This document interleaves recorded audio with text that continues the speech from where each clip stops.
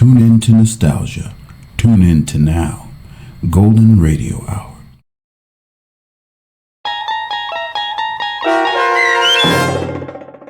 To Serve Man, starring Blair Underwood with Stacy Keach as your narrator, was adapted for radio by Dennis Etchison and written for The Twilight Zone by Rod Serling, based on a short story by Damon Knight. Heard in the cast were Doug James, Alyssa Fraden, C.J. Amari, Amber Lake, Christian Stolte, Jeff Lupetin, Kip Karstedt, Terry Berner, Tony Sancho, Alex Sopener, Steve Keys, Joby Cerny, Kurt Nabig, Amanda Amari, and Rick Arthur. To learn more about the Twilight Zone radio dramas and to obtain audio cassettes and CDs of these programs, visit our website at twilightzoneradio.com. The producers of The Twilight Zone wish to thank CBS Enterprises, Carol Serling, Dennis Etchison, Dick Brescia Associates, Claire Simon Casting, Terry Jennings, XM Satellite Radio, Sirius Satellite Radio, our sponsors, and our radio affiliates for helping make this series possible. This copyrighted radio series is produced and directed by Carl Amari and Jason Mallow for Falcon Picture Group. Doug James speaking.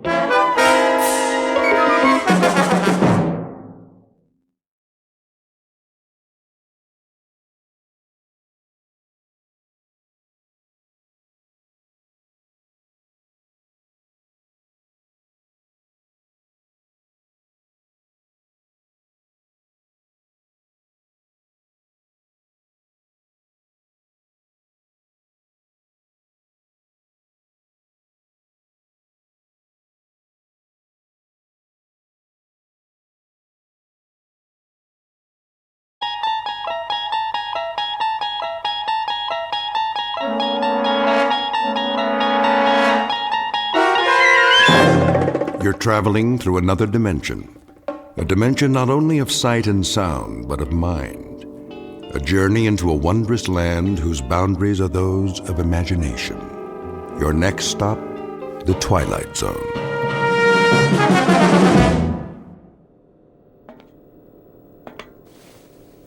Mr. Chambers. Mr. Chambers. Now what? It is a mealtime. Repeat, mealtime. How exciting. Kindly state your preference, please. You really think I care? We have a full menu on board, suitable for human consumption. It has been designed to meet your dietary needs. I don't have an appetite. That does not compute, Mr. Chambers. I said I am not hungry, all right, ship? Very well. I'll let you know when.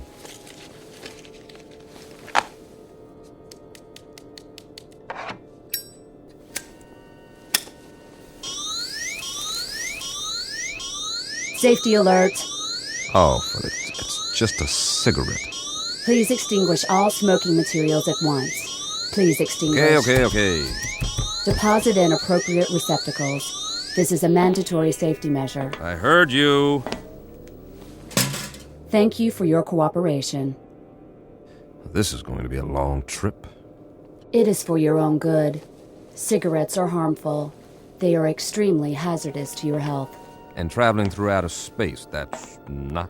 Comparisons are relative. Is that right?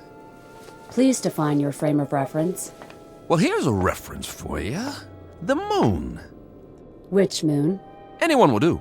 As in, why don't you go take a flying jump at it? Kindly repeat. Forget it. You do not care for food at this time. Leave me alone.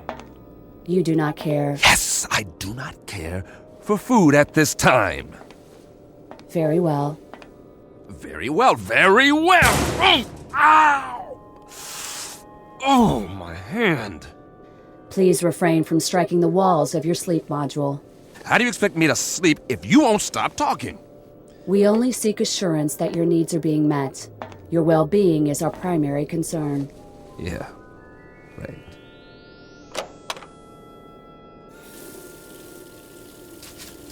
Please conserve water.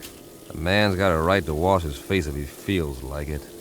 Mr. Chambers, your trip requires the careful use of life-sustaining resources. Please conserve the water supply. I'll forget it. I'm going to lie down now try and catch some shut-eye. Nothing else to do. As you wish. Wait. Are you there, ship? Yes. What time is it? Your question is meaningless. Why? There is no time in space. Look, I only want to know. This is to say, there is no chronology that can be calibrated without a reference point. What time is it on Earth? Can you tell me that without an exercise in Euclidean geometry? Just tell me what the time is back home. What is the location of back home? New York City. In New York City, it would be 12 noon. 12 noon. Imagine that. I do not understand your request. Please rephrase. Leave me alone now. You wish solitude. Yes, I wish solitude. Very well.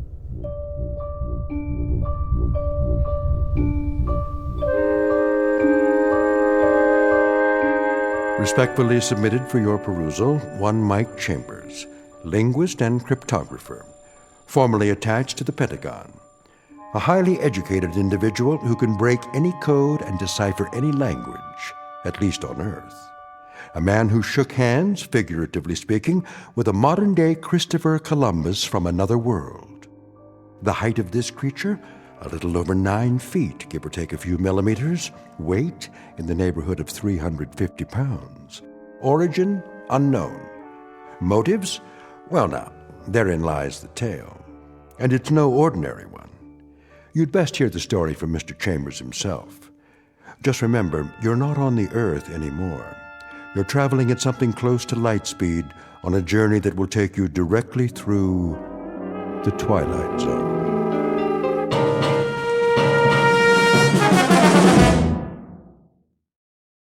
And now, The Twilight Zone and our story, To Serve Man, starring Blair Underwood, with Stacy Keach as your narrator.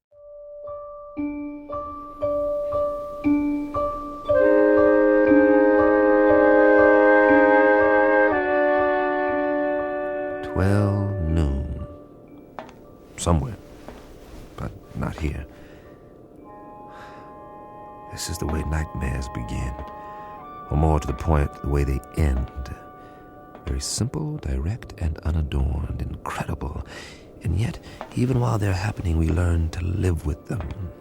We digest and assimilate new information as best we can, beginning with the smallest bits, the ones that are easy to process. So, if it's 12 o'clock noon back home, the only home you've ever known, that's what occupies your mind. You don't think about sidereal time or when it will be 12 o'clock the next day or the day after that. We live in the moment, but that's precisely what we should have been thinking of. All of us. Tomorrow and the day after tomorrow. We were preoccupied with the hands on a clock while we could have checked off the days on a calendar, one by one, and appreciated all that we had while there was still time.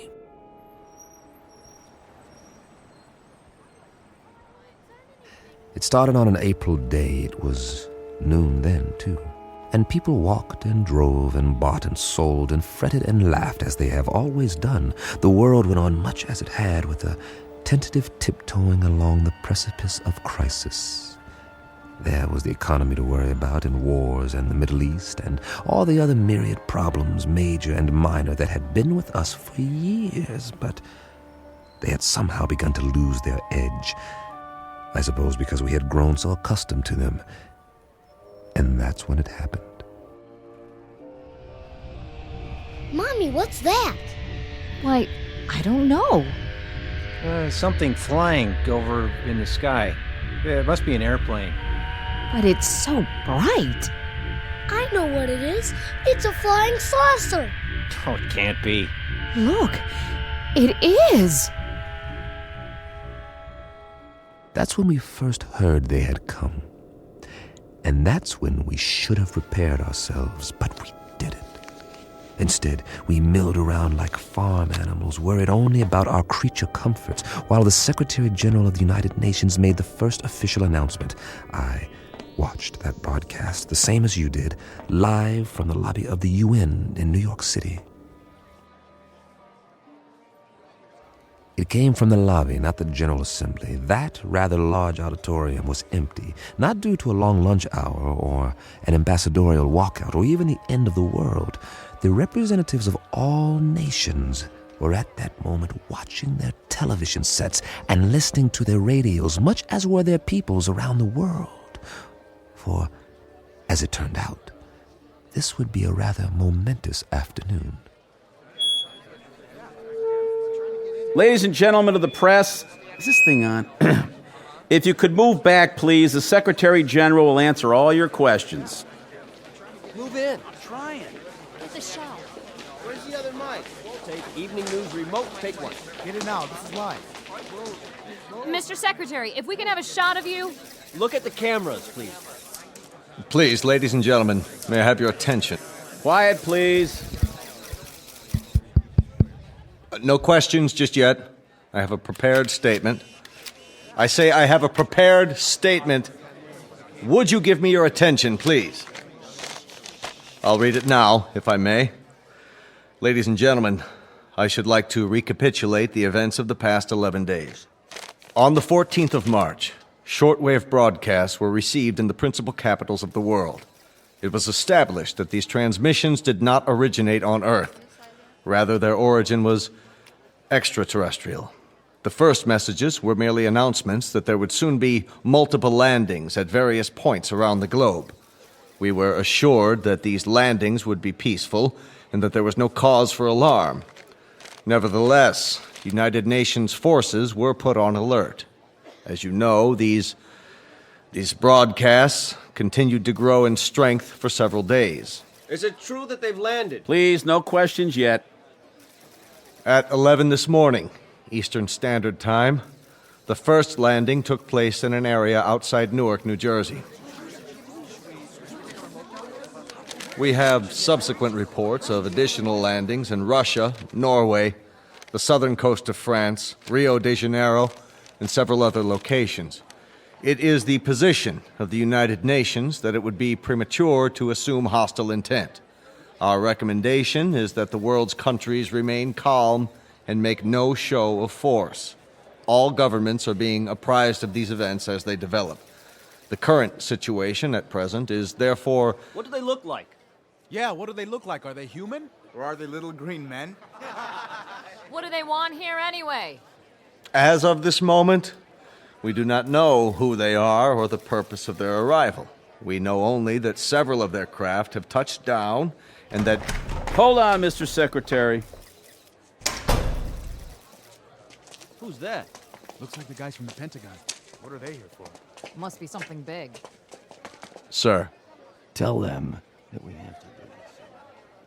are you sure? Quite sure. We've cleared it with the White House. All right. It seems that one of the craft has just landed a few blocks away. One of the representatives of the visitors is apparently on his way to this building. Now?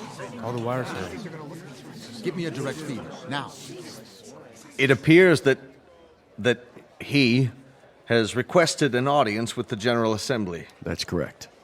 In a few moments, we'll reassemble in the... Good Lord.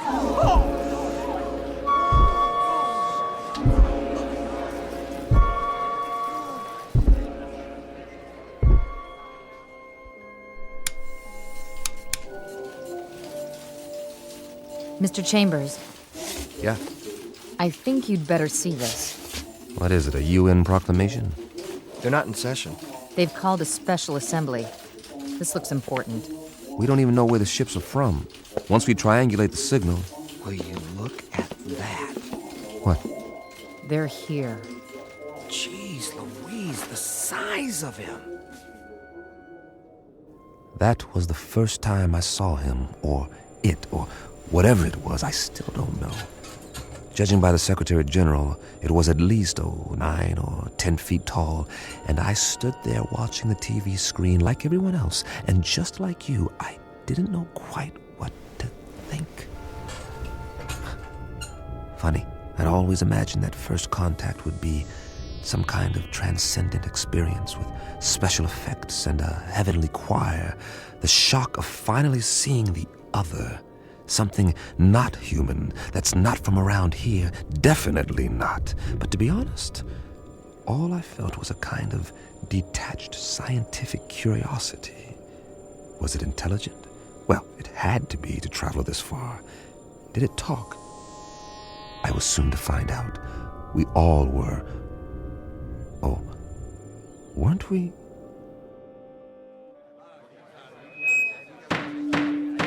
Come to order, please. May I have your attention? Not all of our member nations are here yet, but our visitor has requested an opportunity to address the assembly. So, for the moment, I would ask you all to be patient. Please, order! Order! Remain calm! The floor is yours, Mr. Or rather... Ladies and gentlemen of Earth, we greet you in peace and friendship. We come from a planet beyond your solar system and well beyond your galaxy. A planet far more developed than yours. Why are you here? To establish... Hey, what's that book? Get a picture of it. What's the title? I can't see. He's not even moving his lips. He doesn't have lips, does he? To establish embassies here, and in the near future to set up reciprocal visits between Earth people and Canimets. Canimets, what's that? Must be what they're called. Write that down. Canimets. How do you spell it? Speaking on behalf of the governments of the people of Earth, we bid you, Canimets, welcome. How shall I address you? I have no name, as you understand the term, but you must have many questions. Please, feel free to ask me anything at all, of any nature. We have a great many questions, but to proceed in an orderly fashion, how did you discover us? How do you know our language? And as to your own planet, what is its political and social makeup?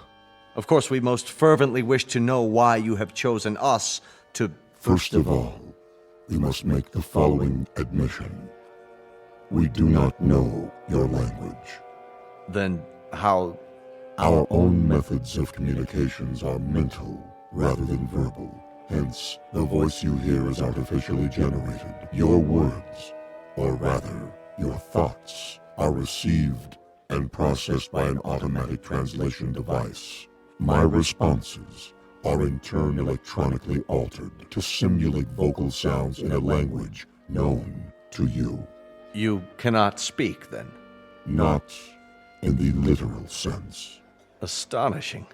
We understand you perfectly. As to your other queries, our planet is not visible to you. It lies far beyond what you call the known universe, but it is highly advanced technologically. Its political and social makeup are complex. I cannot describe it without first educating you in the basics of our society. That may be a lengthy process. Are you willing to be interrogated here at the United Nations in a special plenary session? All of our nation's representatives could attend. I'm sure they have many questions. I would be delighted. I believe that is the proper response. We thank you for your courtesy. Until then...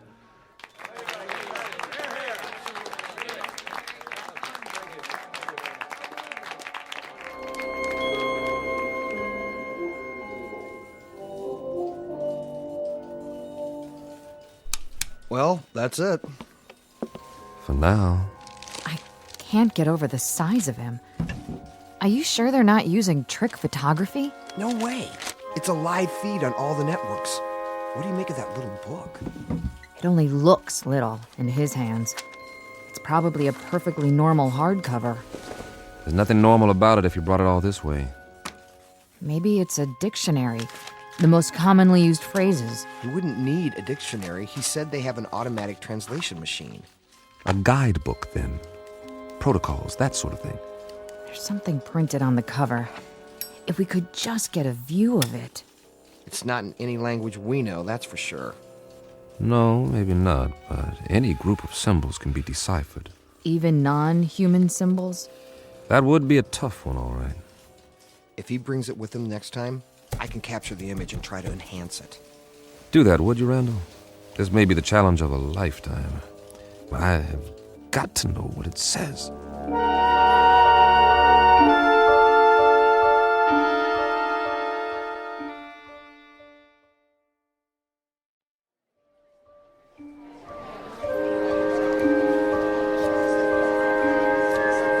Come to order, please. Order. This meeting is now in session. Members of the General Assembly, our visitors, the Canamites, have graciously acceded to our request that their representative appear before us to answer further questions. The meeting is now called to order. We will proceed with the first inquiry. Senor Valdez of Argentina is recognized. Please use your microphone. You may remain seated. Why, may I ask, why exactly have you chosen our planet for this visit?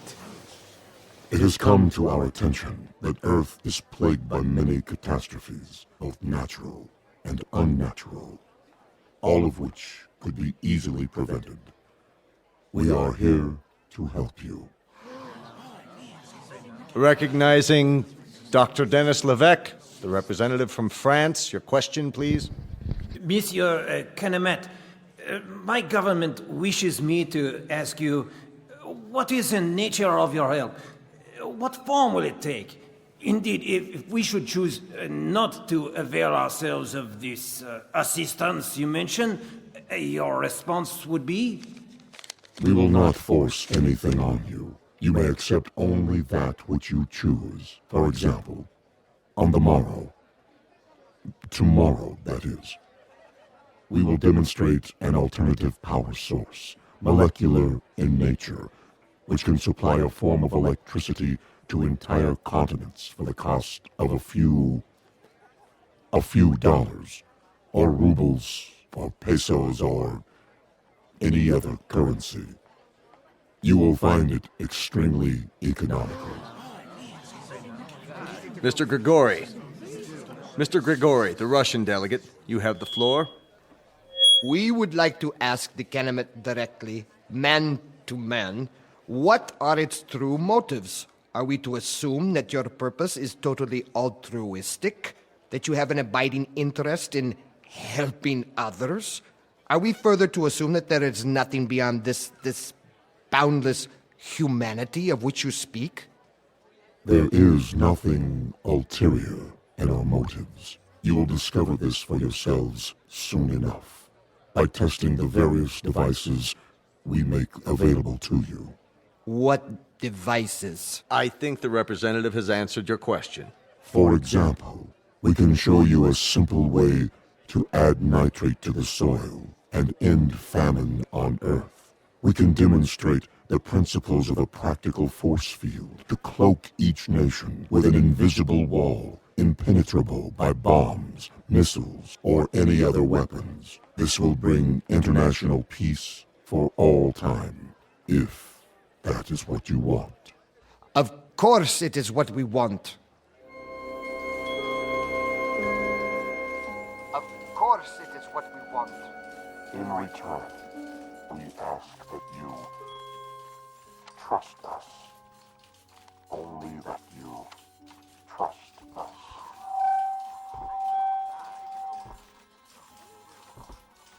All we're saying is give peace a chance. Well, why not? Nothing else seems to work. Wait a minute. Enlarge the image. Did I just see what I thought I saw? You sure did. The Canamit left his book on the podium. Well, I'll be. He doesn't seem to have noticed. Cross your fingers. I want that book. I have a feeling it'll tell us plenty. Everything we need to know. If we can decipher it. Get on the phone and call the floor now. Tell one of the aides to pick it up with a stack of papers. Anything. Stage a distraction if necessary, but get it. Okay. That book may turn out to be the most important one ever printed. Here or anywhere else in the known universe.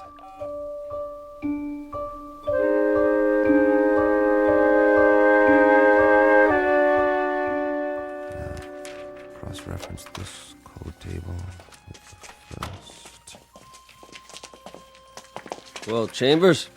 I've almost got it, Colonel. What have you got? For starters, a migraine headache and a bad case of eye strain. We're wasting our time. He can't lick it. Not in 8 hours, I can't, Colonel.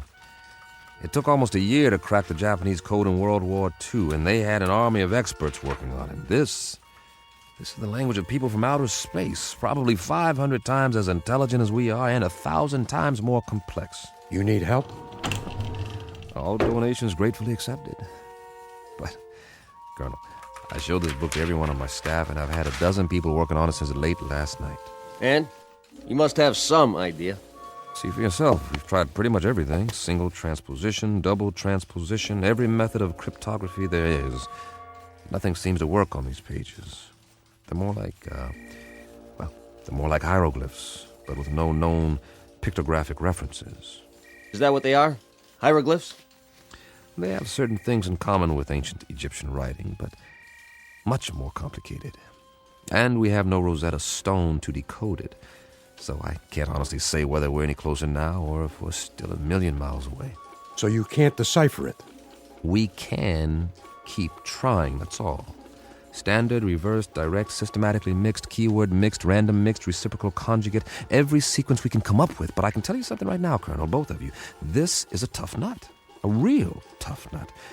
If it weren't so important. It must be. That Canamit, or whatever he calls himself, made reference to it every third line in his speech. The White House agrees. If we could understand this book, we might be able to decipher the Canamits themselves. I'm beginning to wonder if they need deciphering. What? Well, they've done all right by us so far. You mean they're demonstrations? As parlor tricks? They don't seem like parlor tricks. That nitrate device they used in Argentina this morning. Now the soil has more vitamins in it than a health food store. That doesn't prove anything. I know that part of the country. It's as barren and fruitless as any place on earth, and there are actually weeds growing in it now. 6 hours after the nitrate process. And the answer is in this book. It might be. And we might lick it or we might not, but I've got a strange feeling that... That what? That we're looking a gift horse in the mouth, and I've got another funny feeling, too. And that is? That if these Canamits are as helpful as I think they are, you two boys will be out of a job, and so will I, in all probability. And very likely so will the whole UN. You won't need armies, or navies, or air forces, or security divisions, or world courts. They'll all be obsolete. Am I to assume, Mr. Chambers, that this is a scientific analysis, or just some Kentucky windage? I don't know what it is, Colonel, beyond an instinctive feeling. The same feeling tells me that when everyone on Earth gets enough to eat, when there aren't any more wars or diseases or famines, this world is going to be a Garden of Eden that stretches from pole to pole. Your optimism is refreshing, Mr. Chambers. But for the time being, I'd consider it a personal favor, not to mention a direct order from the Chief of Staff, that you continue your efforts regardless of how your feelings change. Keep deciphering until you break this code or language or whatever it is, and tell us precisely what the bloody book says. I'll do my best. No promises, though, gentlemen. Now, if you'll let me get back to work. Jim, I think we've... What is it, Pat? We tried a new computer sequence. And? Look at this. We've got the title, anyway. You translated it. Are you sure? What does it say? This is an overlay. Place it over the cover of the book, like a template. Brilliant. You're going to get a promotion out of this. You know that, don't you, Pat? No, it wasn't just me. Well, now, that makes the cheese a little more binding, doesn't it, Colonel? Let me see. It seems that our visitor's little textbook bears a very simple title right here on the cover. Well, what does it mean? What does it look like? I'd call that a fairly altruistic phrase, wouldn't you, Pat? I'd like to. It does seem unambiguous. It certainly does. It's a handbook. That's all. What does it say? Read the title for yourself. To serve man? This book is a set of instructions about how to do exactly what they've said. To help us, to help the world. How much clearer do you want it? They came here to serve man.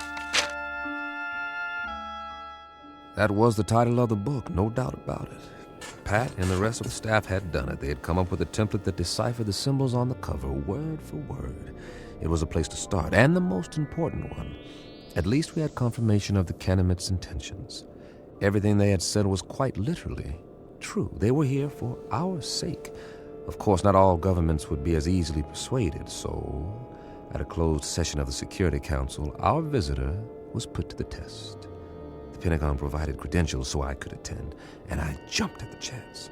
This was one meeting I couldn't afford to miss. If it went according to plan, the world would find out once and for all what, if anything, the Canamites wanted for themselves, and whether the price, if there was one, was something the Earth could afford to pay. Though I, for one, didn't expect any surprises. Would you? Never in a million years.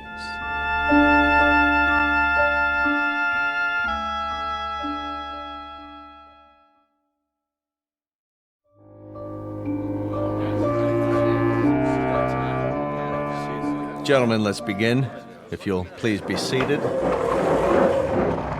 The purpose of this meeting is to acquaint you with certain tests conducted over the past week. At the request of several delegates, and with the full consent of our guests, the Canamites, these tests were photographed and recorded.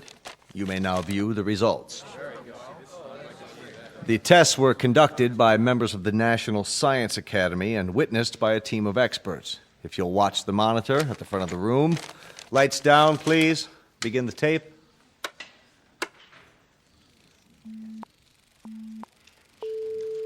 This machine is a polygraph, the standard instrument for measuring the proof or falsity of a statement. Since the physiology of the Canamites is unknown to us, our first objective is to determine whether they react to these measurements as human beings do. We will now proceed with a dry run to establish a baseline reading. Are you ready? I am ready. I trust our small chair is not too uncomfortable? Not at all. The sensor attached to the torso registers the pulse rate. The second attachment shows electrical conductivity in the palm of the hand as perspiration increases. And the third connection shows the pattern and intensity of electrical waves emanating from the brain. With human subjects, these readings vary markedly, depending upon whether the subject is speaking the truth. I understand. Then let us begin. And please answer the questions as I instructed you previously. Very well. Regarding the relative size of Canamites and human beings, tell me if you would, which is taller, a human or a Canamite? Humans. I shall now repeat the question. Which is taller than the other, a human or a Canamite? A Canamite. Very good. Next question. How did you come to this planet? We walk. Once more, how did you come to this planet? In a spaceship. Excellent.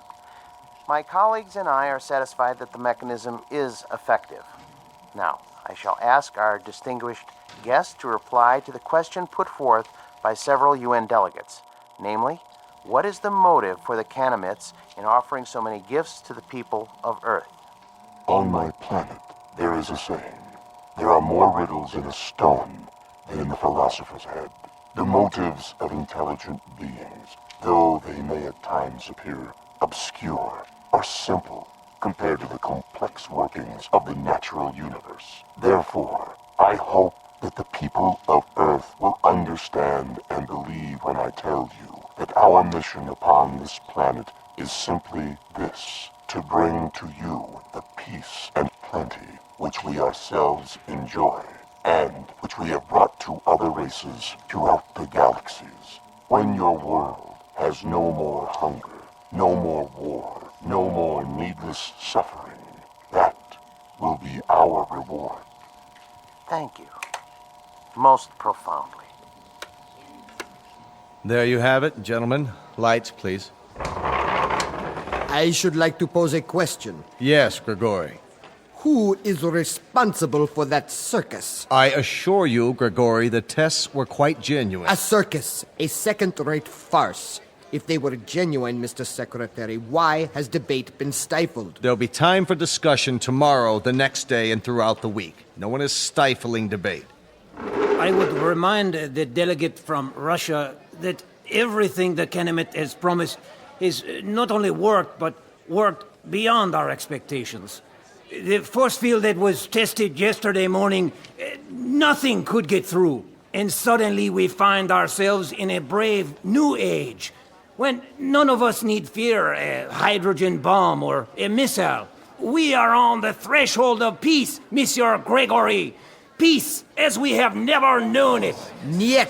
I say niet.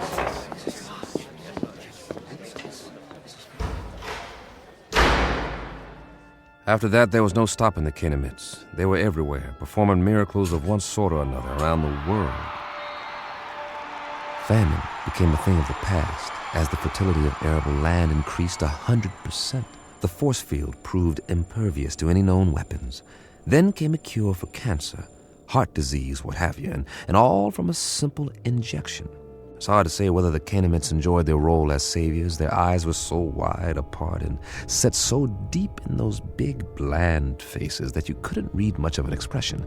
With only a tiny circular hole for a mouth, one that never moved, it was impossible to know what they were thinking because they never spoke. They weren't stern faces, only controlled, placid, almost like kindly masks. And they all looked exactly alike. They sounded the same, two calm, mechanical voices that came out of the translation devices under their robes. And then, one day, we were all out of a job, just as I had predicted. The computers and fail-safe machines in the Pentagon sat idle, covered in plastic sheeting, because no one was needed to run them anymore. As for code breakers, I might as well have stayed home. But something kept me there, as if I was waiting for the other shoe to drop.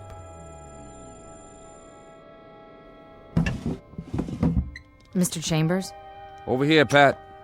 I'm going home now, boss. Need me for anything? Like what? This isn't exactly a beehive of activity anymore. You can say that again. The new story of mankind. Nobody needs to decipher anything because, well, there aren't any more codes. Because there aren't any more secret messages. I know. Drink? Well... One for the road, on the house. All right. Odd. What is? I mean, not reading about wars or insurrections or anything anymore. There's a rumor that they're going to disband the United Nations inside of a month. Here you go. The new millennium. Cheers. Cheers. How many Kenemets are here? Anybody ever figure it out? A few thousand, I guess.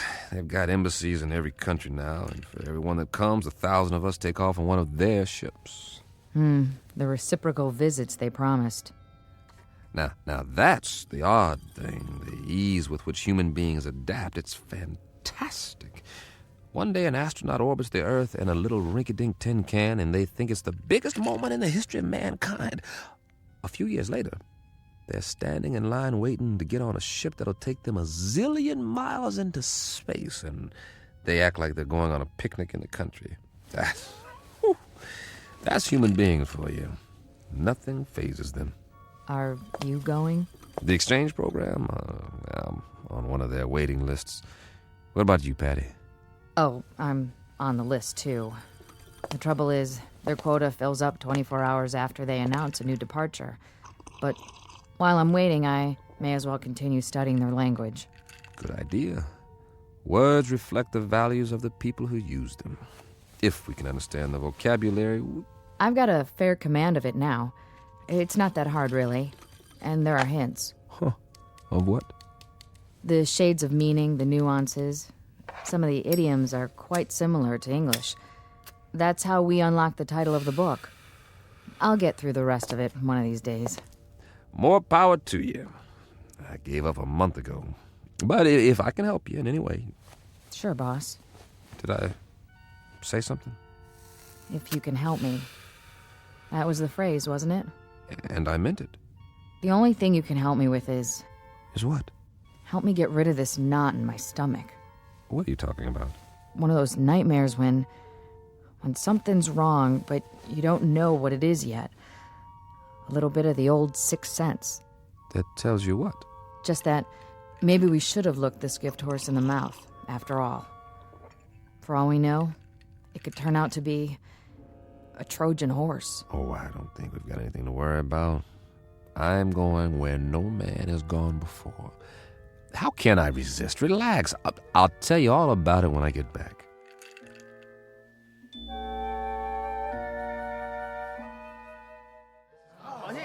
Please, get in line. One piece of luggage per person. This way to the loading platform. I'm so excited. I can hardly wait. What do you think it's going to be like? They say they got an average temperature of 76 degrees on their planet, and the sun never goes down. Wouldn't that be something? And their clothing, it's metallic cloth, just beautiful. Kind of like spun gold. My sister has a brochure.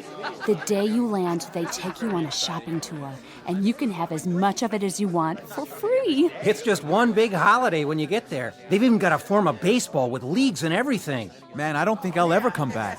And the whole trip, it's millions of miles, mind you, the whole trip only takes a few days.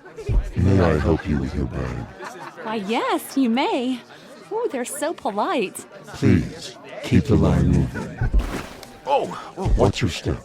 Take my arm.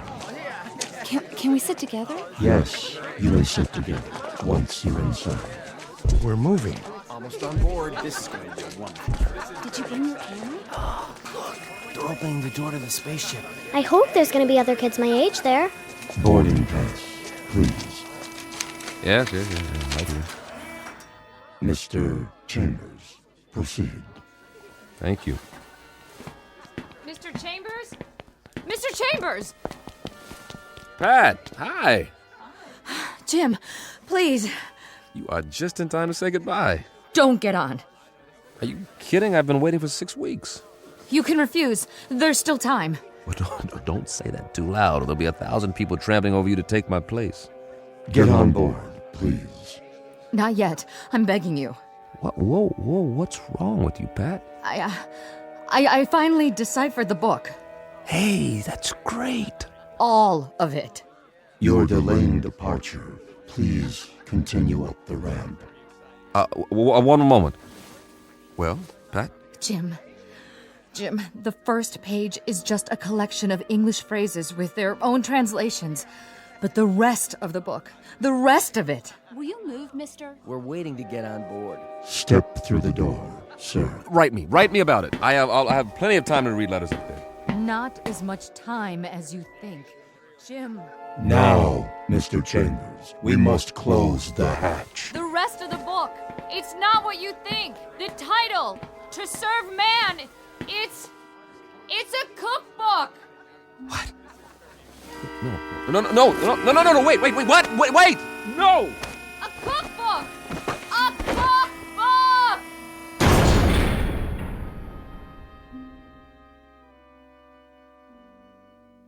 A very specific difference in points of view.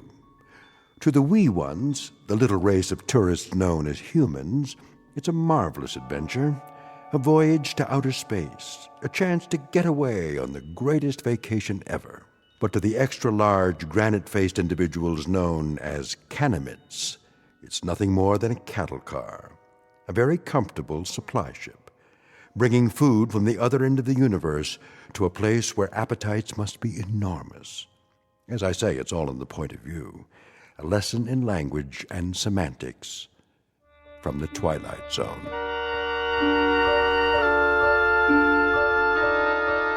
More from the Twilight Zone after this.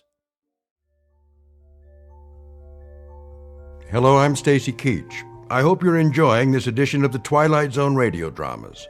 To learn more about this series, be sure to log on to our official website at twilightzoneradio.com. You'll find special discounts on our Twilight Zone audio collections, listings of our radio stations, links to other websites, and a photo gallery of our recording studio and some of our stars in action. Plus ways to contact us with questions or comments about the show. And for a limited time, when you log on to twilightzoneradio.com, you can send in for a free CD of the show. So be sure to visit us at twilightzoneradio.com.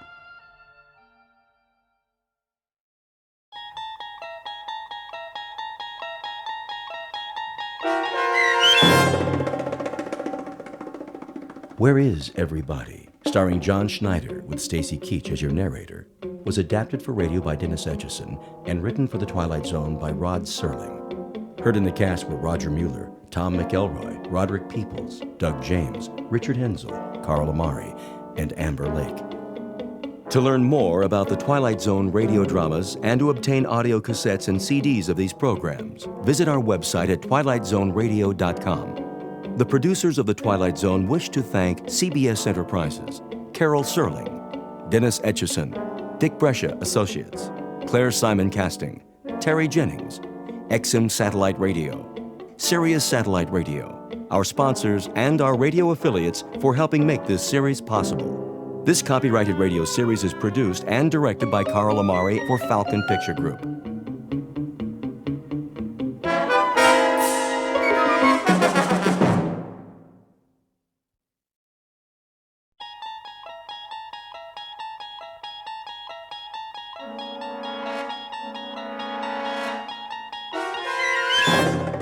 You unlock this door with the key of imagination. Beyond it is another dimension. A dimension of sound, a dimension of sight, a dimension of mind. You're moving into a land of both shadow and substance, of things and ideas. You've just crossed over into the Twilight Zone.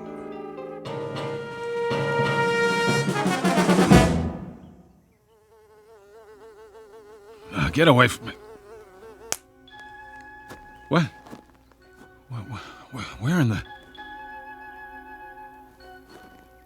When I woke up, I was sure somebody was watching me. I didn't know who it was, but I could feel someone very close by. I thought I could feel breath on my face, too, but it was only a breeze and a fly buzzing around my nose. I brushed it off and got up. I was outdoors, in a field, morning. The sun wasn't very high yet. I felt okay, not too hot, not too chilly. The only problem was, where am I? How the heck did I get here? I must have been dreaming. About what? Don't ask me, because I couldn't tell you. When's a dream not a dream? Whatever this one was, it must have been a doozy, because the last thing I remember is, well, that's just it. You see, I don't remember much. Make that anything. So, where to begin? As far as I can tell, this is the beginning. I mean, not the beginning, whenever that was, the Big Bang billions of years ago out in the middle of space or something, but it'll come back to me. It will, and all I have to do is give it some time. So bear with me out there, whoever you are. The one who is watching me, probably. I can promise you one thing, though. This isn't going to turn out to be one of those times when you only think you woke up, but you didn't because you're still asleep. I hate dreams like that. Now, I know what's real and what isn't, so do you. And this is definitely real. The mosquito that bit me, for instance, right on the nose, the bite is starting to itch like crazy with the sun beating down, but guess what? I'm clean out of calamine lotion. Wait a minute. I know this road, don't I? It looks like a lot of other roads, asphalt, telephone poles. I must have been driving, and my car quit on me, and I started walking to town, and I ended up spending the night out here. But if that's what happened, where's my car? Somebody could have dumped me out, I guess, after they hit me on the head and robbed me, and that's why I don't have a wallet and why I don't remember anything. Temporary amnesia. I hope I don't have a concussion. That could be why I've got this headache. Must be a sign along here somewhere. Pretty soon I'll see a house, a town, something. Or someone will come along. They have to.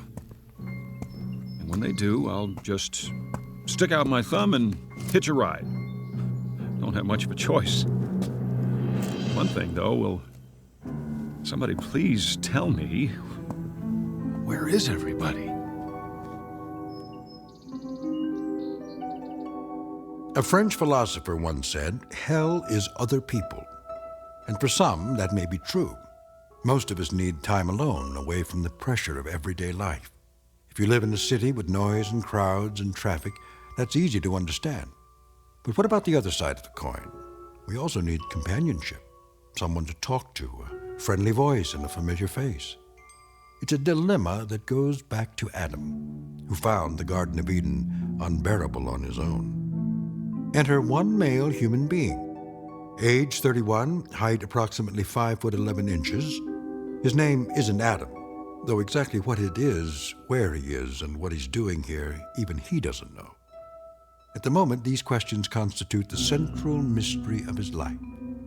But it's a beautiful day, and he's on a road that's bound to lead somewhere, back to the beginning or to a destination not yet in sight. The journey will take him through shadows as well as sunlight, and you are hereby invited to go along. Be forewarned, however. This is an excursion to an unknown land, a walking trip without benefit of compass or road map through a realm called the Twilight Zone. And now, the Twilight Zone and our story, Where Is Everybody? Starring John Schneider, with Stacy Keach as your narrator.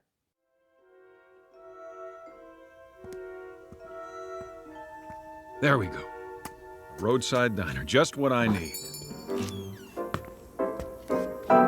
Well, what do you know? Still got a couple of dollar bills in my pocket. Some change, that ought to do it. Looks like I got the place to myself. Service here. Hey, is this jukebox loud enough for you? I mean, can you hear it all right? Hey, somebody want to turn this thing down a little over here? All right, I'll do it.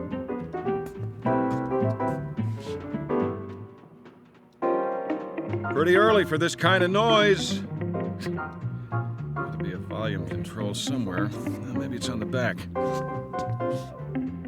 If I can slide it out from the wall. Easy now. Oh, look, I like music, same as the next guy, and all I'm looking for is the knob. There. Now, question is, who played the song in the first place? Somebody had to put a coin in the slot. Who's here? Somebody go outside for a minute? That it? Say, can you hear me? I see there's a town up the road. What's the name of it? Anybody know? Anybody? Like in the kitchen?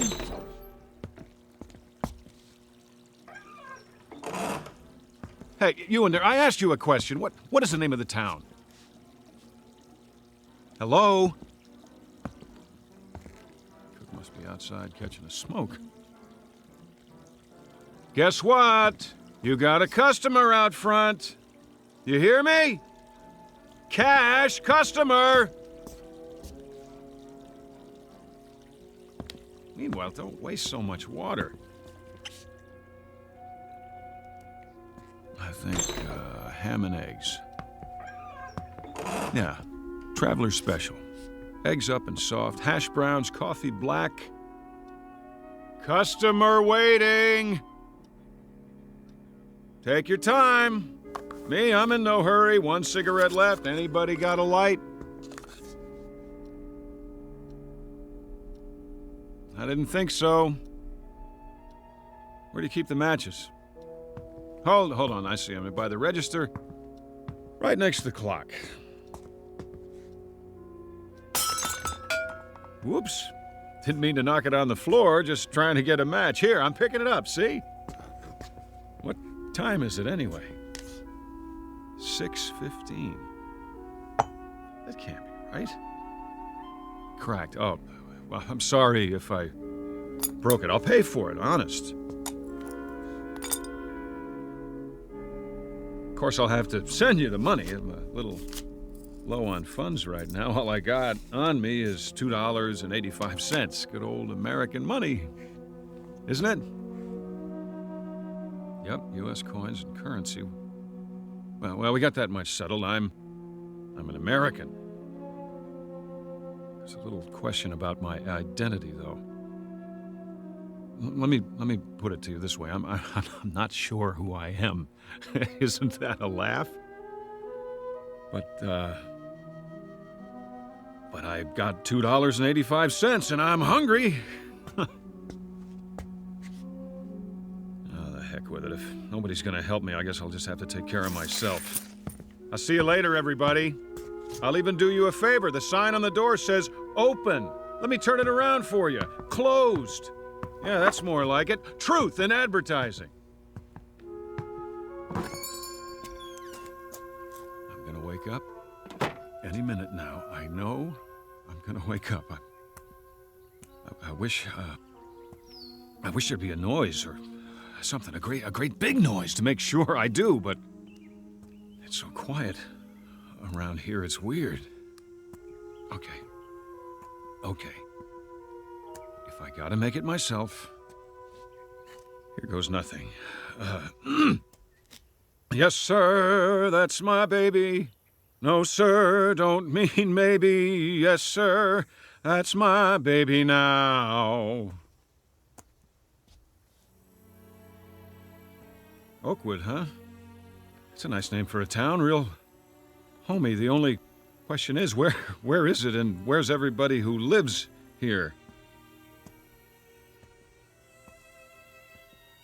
Gotta be quite a few. Every kind of store you could think of. Drugstore, grocery, soda shop, post office, courthouse. Looks like a regular town to me. There must be a school around here, too. Where's all the kids? What?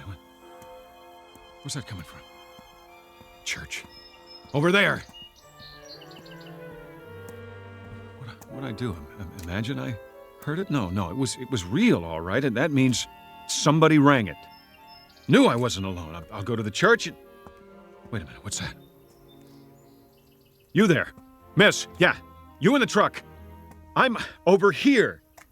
Thank God. Look, miss, I wonder if you could do me a favor, just a little one. You gotta help me. Now, I don't want you to think I'm nuts or anything. I mean, it's nothing like that. I don't seem to remember who I am. I know, but it's true. It's crazy, huh? I looked all over, but I haven't seen anybody around. Not anybody. I guess it's too early or something. There hasn't been a single solitary soul except you. Not one. It's a real oddball thing, but I woke up this morning. And, well, I didn't exactly wake up. Not in bed or anything. I just sort of found myself out there off the road. Real nice. You know what I mean? And now I got a sore back from sleeping on a rock. So listen, it's amnesia, right? Isn't that what they call it? Yeah, that's it. Amnesia. See, I don't remember a thing, and I couldn't find anybody to ask till now. You're the first person I've seen, the only one. Look, I don't want you to get spooked or anything, but could you tell me, is there a doctor around here? You know, just a regular doctor, so I can get a checkup and find out what's wrong, because I think I'm sick. Miss, what's the matter? Can't you hear me? You gotta be able to. The window's rolled down.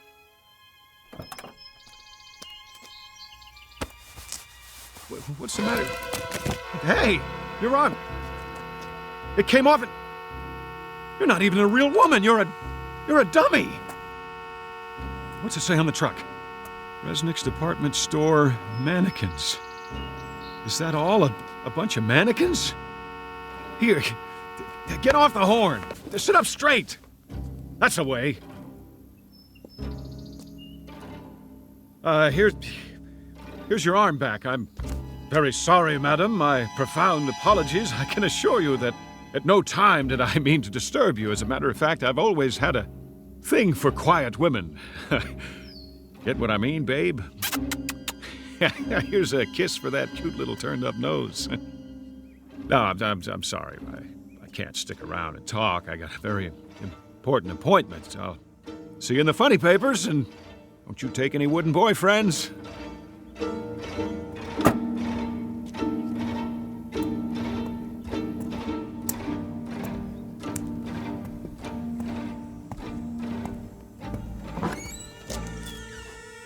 Is anybody here?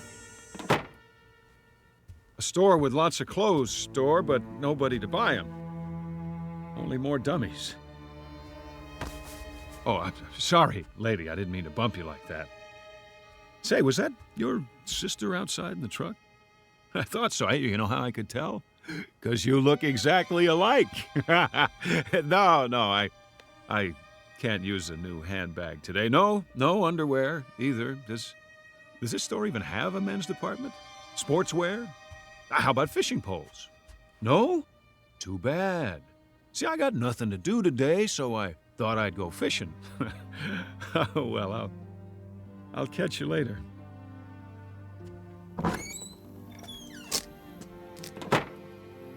Let's see. What other kind of stores they have on this street? Whatever they are, I bet they're all empty as a tomb. Like some kind of ghost town.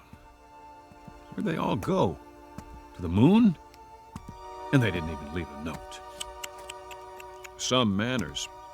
Well, I guess I'll just... Hold on. Is that what I think it is?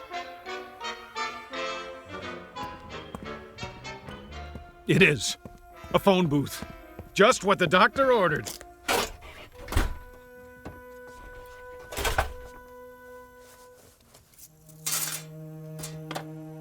It even works. We're in business. Operator, you there? Come on. Operator. Hi, operator. Oh, you're beautiful. Let me tell you. Listen, I don't know who I am or where I am. Oakwood, yeah, that's it. I must be sick or something, and I need help fast. I want to call. What number? What is it now? I need a number, and I can't remember any. Get me anything, anyone, anywhere. I don't care who it is. Get me your supervisor, all right? Please dial the number now. This is a recording. A recording? Oh, that's just great! Never mind, operator. I'll look in the phone book. Here, Abel, Adams, Ackerman, Albright, Allenby, Arnold. Where do you all live? Inside this book? Why aren't you on the street? Baker, Belden, Biltmore, Botsford, Bradbury. Tell me something, gang. Don't you ever go out for a stroll, shopping, work? You do have jobs, don't you? If you don't, then who's watching the store? For that matter, who's watching anything? How's that? Any number will do. Any number at all. I'll take my chances. Just connect me with a real, live, human being. It can be in Timbuktu for all I care. Well, you want more coins, is that it? The number you have reached is out of order. Please make sure you are dialing correctly. Give me my coins back and I will. Hey, give me my money back. Give it to me! What kind of lousy phone company is this? Okay, all right, who's the wise guy? Who locked the door? Very funny. This is beautiful, trapped in a phone booth like a goldfish. Okay, you got me. Here I am. Everybody come see. That's it. Joke's over. Somebody want to give me a hand? How about it? No? And you asked for it. Oh! Oh, now I'm bleeding. Thanks a lot. For nothing. Some joke. I know you're out there watching me. I can feel your eyes. Well, whoever you are, I'm gonna find you. And when I do, you're gonna pay. You're all gonna pay, but good.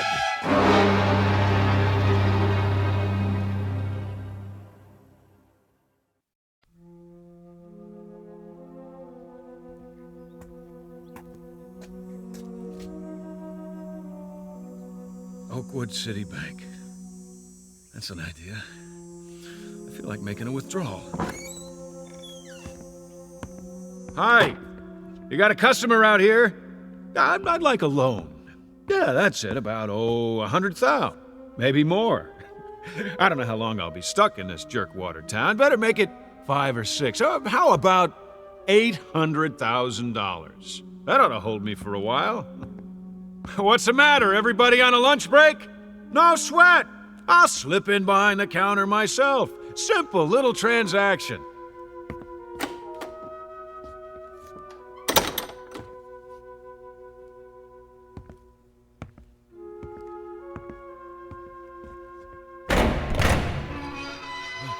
Oh, that cream. Might be a little short, though. Oh, don't worry about it. I'll take whatever you got. Generous of you. Mighty generous. I just won't put it all in one pocket in case somebody robs me. I better get some coins while I'm at it. A few rolls and I'm out of here. I got that feeling again. This feeling somebody's watching, trying to trap me. What? Open the gate. Where are you? Who's watching? There! I thought so! A TV camera on the wall. Pretty clever. Would you mind turning the alarm off, please? It's too piercing. Hey, you! Whoever's watching through that thing, turn it off, or I'll do it for you! Now let's try that again. One more roll of quarters coming up. The pitcher winds up. He throws. Ha ha ha! There! Who said you could take my picture anyway?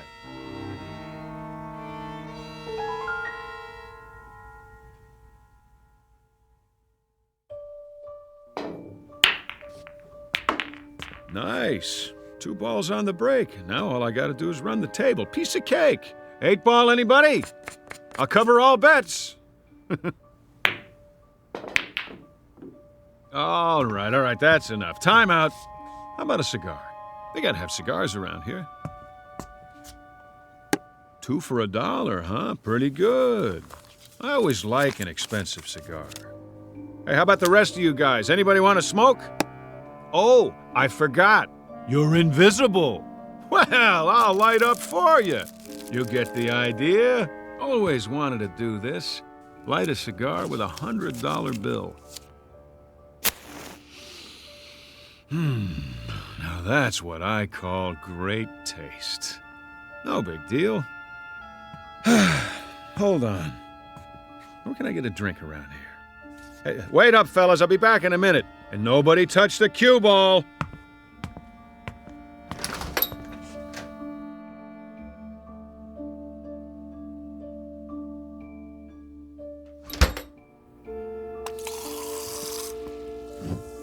A chocolate ice cream soda with 3 scoops and a straw. That's what I like. Anybody mind if I smoke in the drugstore? I didn't think so. Well, I'll just set it down on the counter. Oh, delicious. Okay, what else do I need? Sunglasses, magazines, books. Yeah, a book. Books are good. Pick up a paperback to read in case I get bored. The Last Man in the World, huh? I wonder what this one's about.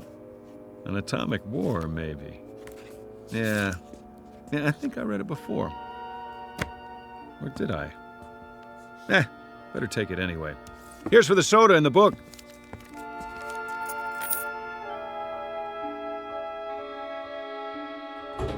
Yo! Post office! Got any mail for me today? Might help if I could tell you the name. How about John Q. Smith, Anytown, USA? No? Check again. Please, Mr. Postman. Deliver the letter, the sooner the better. Oh, relax. I'm not gonna go postal on you. Just give me some stamps. In case I think of somebody to write. Where's that coming from? Across the street? WGBN, the voice of the Midwest. Well, what do you know? This is where they broadcast from, right here in good old Oakwood. I know this station. I used to listen to it all the time. Never knew where they were.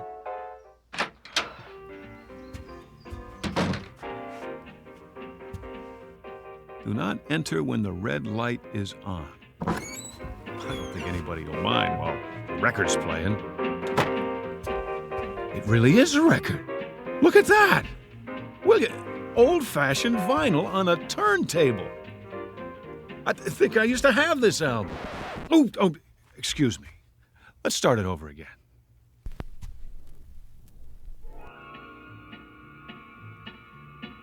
Somebody left a cigarette in the ashtray, still burning. Who? Who's here? The DJ?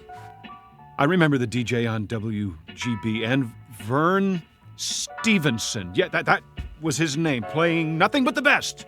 Where are you, Vern? Can you see me? The booth's empty, but somebody can hear me. I know it. I feel it. Attention, listeners, all you people out in Radio Land, we interrupt this broadcast for a special announcement. We're all alone here, and we need to hear from you, so call in your requests. The number is... Well, you know the number. Look it up. Just ask the operator for WGBN 1060 on the dial. The first caller wins a free lunch on the house, courtesy of me. You know me, don't you? If you do, call in and tell me, will you? Because I'm having a hard time remembering at the moment. Is anybody out there? Anybody at all? Congratulations! Hi. Thanks for calling. Thanks a lot. You've been selected to receive a free, all-expense-paid vacation to deep space. What are you talking about? This is an automated call from Amadex, Inc. to a selected few homeowners like yourself. All you have to do is complete a brief survey. If you'd like to continue in English, please press 1. For Spanish, press 2. Forget about it!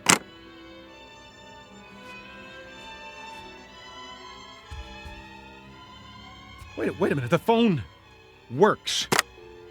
It works. All I need is a number. Any number. How do I get an outside line? Extension 1. Extension 2. None of the buttons work. Come on, I'm trying to make a call.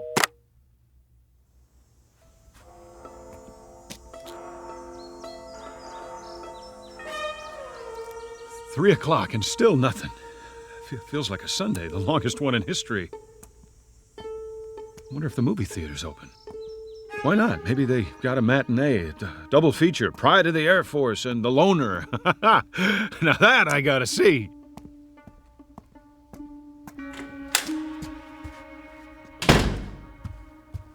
One, please. Oh, I get it. Self-service. That's okay. I'll just reach in and take a ticket. Keep the change.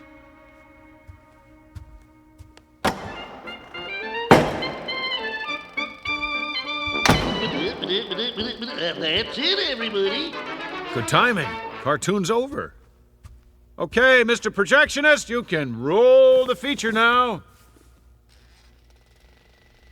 Ladies, please remove your hats. Shh. No talking. Anybody care if I put my feet up? That's what I thought. Look at those planes, will ya? U.S. Air Force, go! Air Force, Air Force! Hey, I'm Air Force. That's it.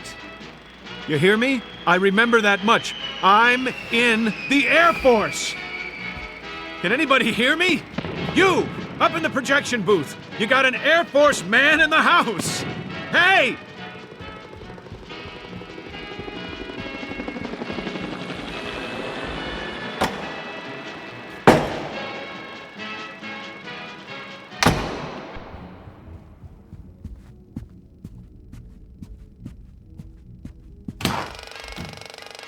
Nobody here. Then who is running the picture? At least I got the first part of it. I was in the Air Force. If I could just remember what happened after that. What was it? A war? A bomb? Or something? That must have been it. A bomb. But if there was, it would have destroyed everything, and everything still here except for the people.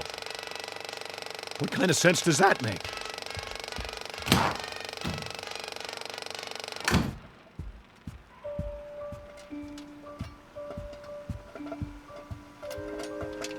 Fresh popcorn. Who put it on? Nobody. That's who. It doesn't add up. No way. Phony butter. The smell's making me sick. Where's the men's room? I can't take this anymore. It's wearing me down. Just look at me. Look at the face in the mirror there. Buddy, I wouldn't know you. You'll forgive me. The face is familiar, but the name escapes me.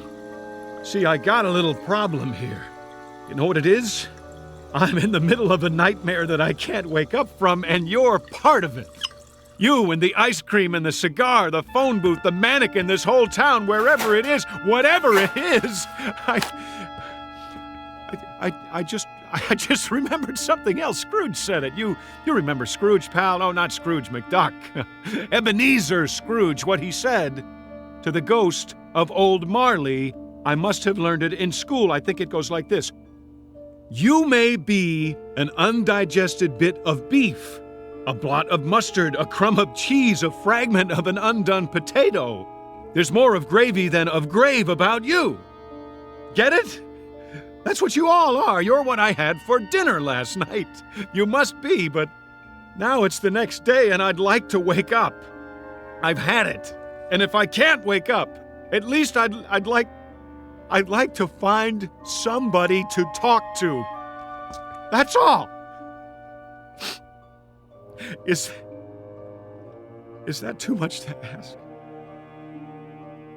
I guess it is. Me? I'm gonna have some popcorn.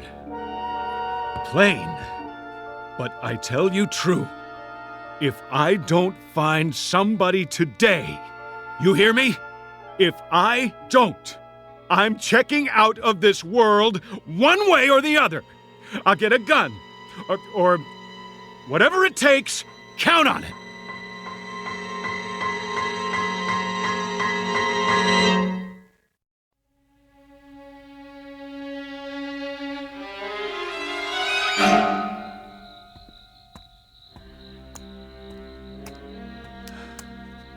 That's it then.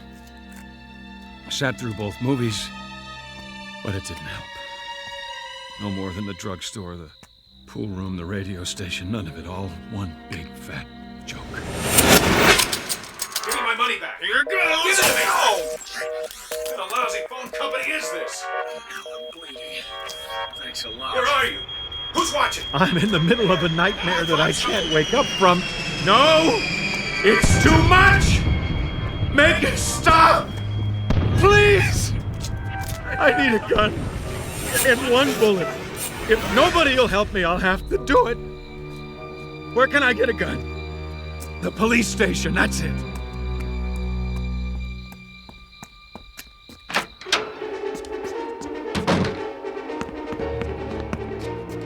Hello? No, what's the use? Calling all cars, calling all cars. This is an all-points bulletin. Unknown man in town. Now infiltrating the police station. Suspicious-looking character. Probably wanted by the FBI. Presently unarmed, but not for long.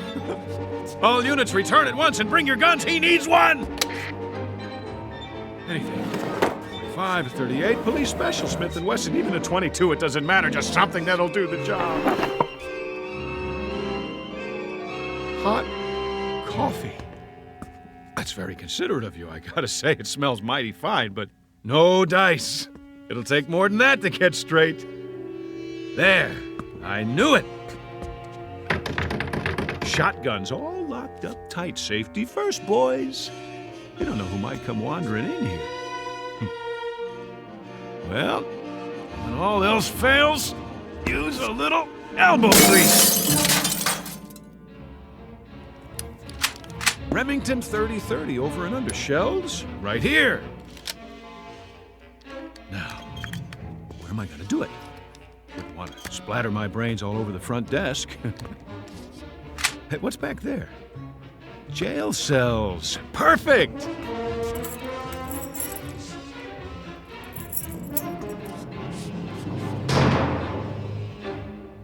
Sit right here on the cot. How? I can't reach the trigger if I put the muzzle under my chin. Wait. Shoes off. I can reach it with my toe. This little piggy went to market.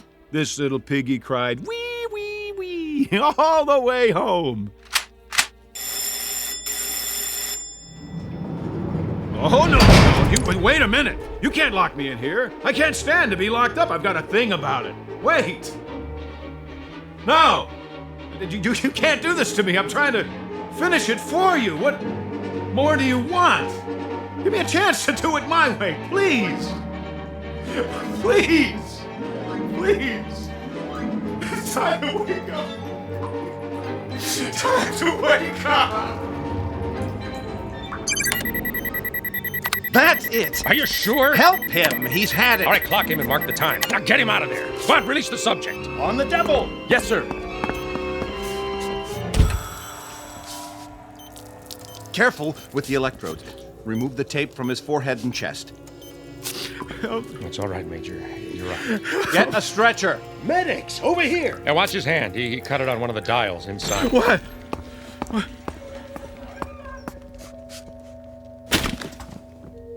How is he otherwise? He's all right considering. Delusions of some sort. I guess that's it. He's coming out of it now. Fine.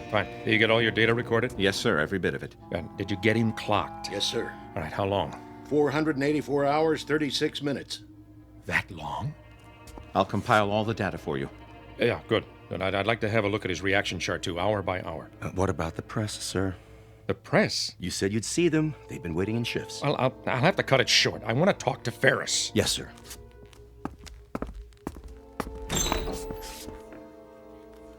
The General will now give you a statement. Sir, do you consider the test run a success? Very much so. You mean there were no problems? I didn't say that, but nothing we can't handle. Major Ferris has been in that box, 6 feet by 5 feet by 5 feet high, for something in the neighborhood of 484 hours, which is roughly equivalent to our deep space mission before rendezvous. But we've had flights longer than that before. No, not solo, and not in a capsule that small.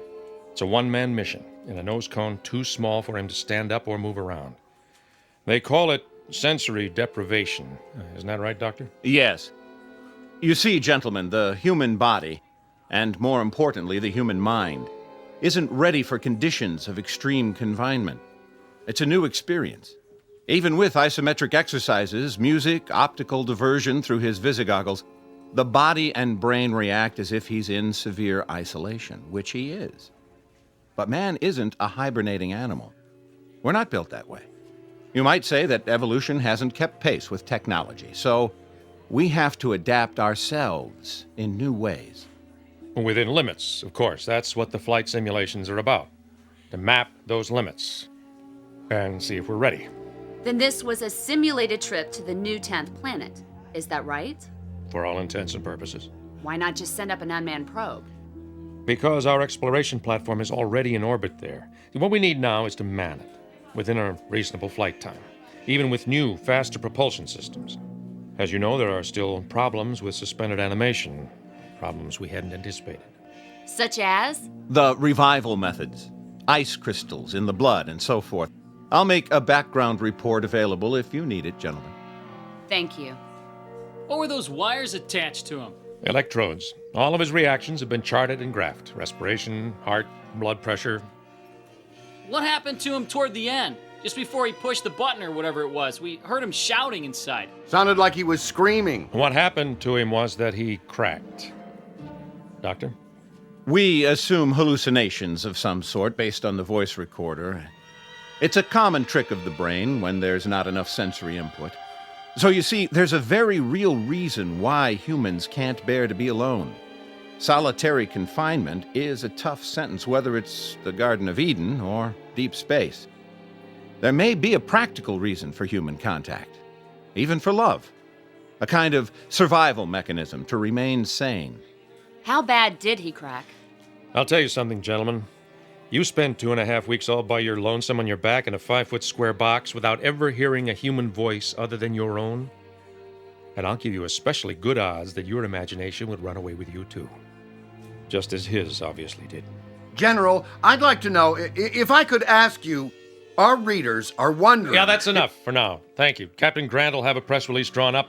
Should be ready in about an hour. Thank you all for waiting so patiently. Last question, General. How did you know when he was ready to come out? He asked. There are several buttons and switches inside. Each one controls a simulated function for flight. Oxygen, fuel, temperature, and so forth. And the last button. Which was? Abort. When he had all he could take, when he had to get out, that's what he pushed. Or pounded with his fist. And now, gentlemen, good day.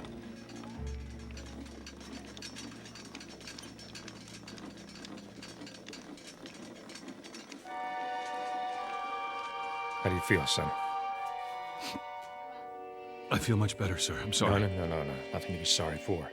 You did splendidly. Listen, tell me something, Ferris. What was it like? Where did you think you were? Someplace I don't want to visit again. A town without people. And you finally had to get out of that town, didn't you? I sure did. What was the matter with me? I went off my rocker, huh? It's a kind of nightmare, Ferris, that your mind manufactured for you to explain what you were going through. Then we don't have it licked yet? The trip, I mean? Not today, we don't. And maybe not tomorrow. But we will. I'm sure of it. You see, Ferris, we can feed the stomach with concentrates. We can supply recreation for the eyes and ears. We can pump oxygen in, waste materials out. But there's one thing we can't simulate. A basic need. Man's hunger for companionship. That's the one barrier we haven't licked yet. The barrier of loneliness. I don't need this thing. Better get a thorough physical first.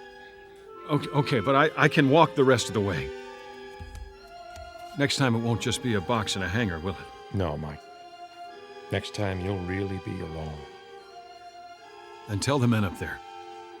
Tell them next time it won't be a dream. Next time it'll be real, and I'll be joining them, and so will a lot of others, one by one. Tell them to hang on for a while longer. Help is coming. It's on the way. A remarkable young man. Yes, he is. Really quite remarkable. The barrier of loneliness.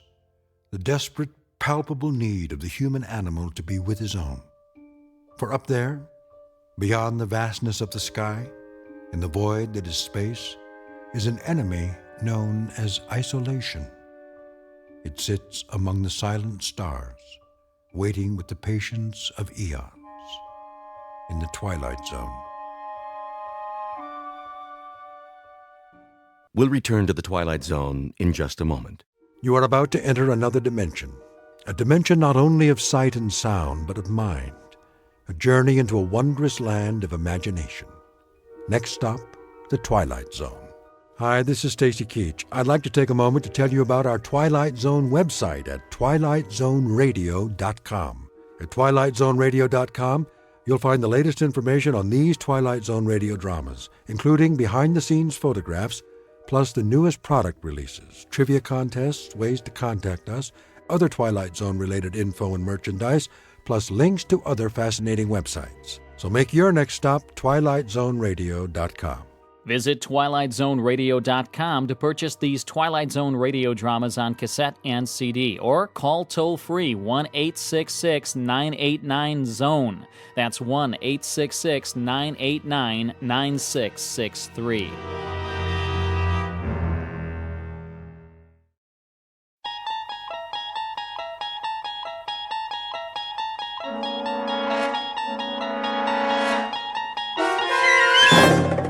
You unlock this door with the key of imagination. Beyond it is another dimension, a dimension of sound, a dimension of sight, a dimension of mind.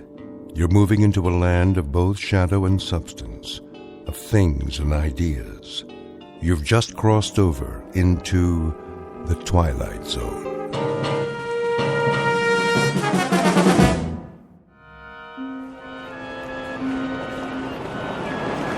Taxi cab? Who needs a taxi? Over here. There's a cab. Tell him to wait, Wilfred. Quickly, before someone else gets it. Junior, come along. I'm coming. At least carry your mother's suitcase. Her shoulder's bothering her. I got it. Evening, folks. I got your bags. Can you take 4? What's that? There are 4 of us. Sure. 3 in the back seat, 1 in the front. Ugh, where's Paula? Don't ask me. I thought she was with you. She's back there talking to somebody. Who? Who? A guy. Who do you think? Paula, come over here right now. Yes, Daddy. Hey, can I get your number? Now, I said. I heard you. And who was that? Who's who? That young man you were talking to. A college boy. In a fraternity. Come along, Paula. You can't go around talking to absolute strangers. Get in the cab. But he was nice. Oh, you think anything in trousers is nice. Ready, folks? Seems to be very busy tonight. Yes, sir. What's the occasion? Are you serious? Well, if I weren't, I wouldn't waste my breath. I asked you a simple question. Mardi Gras, sir. Oh, no. Of all the wretched timing. Mardi Gras. Can we go, Daddy? Oh, please. We most certainly cannot. This is hardly a pleasure trip. What about me? You'll stay with us. But I'm old enough. Not another word, Junior. Come down on business, did you? That's right. Family business. My father-in-law is extremely ill. Oh, I'm sorry to hear that. What's the address? 1427 Wistria Lane. Do you know where that is? Sure do. That's in the Garden District. Some nice places around there. There are indeed. And this is one of the nicest.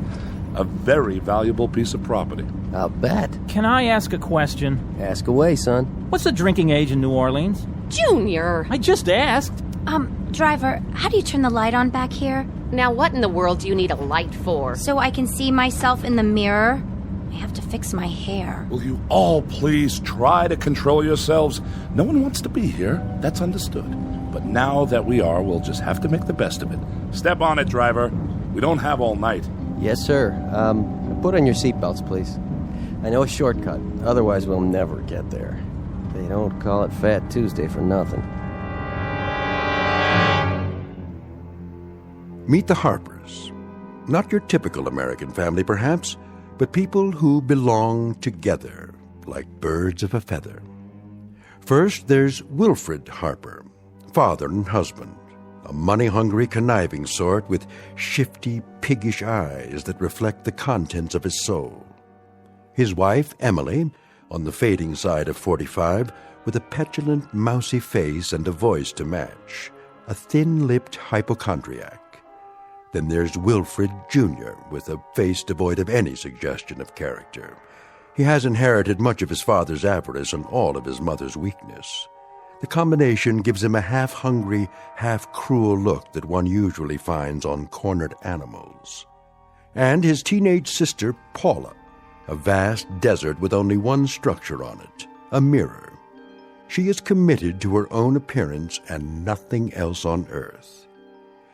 These 4 received a phone call concerning the health of Emily's father, one Jason Foster, who lies dying in his mansion.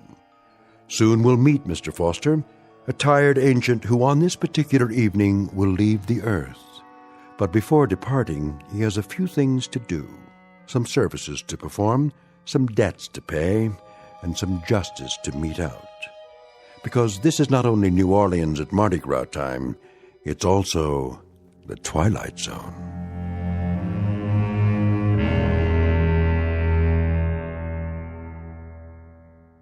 And now, The Twilight Zone and our story, The Masks, starring Stan Freberg with Stacy Keach as your narrator.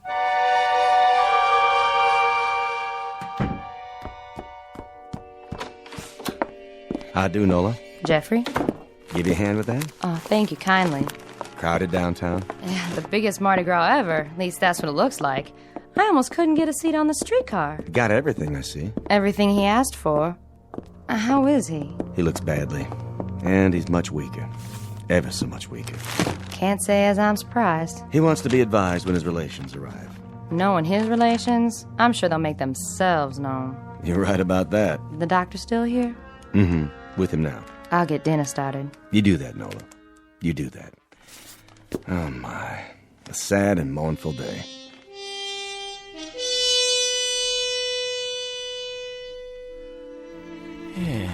Well, Sawbones, how's the pulse? How do you think? Too fast, too weak, too uneven? For what? What do you have in mind? Where were you when they taught bedside manners in medical school? Trying out for the soccer team? Huh? I've been your physician, Jason, for, how long is it now? 42 years. First time I attended to you, it was for a head cold. I allowed myself one compassionate cluck. Just one. And you threw a lamp at me. That established the pattern right then and there. That's why I've suffered your inept ministrations all these years. Your candor has been a refreshing departure from the modern medical norm. I ask you a straight and simple question, and you give me a straight and simple response. What is it, Jason? The oft-asked question of the condemned man. How long? Well, there's really no telling. How long have I, Sam? A week? A day and a half? Huh? Or is there no need to wind my watch to cover the exigencies of the next 4 hours? My guess is that you may now measure your life in moments. I think it could come at any time. That you've lasted this long, Jason, is a tribute to an inner strength most of us are not privileged to possess. Nonsense! It's a tribute to a streak of recalcitrant, cross-grained, unaccommodating orneriness. And the fact that there are one or two things left for me to do on this earth, that's why I must stay alive, at least until midnight. I hope I see you tomorrow, Doctor. I'm sure you shall, God willing.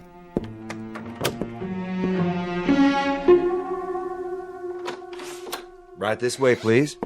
Thank you, Jeffrey. And the hat box, Jeffrey, that blue thing. Yes, ma'am. Be particularly careful. It has all my medicines in it. Stand up straight, Junior. You'll get round-shouldered. Why do you still call me Junior, Pop? I'm not a kid anymore. I could break you in half if I wanted to. Oh, such talk. Well, couldn't I? Now, let's watch our words. And you, Paula, behave like a young lady. All right. Paula. Hello, Emily. Oh, how nice to see you again, Dr. Thorne. You've met my husband. Yes, some years ago, the last time he was here. How are you, Mr. Harper? As well as can be expected under the circumstances. And you, Mrs. Harper? How are you? Bearing up, Doctor. As best I can. This is our son, Wilford Jr., and our daughter, Paula. Hi. Hello. This is your grandfather's doctor, children. Your father's been expecting you. I'm very glad you could make it. Crowded at the airport, was it? Oh, that silly Mardi Gras. Well, really, the traffic is unspeakable. Shouting, screaming, incredibly rude people. It's a wonder we were able to get here at all. As for your father's condition, he's... Oh, yes. How is he? We're all really quite concerned on tenterhooks, you might say. Well, he's extremely ill. How long? Well, a good educated guess would be that it's just a matter of days. Days, you say? Hours, perhaps. Is that right?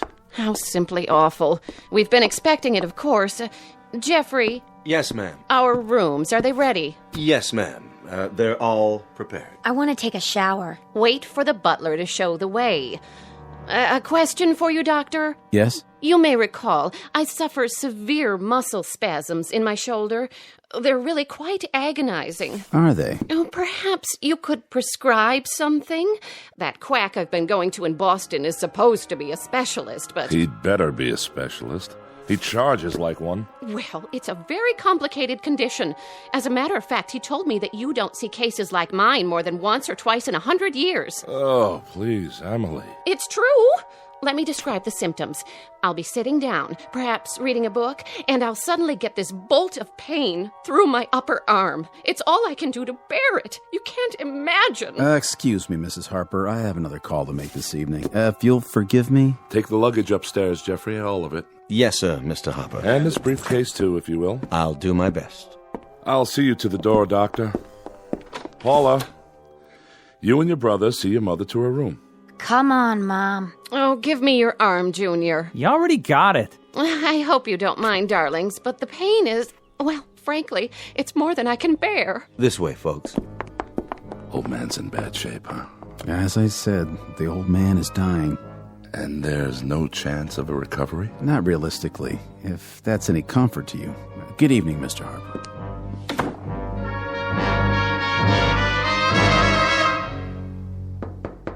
Father? Don't worry, I'm awake. Well, don't just stand there. You may as well come in, all of you. How are you, Emily? Bearing up, Father. Bearing up? Heh, you sound like Job, itemizing his calamities. What is your illness this month? Oh, never mind. I'll bully through. What are you doing there, Wilfred? Oh, just examining this piece of porcelain. Wedgwood, isn't it? Yes, and quite old. Say hello to your grandfather. Hello. Hello. I see Paula has found the mirror. It's my hair. I can't do anything with it. You are four of the most changeless people on Earth. Do you realize that? Huh? Oh, I don't like being ill, if that's what you mean, Father. Don't you?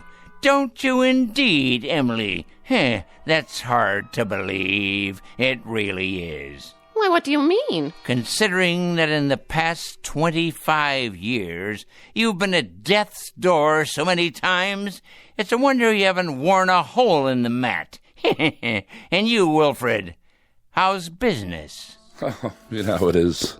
Make a little, lose a little. It's a struggle, but I managed to keep my head above water somehow. Your head above water? That's a good one.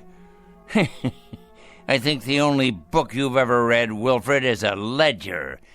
If someone were to cut you open, they'd find a cash register in place of a heart, a profit and loss column instead of a spine, and liquid assets running through your veins instead of blood. Really, that's not fair. Really, it is.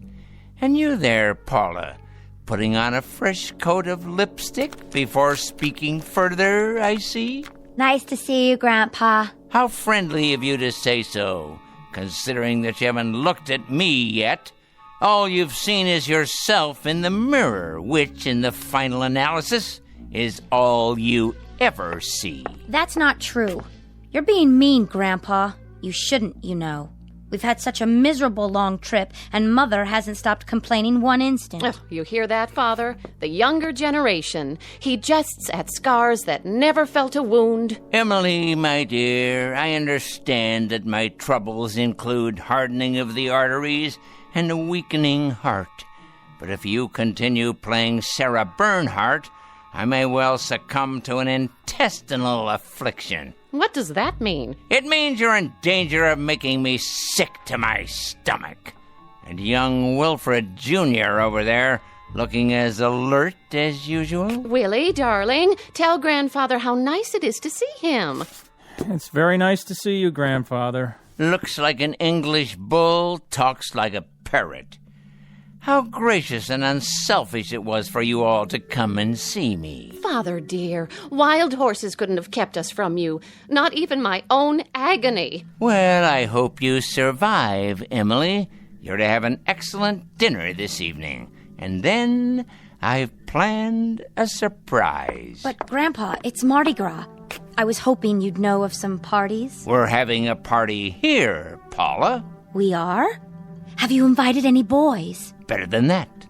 We'll have a marvelous time. I've arranged for us all to wear masks. Masks? How droll, Jason, masks. I swear you people don't just celebrate tradition down here, you succumb to it. I think you'll find that there's absolutely nothing traditional about them. Masks, huh? Well, it might be kind of fun. It shall be, my boy, it shall be. Perhaps not the same degree of satisfaction you receive from torturing small animals as I've seen you do in the past. Oh, come on, Grandpa. I haven't done that in a long time. Willie is doing very well in school now, Father. He made the football team. A chip off the old block, I'm sure. Well, now, why don't you all prepare for dinner? I think we'll have an interesting evening. As a matter of fact, I guarantee it. As you wish. Will we see you downstairs? I wouldn't miss it for the world. Come, children. Emily. Everything all right, Mr. Foster? Jeffrey, get the masks and place them in the study, if you will. Those masks? Yes, those masks. You know the ones. Yes, sir. A tremendously interesting evening for all, I promise. Come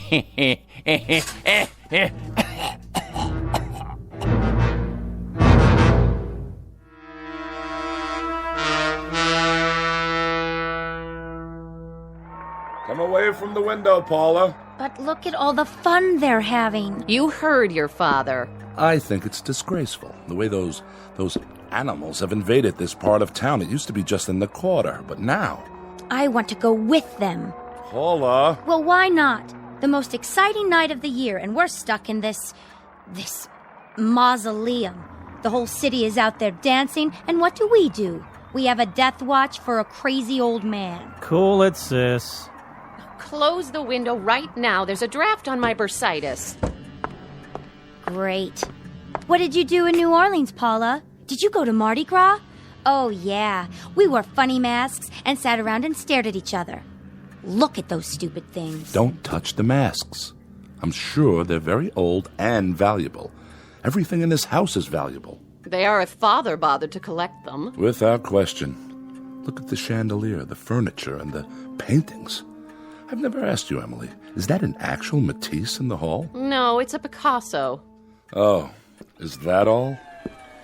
Here you are, Mr. Foster. Thank you, Jeffrey. That will be all. You sure, sir? I can take it from here. Yes, sir. Well, now, my loved ones, was your dinner satisfactory? Sumptuous, Jason. Really, truly excellent. Must have cost a pretty penny. Father, do you think it wise for you to be up like this? Wise? Probably not, but necessary, assuredly.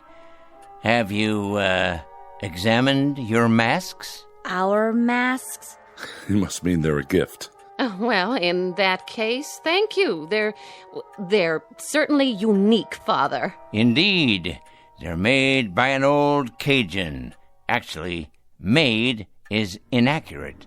They're created, each one separately and individually. Is that so? I'd be interested in any provenance you can provide. Their history, ritual meaning. You mean so you can resell them? No, of course not. I wouldn't worry about that just yet. We're simply curious. No doubt, no doubt. I'm told that not only are these works of artistic perfection, but they possess certain properties. Very unusual properties. Can I look at the magazine? No way, I'm reading it. Children, your grandfather is speaking. They're only worn during the Mardi Gras, and there's a ritual to the wearing. You see, one tries to pick a mask, which is the antithesis of the wearer. How so? Oh, for example, the ugly man might cloak himself in beauty, whereas the shy and retiring put on the facade of boldness. Youth wears age, and age, youth. You get the idea. In other words, it's a masquerade of opposites. Very interesting. Oh. Now, why would anyone do that, Father? Why question it? This is a special evening. And now, dear ones, let's pick our appropriate masks, shall we? If you say so. You, Wilfred, how do you fancy yourself? I don't understand. Come on, be candid. When you shave in the morning, who looks back at you? Why, I do, of course. I don't see what... Please, it's a crucial question. What do you see? Really, Jason, I think we're a little old for parlor games. Let me be the judge of that. Indulge an old man. Oh, all right. Give me a self-assessment. Come on, be honest. You're serious? Never more so. Well, I suppose you could say I'm good-natured. Congenial. Ah, now we're getting somewhere. I've always been a congenial man. No matter what the circumstances, I try to take things in stride. Very good, Wilfred. Congenial, friendly, outgoing, even extroverted. In short, amiable. I think so. So it follows that as part of this amiability, this general goodwill, you feel a deep rapport with your fellow man. Oh, yes. Yes, indeed. Now, the opposite of your affability would be, this face here. This one? Surely not. Look at it, Wilfred. Hold it in your hands. Feel the way the wood is carved. The angry, feral lines, the gnawing, rat-like teeth. The opposite of the way you see yourself, remember? Charming. I take your point. Hardly an appealing image, though. Live with it a while. Try it on. Come on. It has great subtlety. The features reflect greed, avarice, cruelty, like a predatory animal. In short, all the character traits that you don't have. An ironic choice, wouldn't you say? Quite. And now, the brave lady on the couch. Oh, really, Father? I don't feel well. I'm not up to... Of course you are, my dear darling daughter. You're up to anything. Your courage dictates that you accommodate a relatively brief period of self-sacrifice. It should come naturally to you. How about this one? But it's hideous. Of course it is. Look at it closely, my dear. The face of a sad, sniveling, self-centered coward. Flabby and without character. Fearful eyes, no chin at all. In contrast to your own bravery, your doughty, intrepid strength. Well, I suppose it does serve as a contrast. Next, the one over there, who walks in beauty like the night. What? Pay attention. Your grandfather is speaking. If you want to know, I think this whole thing is a bore. Paula! Well, it's the truth. Wear this one, just for a short while. All right. But it's horrible. Ah, look closely. The round porcine features. It's the face of a pig, with beady eyes, puffed out jowls, and a shiny pink snout. A self-indulgent face that's never satisfied. Not like you, my dear. It has none of your heart, none of your selflessness, none of your great concern for others at the expense of yourself. Well, if you put it that way. And last but hardly least, the timid one over there, the gentle and quiet Wilfred Jr. Oh, come on, Grandfather. But you haven't seen it yet. What's this one supposed to be? You're opposite, my boy. The face of a dull-witted, stupid clown. Thanks. Notice the low brow, the bulbous nose, the slack, oversized mouth, as opposed to your own manful refinement, your courteous, deferential gentility. Yeah, I get it. And now, we're almost done. What about your mask? This one. But that's a skeleton. The face of death, because I'm alive. Understand? I'll wear the very thing that stalks me at this moment. Oh, you don't mean that we actually have to wear these hideous things? I believe I explained that. Only for a few hours, I should add, until the unmasking. And that's at midnight. Paula, you'll break it. I don't care. Everybody else can do what they want. I'm not wearing mine. Then I'm not either. I'm afraid, Jason, that we're somewhat at odds here. Not really, Wilfred. The four of you came here for one purpose, to see me off and yell bon voyage, to put coins on my closed eyelids, while with your free hands you start grabbing and looting. Father, that's cruel. On the contrary, that's truth. You came here to reap everything I've sown, to collect everything I've built, to covet everything I possess. And I'll not disappoint you. The will is prepared.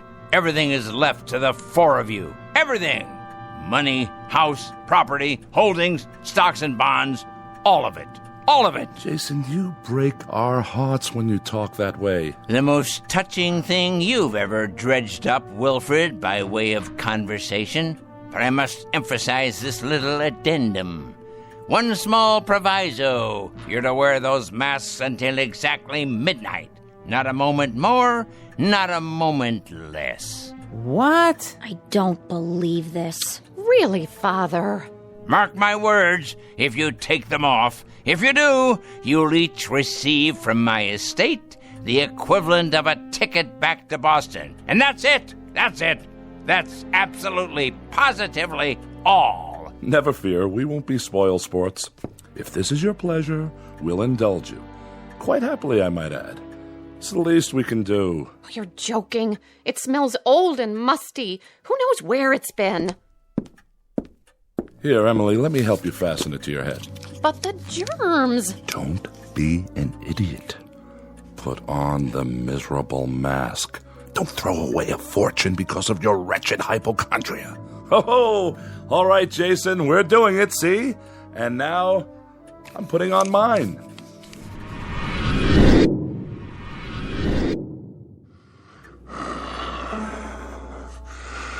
How do I look, everyone? Oh, Paula! Willie! Do as your father says! What do we do now? Dance, sing, or vote for the ugly prize?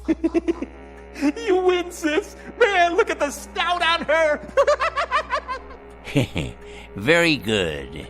And now, dear ones, it's my turn. Now let's all wait for the stroke of midnight, when all things will be revealed.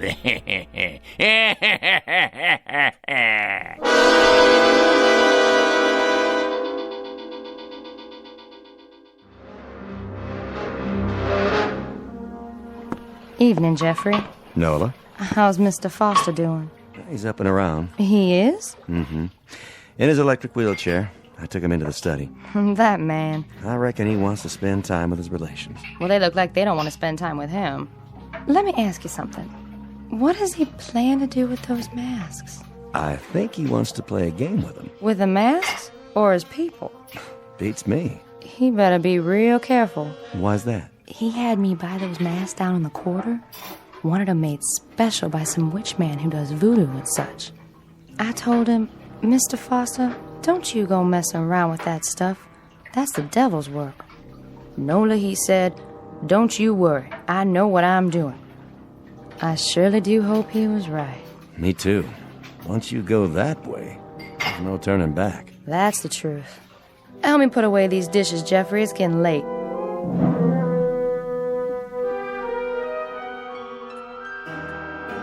Oh, that's enough, Junior! Please! My head is splitting! All right, if you say so, Ma. At least it's music. Don't you even have a stereo, Grandpa? Sorry to disappoint you, fair one. Well, this is a blast and a half. I've already looked at every magazine, every creepy old antique. Not everything, Paula.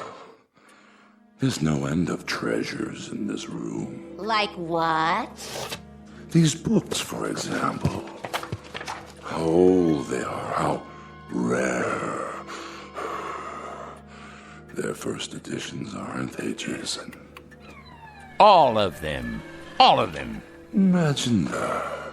They must have taken you years to collect. A lifetime. Freud, Audubon, William James. Who is this? Lovecraft. I see his autograph in one. The Shadow over Innsmouth. Very rare. You should read it sometime. About people who aren't what they appear to be. Pretty valuable, I suppose. Extremely. Of course, not as valuable as the oils. You might be surprised. Although the paintings have been appraised at several $1 million. That much? Oh, Father, is it close to 12 yet? Patience, Emily. Good things come to those who wait. I can hardly breathe behind this mask. I'm suffocating. It won't be long now, I promise. Where's the TV? You gotta have a TV. Sorry, no cartoons for you tonight. Oh, we don't need entertainment. Why would we? We're rocking out right here in this room. We're getting down, aren't we? Having a ball. We're raising the roof. Party on, everybody. Let's play charades. Spin the bottle. Post office. Let's go. Let's do it. Let's... Oh, look what you've done. I couldn't help it. Just lost my head, I guess. It was an accident, okay? Oh, I'll clean it up. The maid will take care of it. But the value, it must be irreplaceable. Not really. Just an early Ming Dynasty vase. Still plenty of them available. I'm taking this thing off my face. I can't stand it one more minute. Paula, don't be a fool. Oh, I don't blame her. I don't blame the child one bit. Nor do I. How could I? We each behave according to our natures. I told you it was an accident. This is cruel, Father. A cruel, heartless torture. I have to agree, Jason. Really, this has gone far enough. We've been in this room for 3 hours, regarding each other through these grotesque masks. There's a limit, and we've all reached it. I must tell you, as far as I'm concerned, this is nothing more nor less than madness. Junior, what are you doing? I've had it too. I am not a bozo. Oh, please, Father, please, let us take them off. Jason, we're waiting. Speak to us. Have you all had your say now? Anything more from you, Paula? Junior? Emily, the flower of my loins? Or you, Wilfred, the benevolent captain of industry? Is there anything else you have to tell me? Speak now or forever hold your peace. Only that I'm feeling buried alive. I agree with Dad. I think anybody who would do this is out of his mind. Please, Pop, let us take them off. I appeal to you, Jason, from the bottom of my heart, for the sake of my family, for all of our sakes. Open the window to the street for me, would you? One last time. If you like. But my Mercedes! Shut up, Emily. Ah, the sounds of the night. They come from far and wide to partake of pleasure. A joyous celebration of life, unlike you who are without joy. I don't think that's fair. Of course you don't, because you are the object of this particular jape. Listen to them out there. Do you hear whining, complaining, anger? I don't. I hear happiness, simple pleasures, food, drink, the joy of being together, of being alive, as if they know it's fleeting, precious. But those of us in this room, we have a different agenda, don't we? And what of you? What do you get out of it? Satisfaction. A kind of grand culmination. Close the window. What is it? It's what you've been waiting for, I believe. The anointed time when you can all dig deep into the treasury. You're feeling weaker, Father? At last. A note of hope in your voice, Emily. must you say such miserable, cruel things to me? To all of us.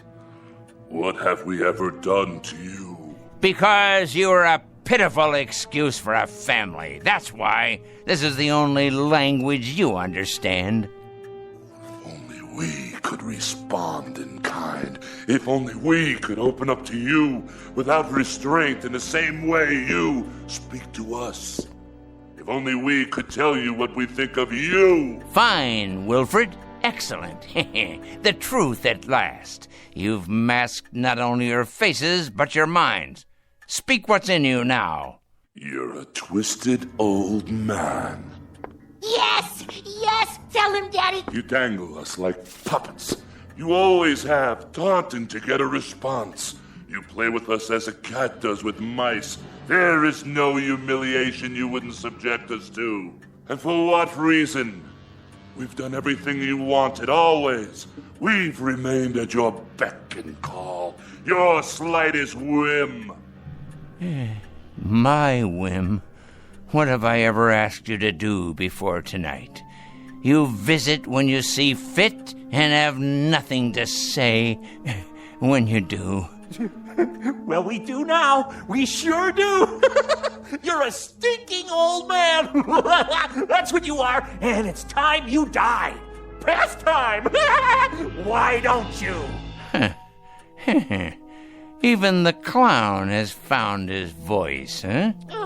I agree with them. Do you hear me, Father? I agree. It's time you let go of your grip on us. My grip, indeed. I have no grip on you. I tried to hold you once, but none of you respond to love. You, Emily, you respond only to what your petty self-absorption dictates. That's enough, Jason. Wilfred responds only to things that have weight and bulk and value. He feels books with his hands. He doesn't read them. He appraises paintings. He doesn't seek out their truth or their beauty. And Paula there. Paula has lived her life lost in a mirror. The world is nothing to her but a reflection of herself and her brother. Humanity to him is a small animal caught in a trap to be tormented. His pleasure is the giving of pain, and from this he receives the same sense of fulfillment that most human beings get from a kiss or an embrace. So unfair, Father. You're caricatures, all of you, even without the masks. And this last note. I haven't held any of you here. You were always free to go. What's held you here has been my daughter's weakness, my son-in-law's greed, my granddaughter's vanity, and my grandson's cruel, subhuman sadism. As soon as the clock chimes 12, you will all be very rich. It's as good as done. Now you own everything I have owned. You've kept your bargain. You've worn the masks. So now enjoy yourselves, my pretties. Live full lives. And may God have pity on you.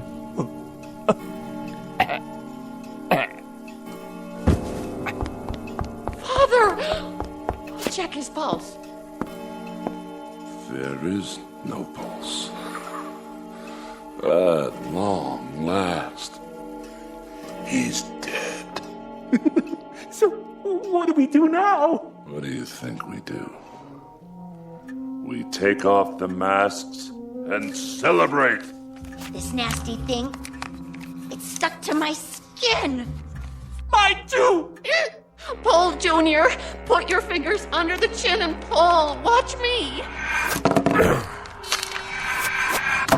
What's the matter with all of you? Your masks are off now. What's... Wilfred! Your face, Wilfred. It's not your face anymore. It looks just like the mask. What are you talking about? Look in the mirror and then look at me. No. It can't be. But it is. What are we going to do? She's right. He did this. That old creep. If he weren't already dead, I'd kill him. No.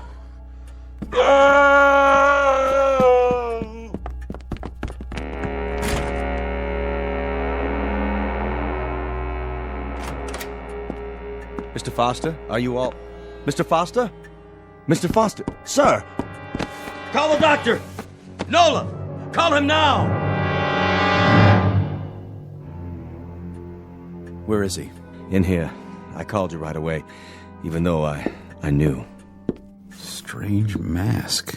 Like a death's head. Where are the others? In the room, sir. They practically ran upstairs. Jason. I'll take this mask off for you. You won't need it now, old friend. Would you just look at him? His face. So peaceful. Oh, Mr. Foster. Mr. Foster, sir. Don't cry for him, Jeffrey. This is his true face. Not a line on it. Not a care. No horror, no fear. Nothing but peace. I'll call the funeral home. This way, sir.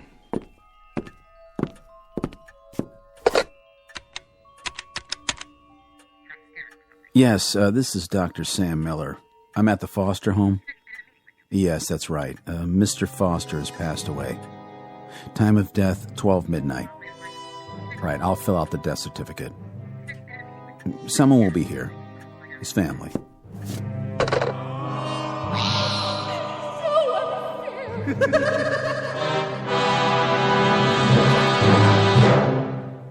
Mardi Gras incident. The dramatis personae being four people who came to celebrate. It might be said that they partied with a vengeance. They now wear the faces of all that was pent up inside them. But unfortunately, they'll wear it on the outside for the rest of their lives. Said lives to be lived from this point on in the shadows. Tonight's tale of men, the macabre, and masks in a section of the Big Easy called the Twilight Zone.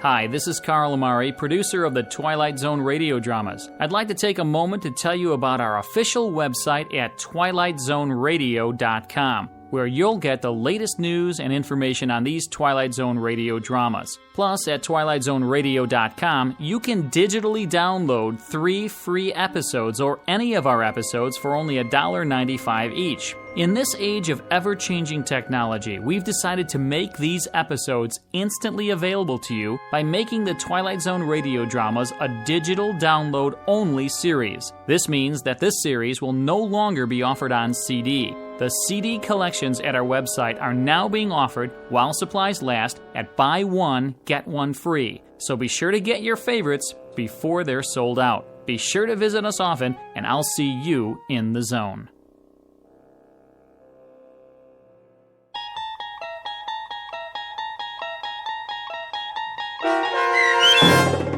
The Masks, starring Stan Freberg with Stacy Keach as your narrator, was adapted for radio by Dennis Etchison and written for The Twilight Zone by Rod Serling. Heard in the cast were Mike Starr, Maggie Carney, Craig Brawley, Elizabeth Lado, Jeff Lupetin, Doug James, Kurt Nabig, Sarah Marks, and Carl Amari. To learn more about the Twilight Zone radio dramas and to obtain audio cassettes and CDs of these programs, visit our website at twilightzoneradio.com.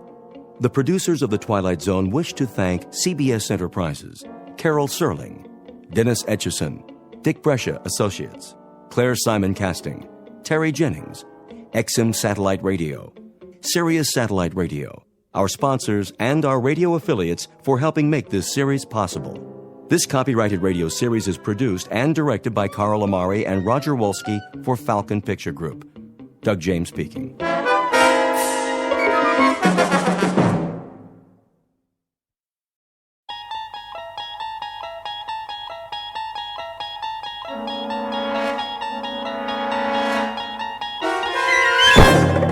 You're traveling through another dimension. A dimension not only of sight and sound, but of mind. A A journey into a wondrous land whose boundaries are those of imagination. Your next stop, the Twilight Zone.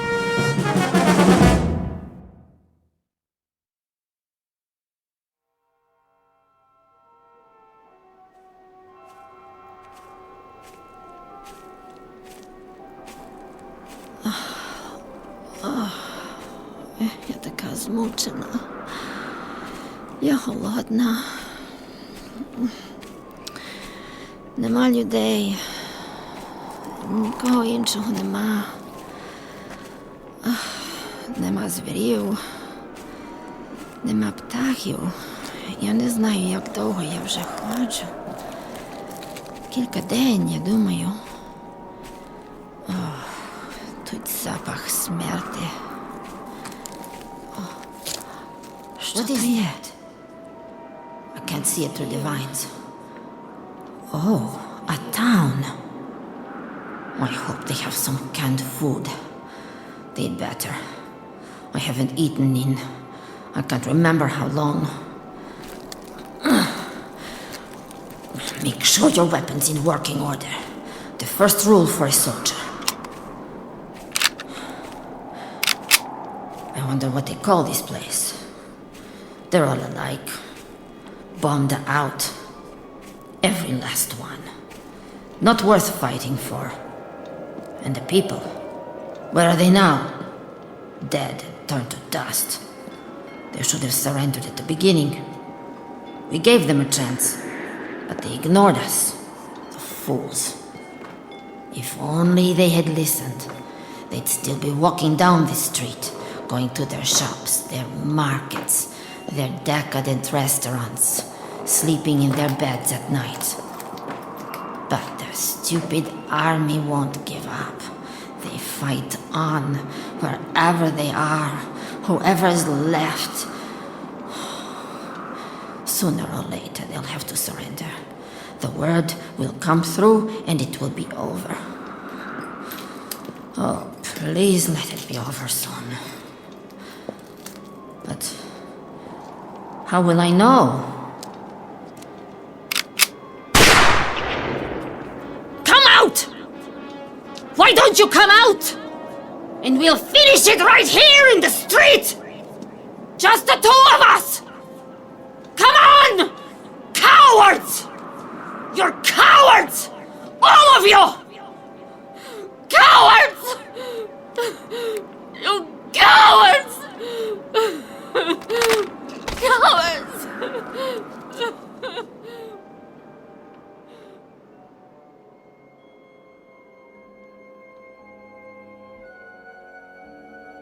This is a jungle, built by natural forces to honor disuse, commemorating a few eons of nature left to its own devices. To all appearances, it is a backward step in evolution, a return to an earlier, more primitive state. But it's also another kind of jungle, the kind that grows out of the human race's war with itself. Hardly an important battle, this one. Not a Gettysburg or a Marne or an Iwo Jima. More like an insignificant corner in the crazy quilt of combat. But it was enough to end the existence of this little city. It's been 5 years since a human being walked these streets. This is the first day of the 6th year, according to the old calendar. The time? Make it 100 years from now, or sooner. Or perhaps it has already happened, 1,000,000 or 2 years ago. And into this lifeless setting has just walked a soldier in a tattered uniform. She's doing what she was trained for, and with no order to the contrary, she's locked into searching and destroying or merely surviving. The language spoken is English, for our benefit, but the place is the Twilight Zone.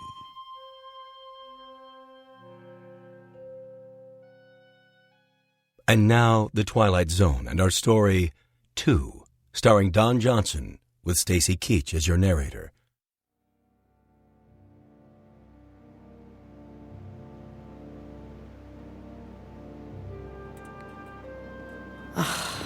Just as I thought. Another ghost town. Broken windows. Empty shops. What did they sell? Civilian clothing. How quaint. Something at the corner. Oh, an old army truck. But which army? Ah. Huh. One of theirs. Well, it's not going anywhere now.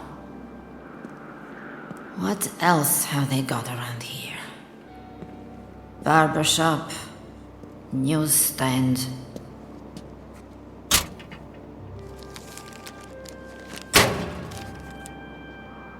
Pictures of the war. Troops landing. Big news.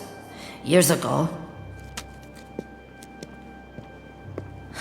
Restaurant. Not much business today. There has to be a service entrance. But where?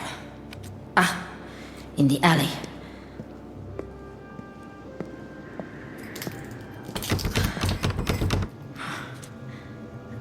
Huh.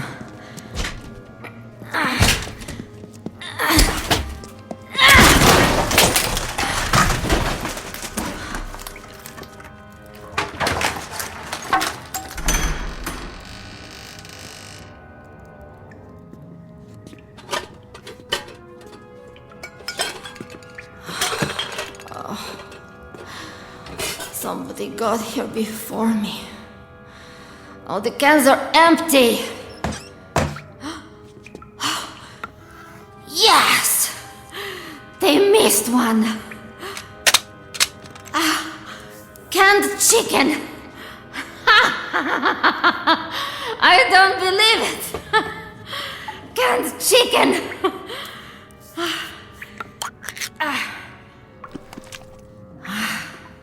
Smells fine. Mm. Mm. Mm. Mm. Find something? Where did he come from? My weapon! Tote! Не рухайся! Go ahead. Shoot. If that's what you want. Стій тихо, я маю револьвер! To tell the truth, I don't care. You got the guts to do it? I didn't think so. You don't want to fight any more than I do. Put the rifle down. I said give it to me. No! Ow! What did you do that for? What are you, crazy? Let go of that frying pan. You could hurt someone. Ти ми ворог! Стій тихо!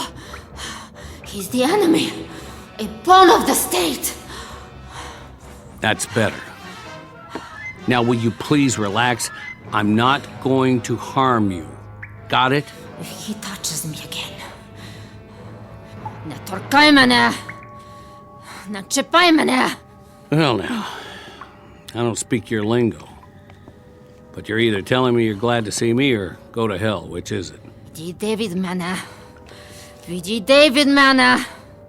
Лише мене. Ah, knock it off. I'm just a soldier like you. Nice uniform, by the way. A little ratty, though. Ought to do something about that. Plus, it's the wrong color. Let him have the can. As long as he leaves me alone. He's a filthy, horrible animal. Can't believe there's food. Must have missed it. 12 chicken drumsticks, fully cooked. Safety sealed for your dining pleasure.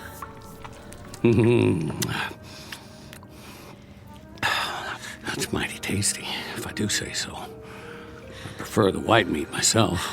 Oh well, beggars can't be choosers. He's going to eat all of it. Who does he think he is? Ти свиня! Ти повинен мені дати трохи. You're right. Better slow down. Eat too fast and I'll get stomach cramps. Ти холера. Я тебе заб'ю! Whoa. Down. Settle down. Hey, I said cool it. Now stay down for a while. The rest will do you good. There's the menu for today. Well, pretty boring if you ask me. Could use a little something to wash it down. Bottles. Nope. The cupboard's bare. Canteen's nearly empty, too. Stuff dripping out of those pipes ain't fit to drink. Who knows where it came from? You got any water in your canteen? Hey, I'm talking to you. Come on, quit faking it. I didn't hit you that hard. Did I? Out like a light. Hardly anything to her. Skin and bones. Must not be eating regular. Let's see what you're carrying in that belt. One last swallow. Okay, keep it. A few rounds of ammo. What's in the holster? 45 automatic? Not even a 38. Broken mirror, an old comb, and a couple of hairpins. Sorry, lady. I can't use them. Go on. Chow time. Hey, you better eat it before I do. Wake up, I said. For the love of...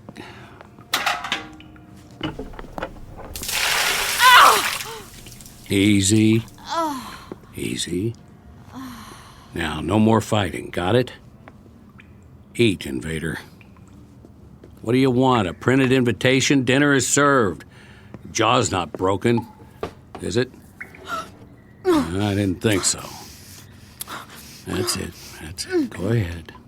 Not bad, huh? There you go.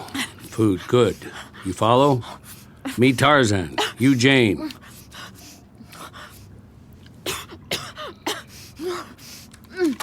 Oh, no. Leave the gun where it is. Mine's behind the door. No more shooting. Nix. Verboten. What language do you speak? Okay, be that way. Look, the only reason I can see for us to fight is that your uniform is a different color, and that's not good enough anymore. I say it just doesn't matter. You get me? What is he babbling about now? Yeah, I know. I talk too much. I'm just trying to make a little small talk is all. Help pass the time. Come on outside with me. I want to show you something. Come on. It's okay, I promise. Where is he going?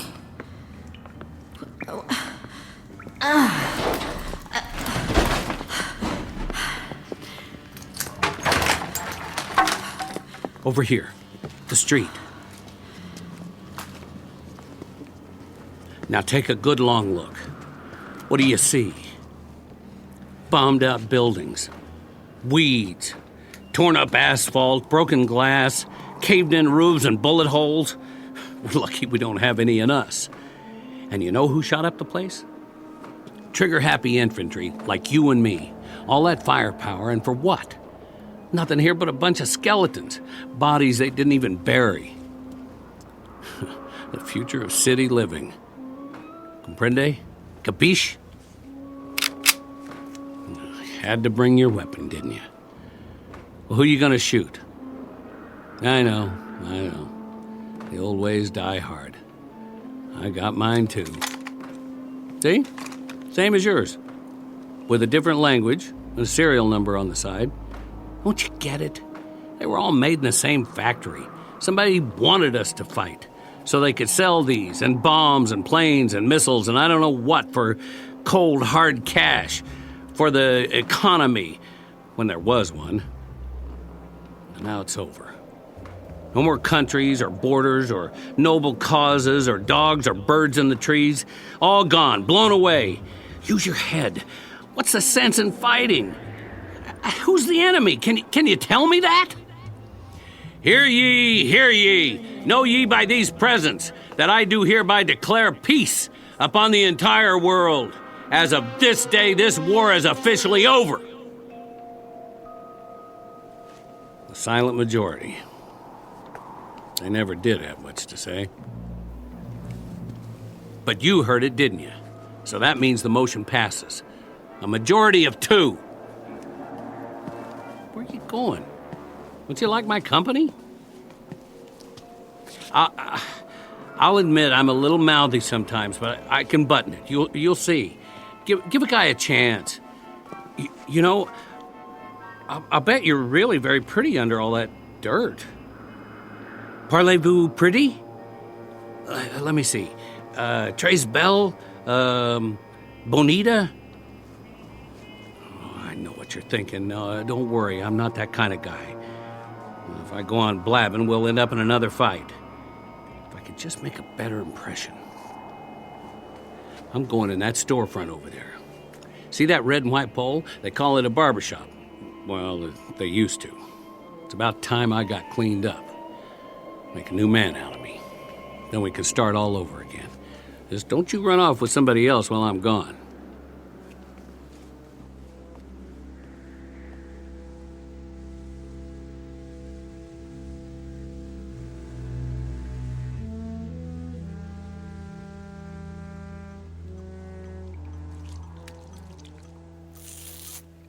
Oh, boy.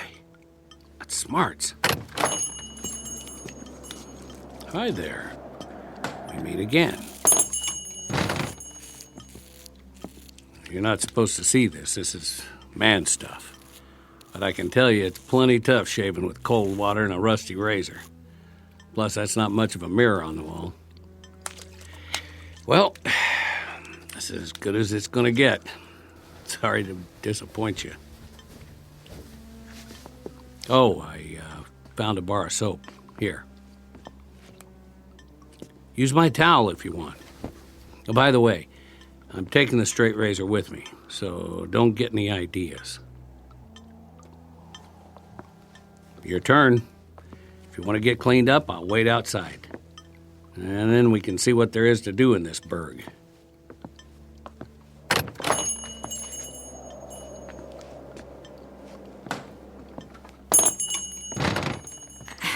I don't understand a word he's saying. But I know one thing. The enemy always lies.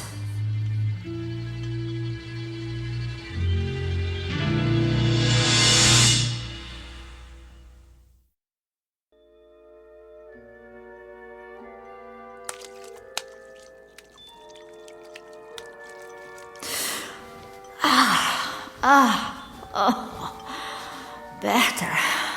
A little. I almost feel human again. What is he doing out there? So violent. I swear, if he hits me again, I'll cut his heart out.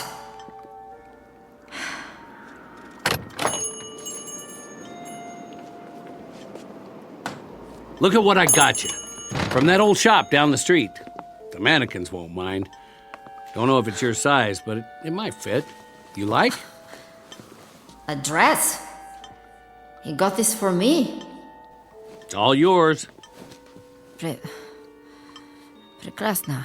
You took the words right out of my mouth. Prekrasna.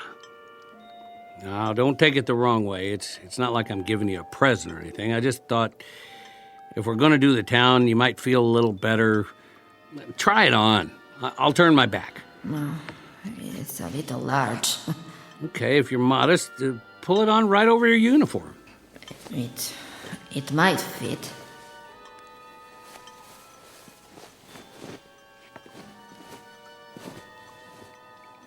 Some kind of evening dress. And it ain't even night yet. That's all right. Nobody's going to take our picture for the paper. Check it out in the mirror, what's left of it. There's a little piece of glass there in the corner. See? Oh. What happened to my hair? Greasy. Awful. I need a pair of scissors.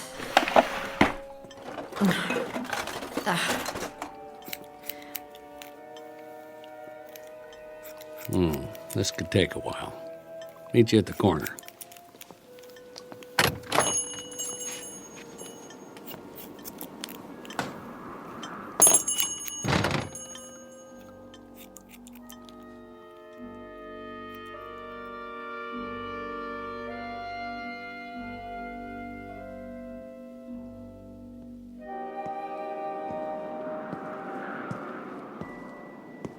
Well, what do you know?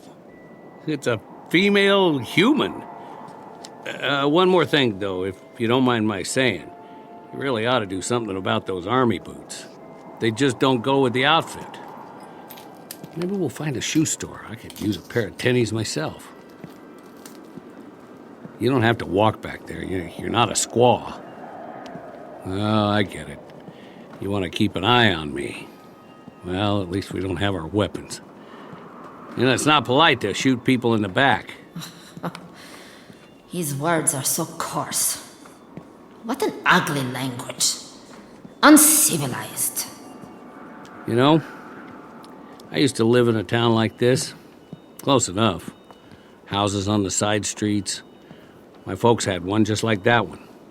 See it through the vines?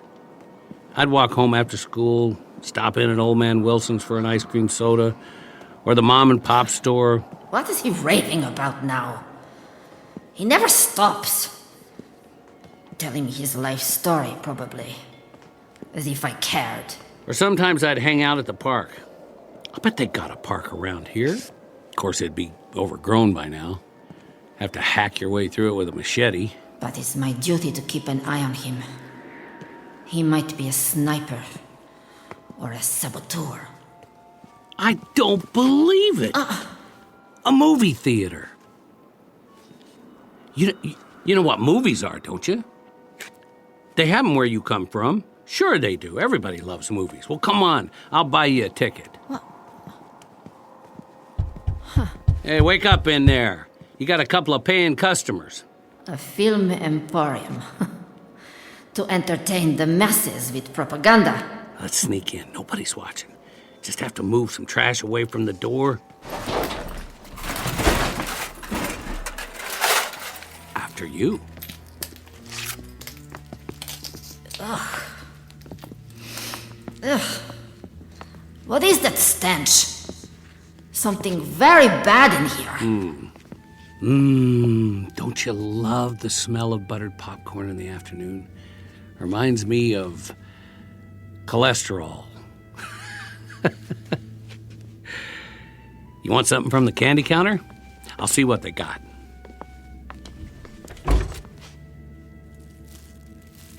Sorry, all cleaned out. Just some sugar daddy wrappers. Milk duds are dried up. The army must have been here. What did he find? Hard candies. I like hard candies. Not even a junior mint. We better grab a seat. Wonder what's playing. There's a poster for coming attractions. My Favorite General and Furlough Romance. Couple of winners, huh? Handsome guy. Look at the medals on his chest. And her. I didn't know they had uniforms with miniskirts. She sure got that animal look in her eye. Is it true? Do chicks go for guys in parade dress? That's what's wrong with me, huh?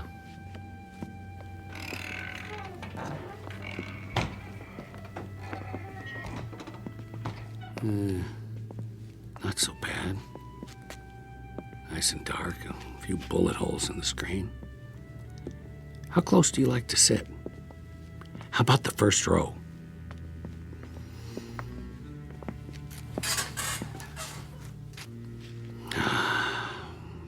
I spent plenty of Saturdays down front. All kinds of flicks. Used to be comedies, westerns, science fiction, and horror movies. I liked those.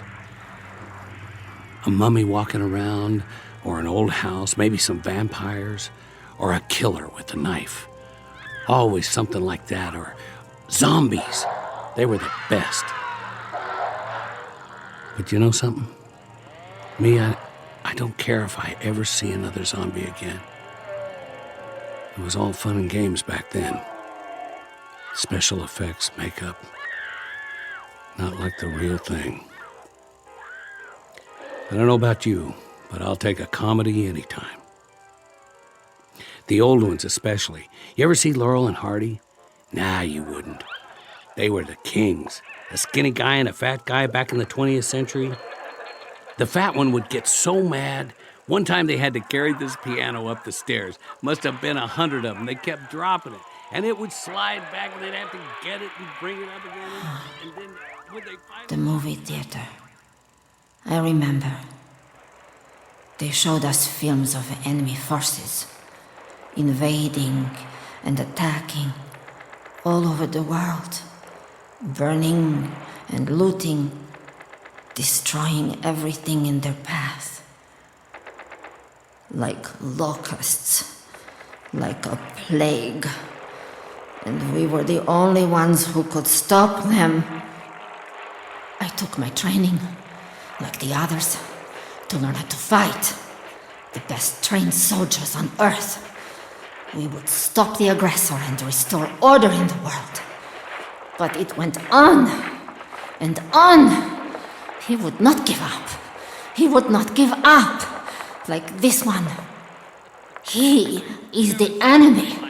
Those old comedies, they He were the absolute is top the in my enemy. book. There were even some guys called the Three Stooges. Man, oh man. Where is my weapon? Where are you going? Sit down. Why Моя don't you... стрільба. Мушу дістати. Мушу боронитися. Wait. Досить. Hey, will you wait? I've got to get my weapon to defend myself. Come back. What are you doing? Don't go in that hall. It's not safe. I'm telling you the truth. Rats live in these buildings. You think I'm lying? Hey, whatever your name. I've got to get out. Another door somewhere.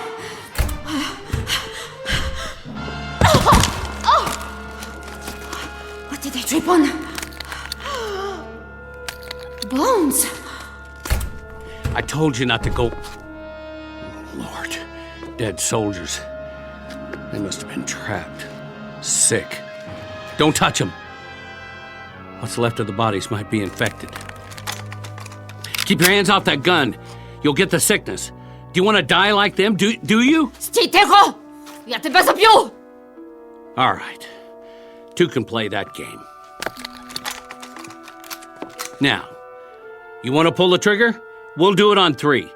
Maybe they're loaded. Who knows? If they didn't run out of ammo before they died, I can't even tell what their uniforms look like anymore.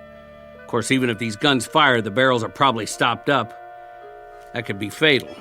Chamber will blow up in your face, or mine, or both of us. Your call, soldier. On my count. 1, 2... I don't want to kill him. I don't want to kill anyone. You made your point. You're tough. Me? I don't want to play. Watch what I'm doing. I'm setting this gun down again, where it belongs. With the dead. You see? Nice and slow.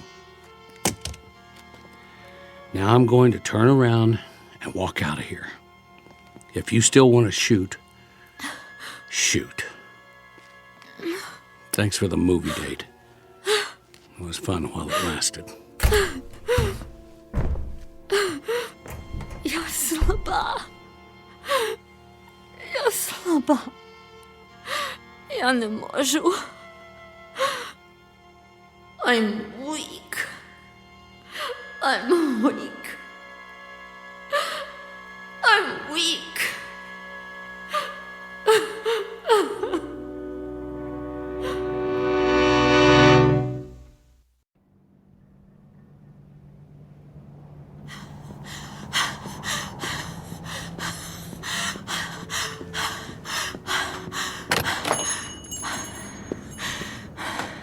My weapon. I know this one works. I've broken it down every day, cleaned it, put it back together, like the troops at the movie theater did once. They were from our side. I could tell. Without this, I'm nothing. I'm not big or strong. I can't run fast. And I don't know how to get back to my company. But with a weapon, I can survive.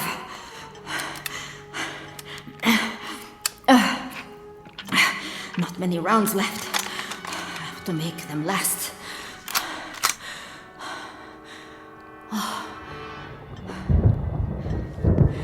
Oh, great. A storm's coming. Better find shelter. What's he doing here? Where's he going now? He's looking for shelter, too.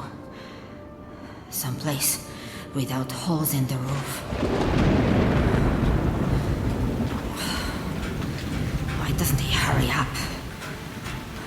I've got to get out of here before it gets dark.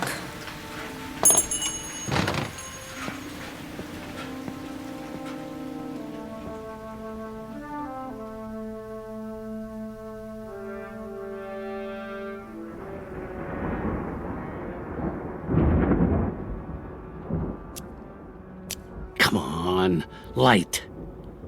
What's wrong with these matches? Not wet, just old. There. Now let's get a fire going. Good. Chimney's drawn. House isn't damaged at all. And they left tons of newspapers. Find some wood, it'll burn all night. Furniture should work.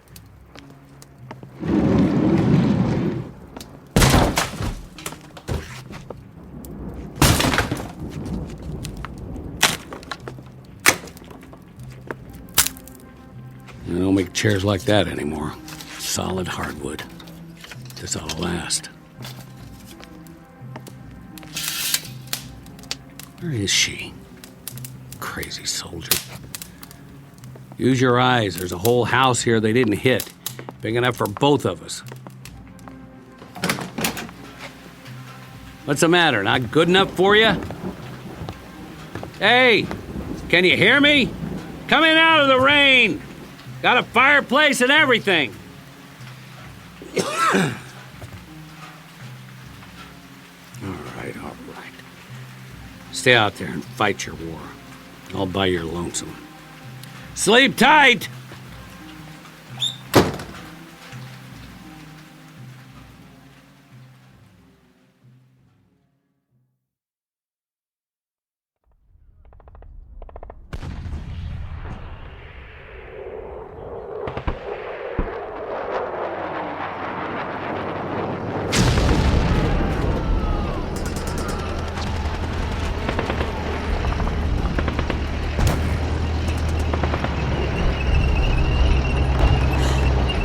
No! The tanks! The tanks are coming! No!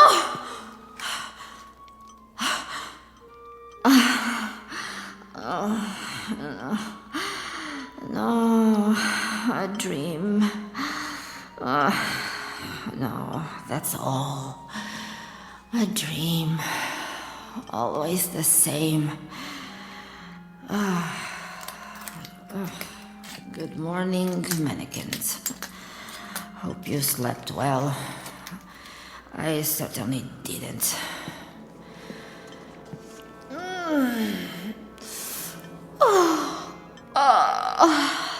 What am I doing in this stupid dress? You can have it back. I'm not going to need it.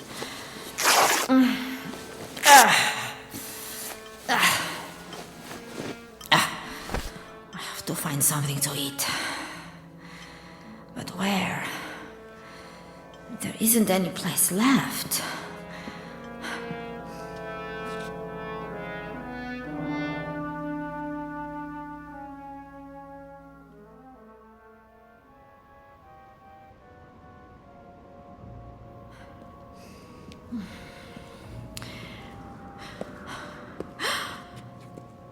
I don't believe it. One house is still standing. How can that be? The troops must have missed it. Is that smoke from the chimney? It's him. He's already claimed it. Food? What the... You? You! Good shooting. Go ahead, finish it. You got me in your sights. Do it. Do it now. Some kind of trick! Make your move. Because I'm not going to fight. See? I don't have a weapon. Left it at the movies. What, you don't believe me? Come on and search the place. Not even a pea shooter in here. What's he wearing? Where's his uniform? By the way, that thing you shot out of my hand was called a mason jar. You know what that is? Preserves. They have a whole slew of them. Put them away before the war. Take your pick. Probably keep us both alive. Food? Oh, yeah. You know that word, don't you? Well, what are you waiting for? Or would you rather starve to death? Hold it a second. Drop your weapon. What? Drop it, I said. No guns allowed. It's a trick. You want to live the high life like me, you have to leave the fighting at the door. Lay your weapon down or move out. This is civilian territory from now on. Food. Please. Here, I'll let you sample the goods. Catch. Nice. Now unscrew the top. That's it. You don't have to use your fingers. There's a kitchen full of spoons and forks. We can wash them in the rainwater. I'll set up a barrel in the backyard.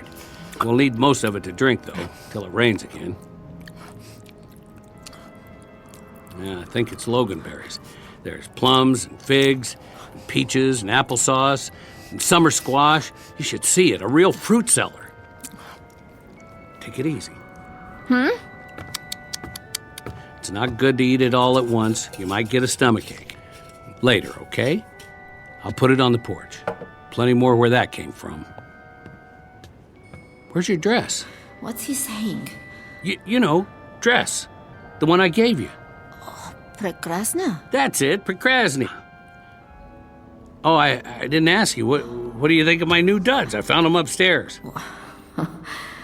Where did he get that ridiculous outfit? The suit doesn't even fit. The sleeves need to be taken up. Of course, he wouldn't know how to use a needle and thread. There's a whole closet full, men's and women's. The shoes don't fit me, more your size. You should try them on. I wonder if there's a sweater and a good overcoat. And something besides these boots. They're falling apart.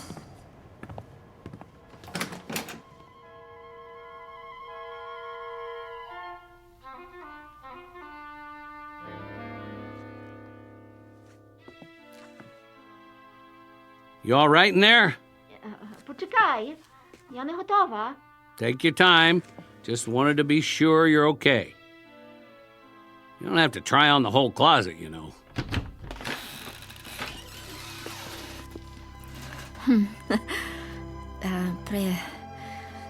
Prekrasna?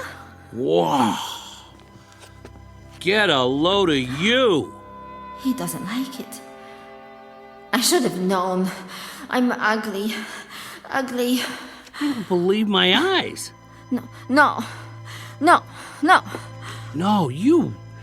Listen, I've never seen anyone who looks like you do right now. The skirt, the blouse, and you did something to your hair. Did you brush it or what? Don't you dare change those clothes. You look absolutely perfect. The death washed away. Gone for good and never coming back. Shh. Listen.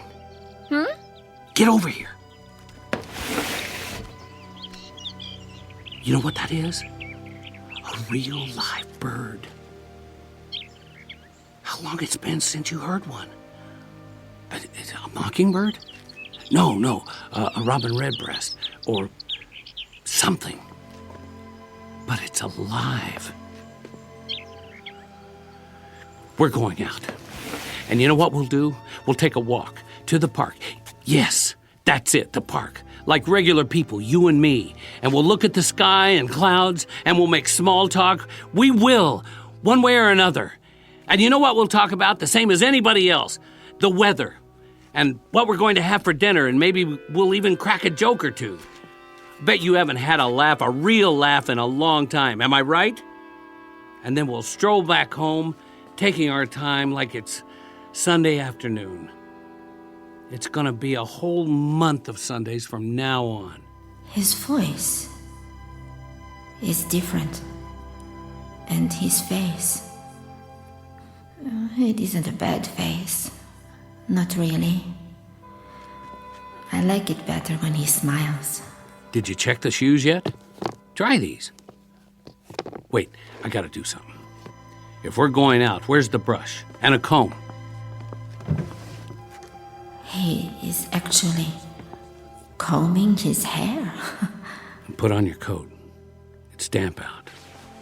I wouldn't want you to catch cold. You ready? Прекрасно. You can say that again.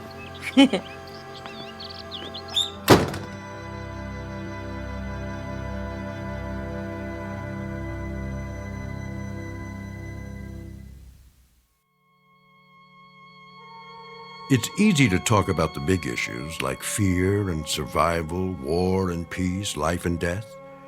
Instead, we've turned our attention to something both smaller and greater. Because in the end, it may be that politics don't add up to all that much. This has been a love story, stripped to its bare essentials, about two lonely people who, against all the odds, found each other in the Twilight Zone.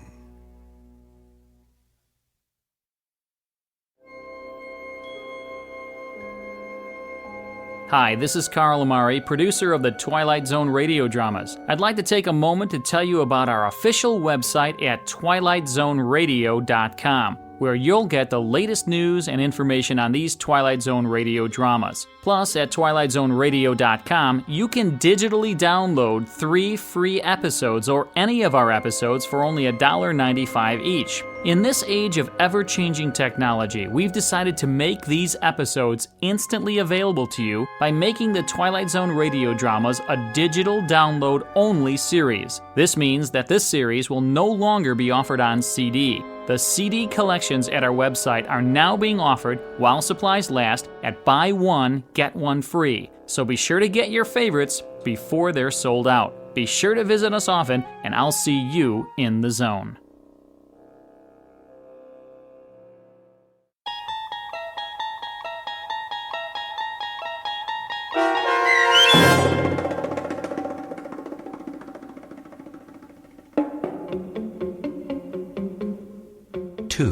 Starring Don Johnson, with Stacy Keach as your narrator, was adapted for radio by Dennis Etchison and written for The Twilight Zone by Montgomery Pittman. Oksana Fedonushyn was featured as the woman. The producers of The Twilight Zone wish to thank CBS Enterprises and the Rod Serling Estate for making this series possible. This copyrighted radio series is produced and directed by Carl Amari for Falcon Picture Group and Westwood One. Sound design and custom Foley effects for The Twilight Zone by Cerny American Creatives Bob Benson, Craig Lee, Matt Sorrow, Tim Cerny, and Todd Beyer. To learn more about the Twilight Zone radio dramas and to contact us, visit our official website at twilightzoneradio.com. Doug James speaking.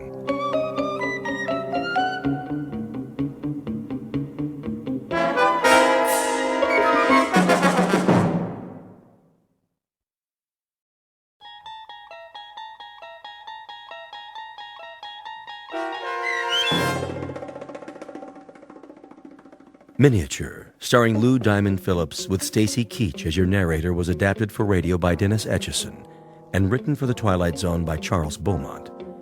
Heard in the cast were Ellie Weingart, Alyssa Fraden, Jeff Lupetin, Joby Cerny, Roger Mueller, Elizabeth Lido, Christian Stolte, Doug James, Kurt Nabig, and C.J. Amari.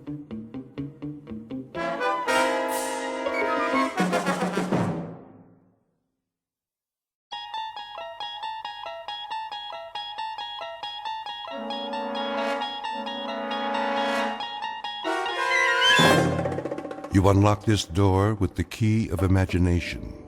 Beyond it is another dimension, a dimension of sound, a dimension of sight, a dimension of mind.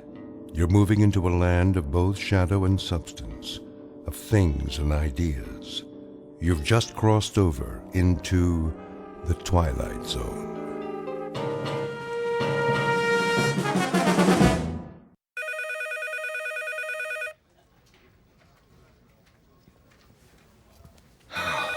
Finally, 12 o'clock. Let's go to lunch. Hey, Charlie! Charlie! It's recess. Oh.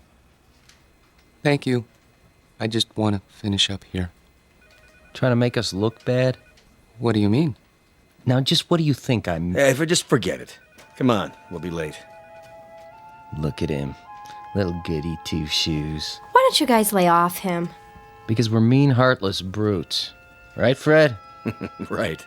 Well, I think he's nice. Hey, Mama, don't forget to change his diaper. Charlie, Hello?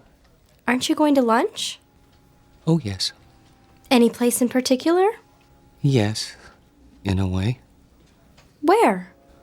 Well, it's in the museum, actually. The museum?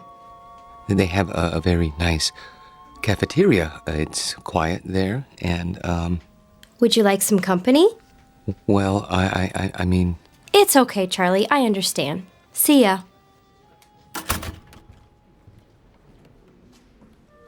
Hey, look at the dinosaurs. Wow, that's the biggest elephant I ever saw. It's a woolly mammoth, you dope. Come along, children. Keep up with the class and don't touch anything. Cafeteria closed. Oh, no. And here we have one of the world's greatest collections of primitive art. Excuse me. Pardon me. There are selections from every period. I direct your attention to the New Guinea exhibit. Some of the pieces, the sepik shields, for example, are hundreds of years old, but some were made as recently as 1950. This is because New Guinea is still a largely unexplored and therefore unspoiled land. Most natives of the interior will live and die without realizing that the world extends beyond the limits of their jungle. Sorry, I'm not part of the group. Let's stay together, please. Now then, the natives speak over 500 different languages. However, you'll notice that their art has a great unity. Of course, they don't think of their carvings as art, not in our sense of the word. This first piece in the glass case was meant to frighten away evil spirits. This one is a protection against disease. Oh, and this one. If I could just get by, please. I'm on my way out. Help you, sir. What? You look lost. Can I help you find anything? Oh, no, that's all right. I just got turned around. Is the cafeteria closed? For the rest of the week. They're remodeling. Well, I'll be leaving then. Main entrance is that way. Thank you. Have you seen the Egyptian wing? Pardon? Egyptology. They have a nice exhibit. Is that right? Just downstairs, next to the Hall of Miniatures. Miniatures? You know, the model houses. They have the palace at Versailles, a log cabin, a New England church, a whole room full of them, all made by hand, with little dolls inside that look just like real people. Pretty amazing. Have you been there yet? No, I only come here for lunch, you see. Well, you might as well take it in now that you're here. Not many people go there, but it's really something. All right. I think I will. Turn left at the bottom of the stairs. You can't miss it. Thank you for the suggestion. I'll have a look.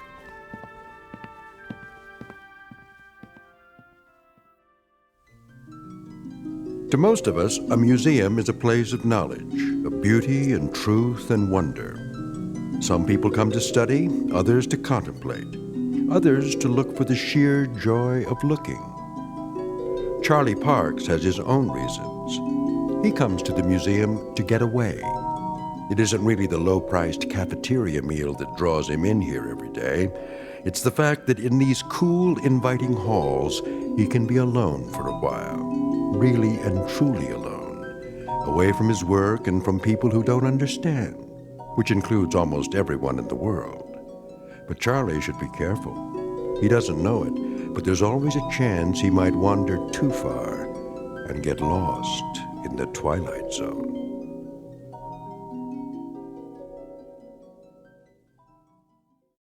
And now, The Twilight Zone and our story, Miniature, starring Lou Diamond Phillips, with Stacy Keach as your narrator. 19th century townhouse. Home of Boston residents, Mr. and Mrs. Copley Summers.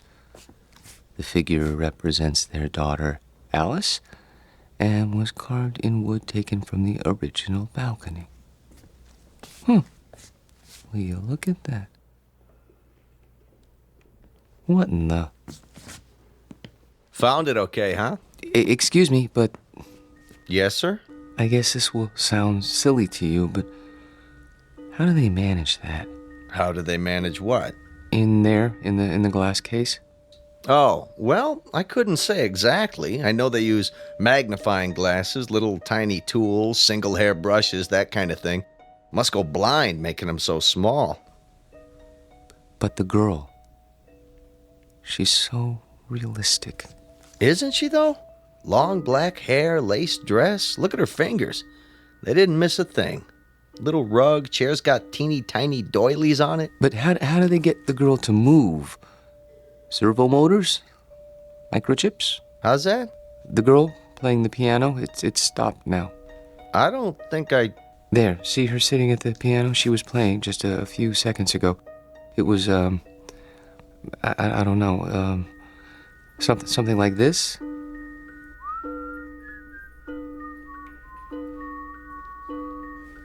Didn't you hear it when you came downstairs?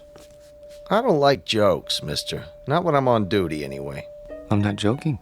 Then you're hearing things. There isn't any mechanism inside that piano, and the doll's carved out of wood, a single block of wood. See the sign?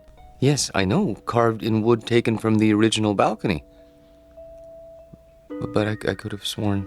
Yeah, it was probably some kid with one of those pocket radios. They sneak them in once in a while. But I saw her move.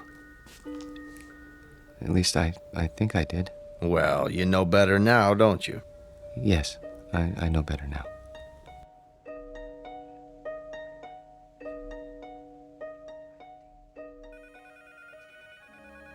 Here he comes. Finally. Where do you think he's been? At the zoo. Visiting his relatives. Charlie, Yes? there's a note on your desk. Mr. Demo wants to see you. How do you do, Mr. Dimmel? Yeah, sit down, Parks. I'm sorry I'm late getting back from lunch, sir. Well, I'm sure you have a good excuse.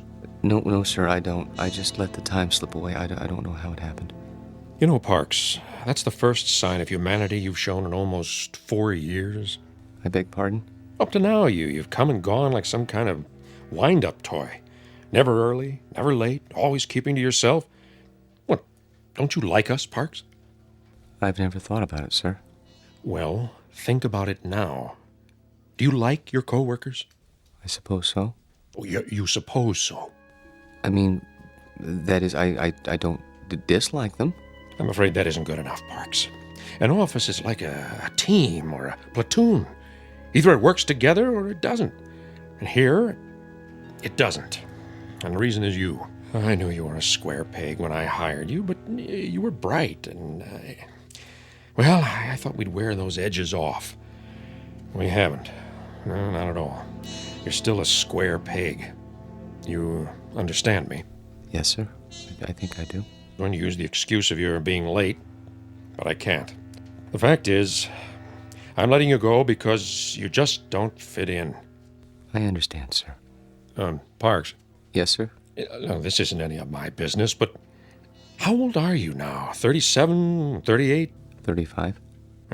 35. Don't you think it's about time you gave up living with your mother? She needs me. Oh, why? Is she ill? Not actually ill, but my father died some time ago, and my sister is married, and, well, she needs me. I see. Look, you're welcome to stay on a few weeks if... No. That's very nice of you, sir, but I'll manage. Well, you can pick up your check tomorrow. Thank you.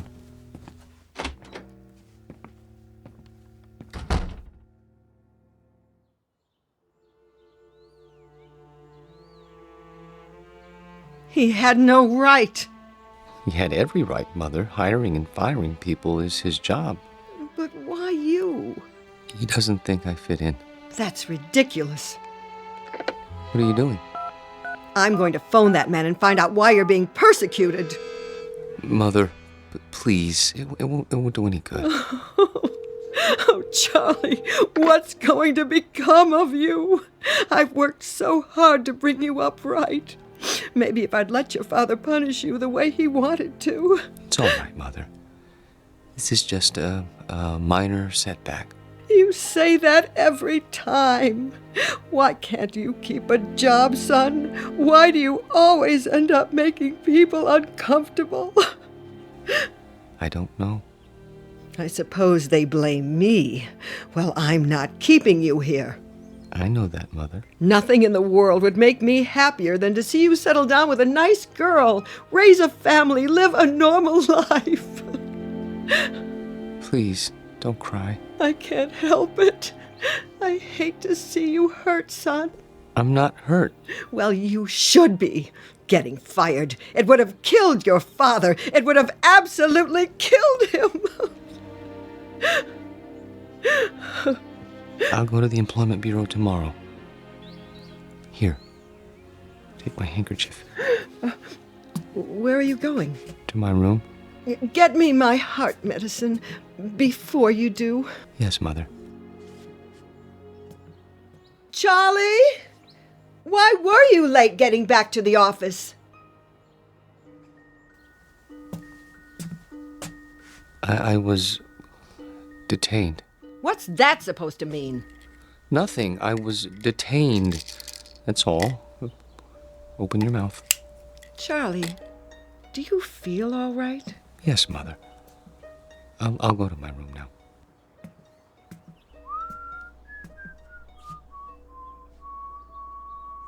What's that you're whistling? Pardon? You were whistling. I don't remember. You should lie down, Charlie. Take a little nap. Mother, please, I can take off my shoes. I'm only trying to help. I know, but I'd prefer to untie my own shoelaces. Very well. I'll bring you some cocoa. Not now. Why? You always have your cocoa. I think I'll go out. At this time of day, we'll be having dinner soon. I want to get a head start with the Employment Bureau, see if there are any jobs. But they must be closed by now. There's still time. I think I'll walk over. It isn't far. Are you sure you should? Why not wait till tomorrow? Get a fresh start. Do you want anything at the store? Not that I can think of. But... Sit in your chair in the living room. Put your feet up. Are you sure? Try not to worry, Mother. I'll be back in an hour.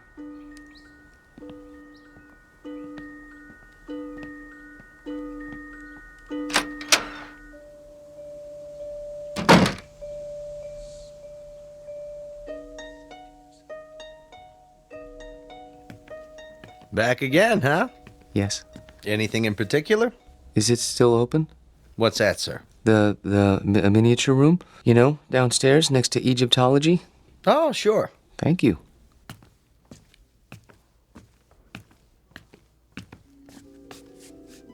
I came back.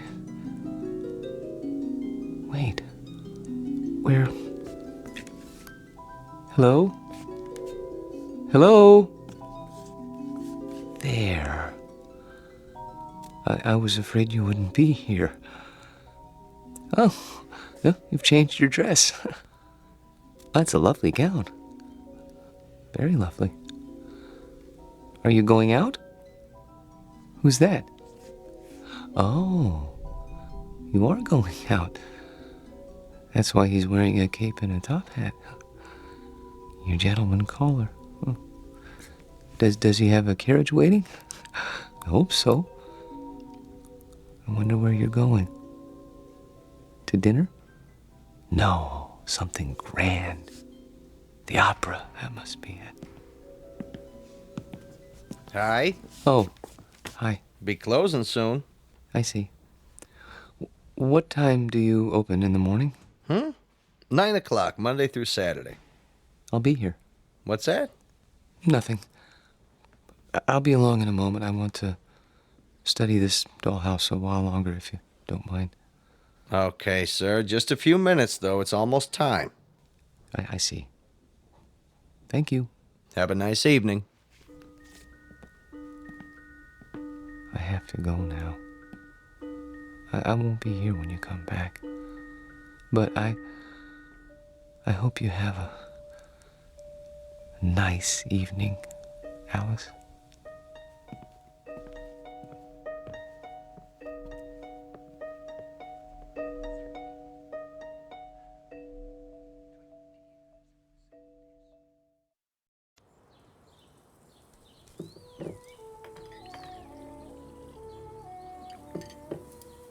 Hey, where's old Charlie this morning? Don't worry about him, buddy. My brother never misses breakfast. Charlie, your breakfast is getting cold. You see, late for his meals, awake every night, tossing and turning. I tell you, I'm half dead with worry. Mother. He's sick. I know he is. Sounds to me like he's got a girl. Don't be silly. What's silly about it? He's not a bad-looking guy. A little peculiar, maybe, but, he's not... If he had a girlfriend, he'd tell me. He hasn't told me, so it isn't possible. Okay. Nothing would make me happier than to see Charlie settle down. He knows that. I'm not one of those mothers who won't let go of their children. Ask Myra. Pass the butter. Charlie! I'm here. Your breakfast is on the table. Sorry. Hey, Charlie boy. Hello, buddy. How are you? Couldn't be better, Charlie boy. Couldn't be better. Good morning, Myra. You're looking nice. I wish I could say the same for you. I haven't been sleeping very well. Because of the job? Yes, I suppose so.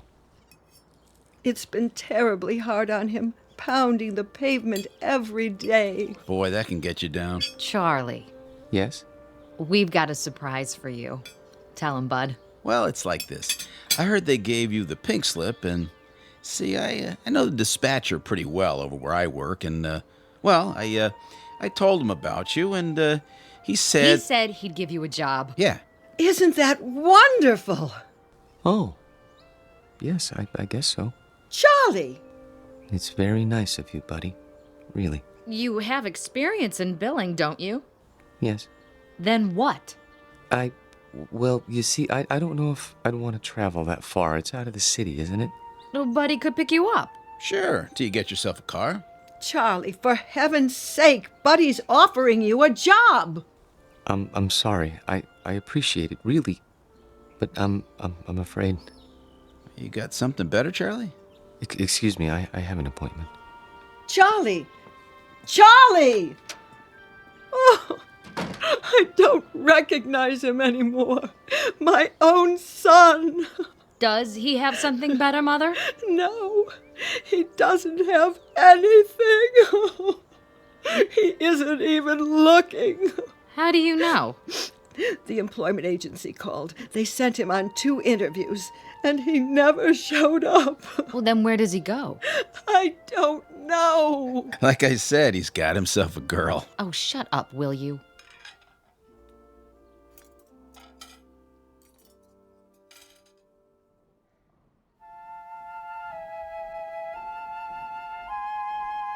Henry, look at that.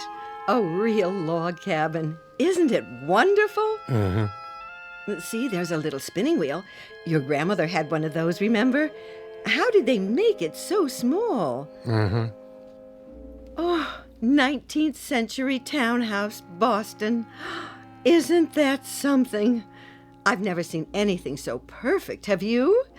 Just look at the miniature piano and the doll there in her little handmade dress. Come on, let's go. Oh, I'd love to live in a house like that. Sure you would. No air conditioning, no central heating, no television, no phone. Sure you would. Excuse me? Are you finished here? I mean... Yep, on our way to see the mummies. Come along, May. If we must. Oh, I'm sorry. I didn't know you were still in bed. I wouldn't be here so early, but my sister and her husband came over and... Oh, I understand. Of course you need to get dressed. I'll turn my eyes away so you can have your privacy.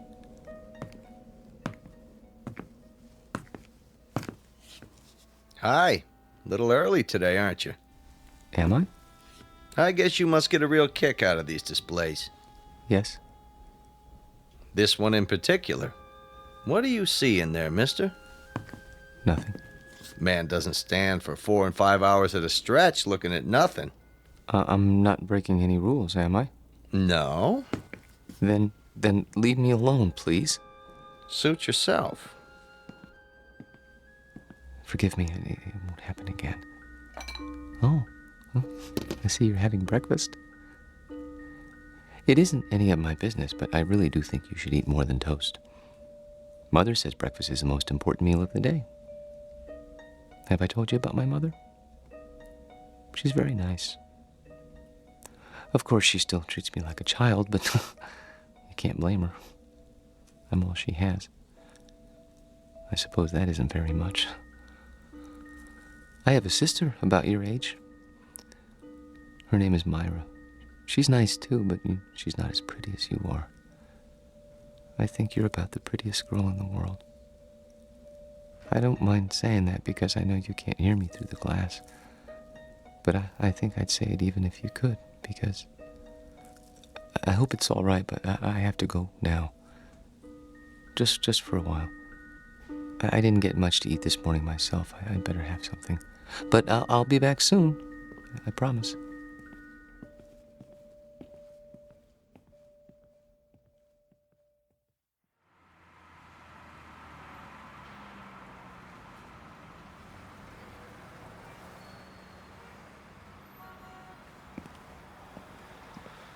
Charlie? Hello, Myra. What are you doing here?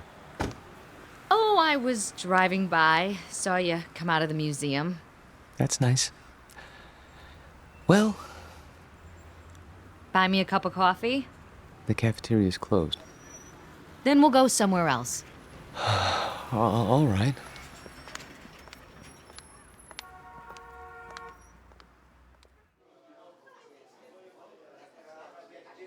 Here you go, folks. Thank you. Charlie, I'm gonna be honest. I didn't just happen to see you today. I followed you. You did? Why? Because Mother asked me to. She's worried, and so am I. You haven't been yourself. No? You go to that place every day? I thought it might be a good idea to improve my mind. That isn't why. I'm your sister, Charlie. I grew up with you, and I know you. You go there because it gives you a chance to be alone. And you want to be alone because you're scared. Myra? Listen to me. This is important. You're over 30 years old, Charlie, but you're living the same way you did when you were 14. Some of it's Mother's fault, some of it's yours. But it isn't natural. It's sick, Charlie, and you know it's sick. And that's why you're scared. You're probably right. Stop agreeing with me. I could say you were a blue monkey and you'd agree. But Look, I don't know about psychology or anything like that, but I think I know what's wrong with you. You need a girl, Charlie. You're at that time in your life. You know what I mean? Not exactly. Well, it's hard to explain, but you've never had a girl, have you? Not as such? That's what I thought. Well, we're gonna change that. How? I'll introduce you to Harriet Gunderson. She works at my office, and she's a lot of fun. You'll like her. Myra, please. Charlie, please. This one time try. For me. If you do, I promise I won't bother you anymore. All right. Here's her address. You don't even have to phone. Just stop by, say around 7. And you don't have to buy her dinner. Take her for a walk in the park. She'll like that, okay? Okay. Word of honor? Word of honor.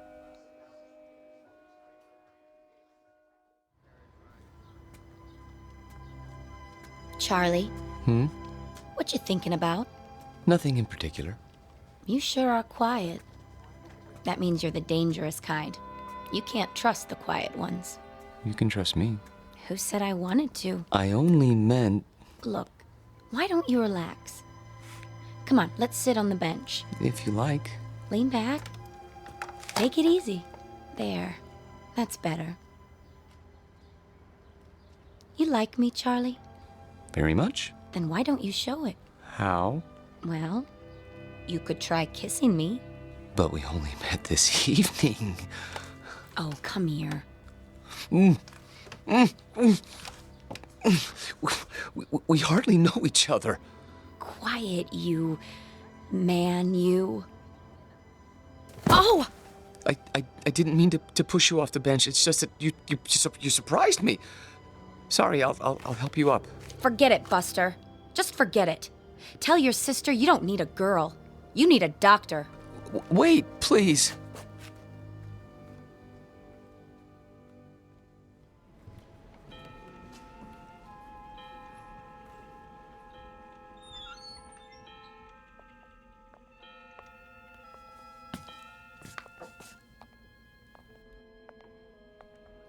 Of course, I realized she was doing it as a favor to Myra, but even so, I didn't mean to be rude to her.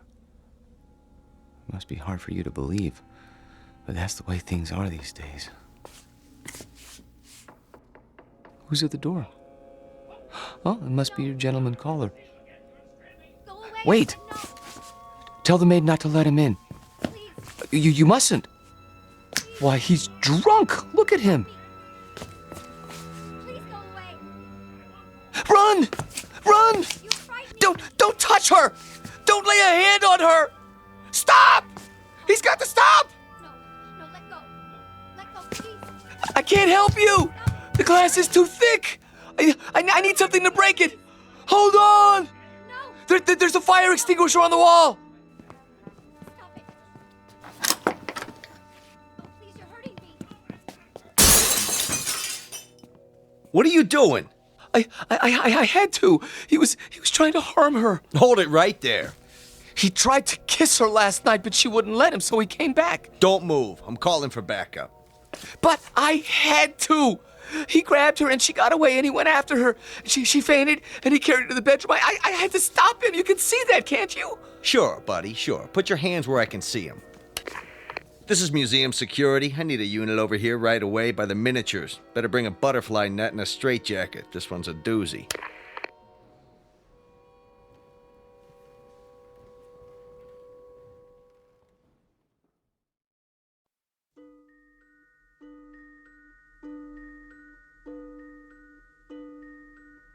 Now, Mr. Parks, I want you to understand that no one is saying you didn't see these things. There's no doubt that you did. But you saw them in your mind. They were real, Doctor. To you, they were. That's the way it is with hallucinations. Ordinarily, the eye sees and transmits a picture to the brain, but sometimes that's reversed. In certain cases, the brain sees and transmits a message to the eye. Do you follow? They were real. Then others would have seen them too. Isn't that so? But no one else did see them. How would you explain that? I can't. Think about it. Mr. Parks? I don't know why nobody else saw them. Maybe they weren't looking. You say there were 3 figures. A young girl, her maid, and a man. He had a big black mustache. All right. Now let's reason it out. According to the museum officials, there was only one figure, the girl. Where did the others come from? Well, the maid always comes from the kitchen, and that fellow... Yes. Where did he come from? Outside. Outside the case? No, outside the house. Mr. Parks, there was nothing outside the house but glass. And beyond that, other displays. Isn't that true? Yes. But he came to the front door, and they went out together once. To the opera or something, I don't know. She didn't realize what he was like then. I could have told her. You only had to look at him to see what kind of person he was. But she's so innocent and trusting and helpless. Not like other women. No, not at all. Have you seen her? Yes, I have. Is she all right? Would you like to see her now? Yes! She's here. In a box in the drawer of my desk. Careful! You are holding a piece of wood in your hands. A beautifully carved piece of wood, about 6 inches tall. Do you have to take her back? I'm afraid so. It's museum property. Now I want you to go back to your room and think about what I've said. Will you do that? And remember, what you saw isn't the important thing. Our job is to find out why. Once we accomplish that, you won't have any more hallucinations.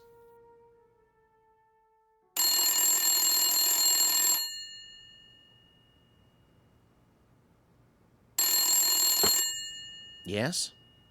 Oh, yes. Send them in. And ask Dr. Geisner to prepare the patient for checkout.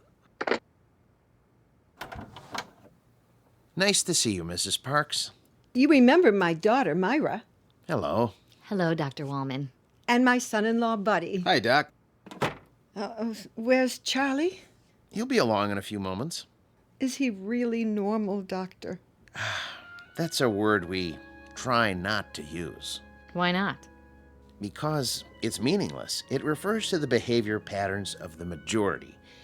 If 99.9% of the people in this country went to bed with their socks on, then that would be considered normal. And if you didn't? I go to bed with my socks on all the time. Well, what I'm trying to say is don't judge Charlie's emotional health by the degree to which he conforms to other people's standards. Don't expect him to be like everybody else. Then you don't think he's sick? Not now. No. He was when he came here. The constant pressure to be something he wasn't, to act and think and feel the way you wanted him to, instead of the way he wanted to, he was unable to cope with this world. So he created another world. But he knew it was false, so he destroyed it, and with that act, he made his first step toward mental health. Of course, he insisted it was real for a long time, but that's standard with hallucinations. Charlie! Hello, Mother. Myra? Buddy? How are you feeling, Charlie? Wonderful, Doctor. Really wonderful.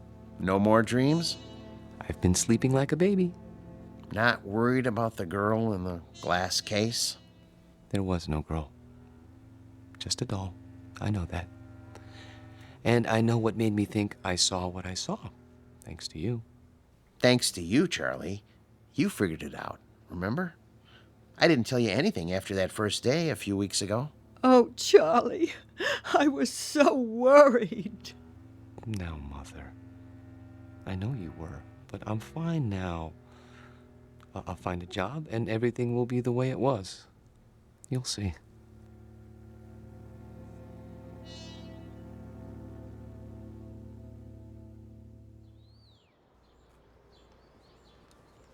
I've sure missed this. Did they hurt you, Charlie? Well, they were going to use shock treatment, but they decided not to when I got well. A lot of nuts in that place, I bet. Buddy. It's all right. I don't mind. May I have some more cocoa? Charlie, we have a couple of surprises for you. Oh? The job at Buddy's office is still open. Really? And I talked to Harriet. She forgives you. But she can tell you herself. She's coming over tonight. That's great. Thank you, Myra. And thank you, Buddy. Well, it took some doing, let me tell you, after where you've been and all. Well, I'm sure it did. But you won't be sorry. I intend to work very hard. Now, if I'm going to be ready for tonight, I'd better get a little rest. You'll excuse me? Have a good nap, Charlie. Thank you. Would you like to fix my bed, Mother? I turned it down and fluffed up your pillow. It's all ready. That's great. Just great. See you all later. If you need anything, just holler. I will.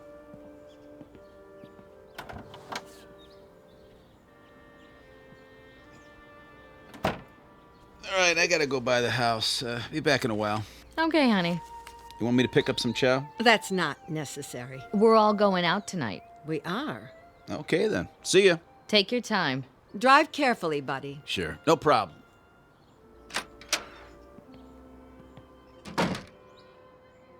It's wonderful having Charlie home. I think the hospital did him good. Shh, not so loud. Don't you?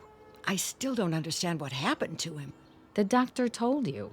He didn't tell me anything but a lot of gobbledygook. Mother, I hate to say this, but if you want Charlie to stay well, you're gonna have to let go. What in the world do you mean by that? Just what I said. You don't know it, you really don't, but you're keeping Charlie here in this apartment. You're keeping him from growing up. That isn't true. I've told him 1,000 times nothing in the world would make me happier. No, Mother, that's wrong. And don't go clutching your heart, because it doesn't work with me. There's nothing wrong with your heart. And there's nothing wrong with Charlie that getting out of here won't cure. He's not your baby boy anymore. He's a man. Let him be one. I love Charlie. We all know that, Mother. But if he doesn't leave, he'll be back in that asylum. And this time he'll stay. You don't want that, do you? No, of course I don't. Then you help me tonight, when Harriet comes over. How? By going out to a movie with Bud and me and leaving them alone. All right. If you say so.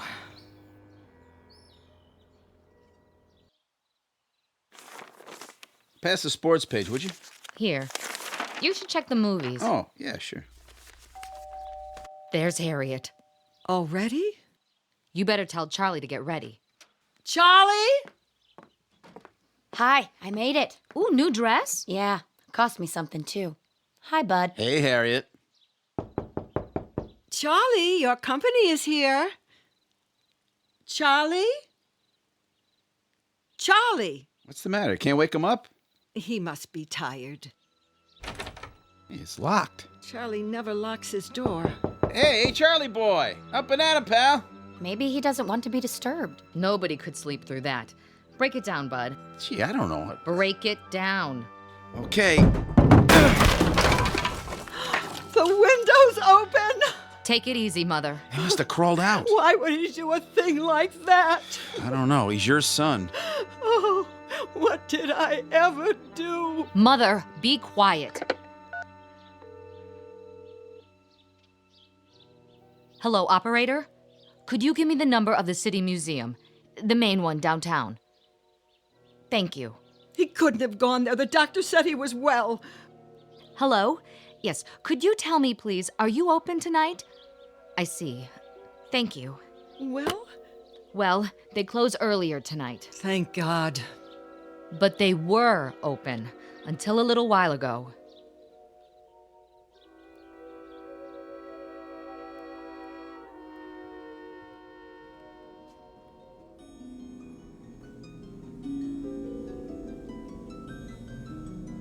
Hello.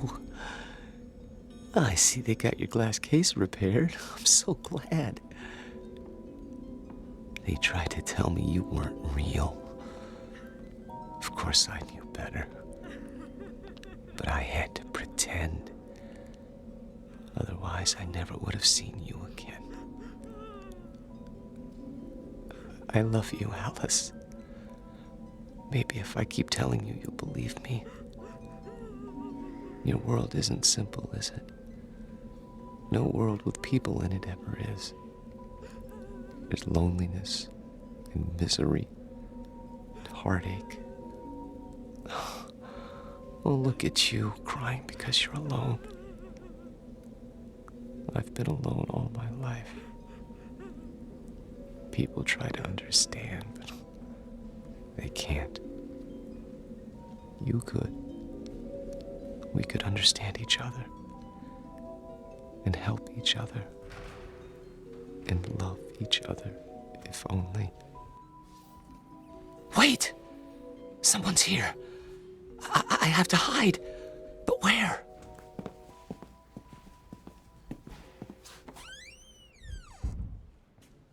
This is where he always went, every day.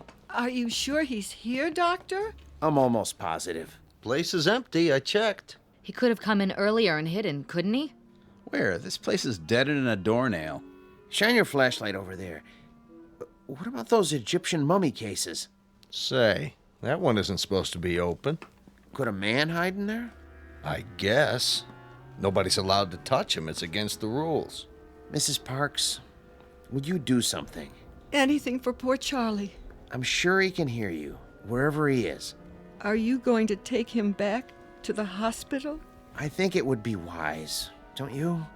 Before anything else happens, call him. Ask him to come out. Charlie?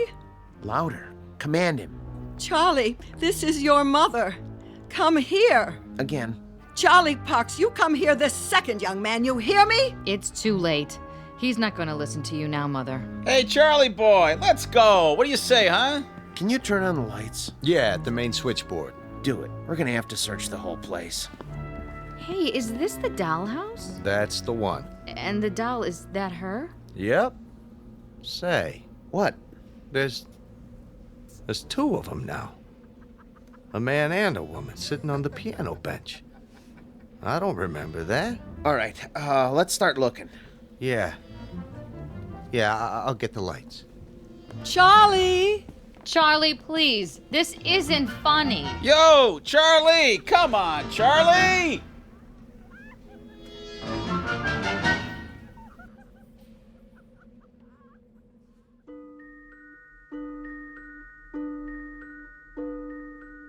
They never found Charlie Parks because they didn't look closely enough at the house in the glass case.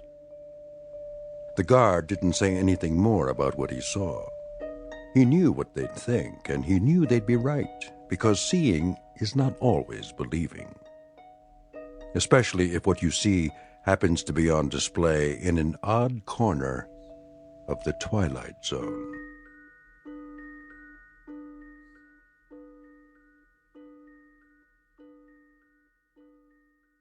We'll return to the Twilight Zone in just a moment. You are about to enter another dimension. A dimension not only of sight and sound, but of mind. A journey into a wondrous land of imagination. Next stop, the Twilight Zone. Hi, this is Stacy Keach. I'd like to take a moment to tell you about our Twilight Zone website at twilightzoneradio.com. At twilightzoneradio.com, you'll find the latest information on these Twilight Zone radio dramas, including behind-the-scenes photographs, plus the newest product releases, trivia contests, ways to contact us, other Twilight Zone-related info and merchandise, plus links to other fascinating websites. So make your next stop twilightzoneradio.com. Visit twilightzoneradio.com to purchase these Twilight Zone radio dramas on cassette and CD, or call toll-free 1-866-989-ZONE. That's 1-866-989-9663.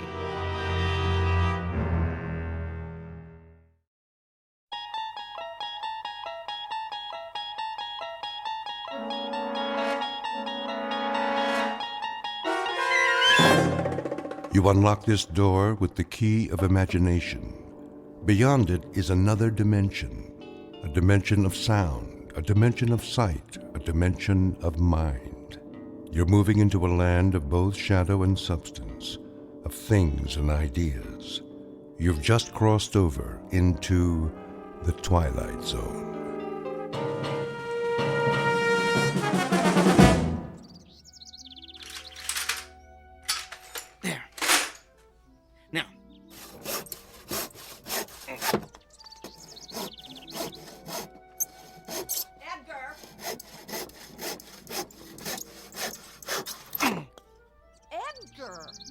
Yes, Helen? Come here, please. I'll be right there.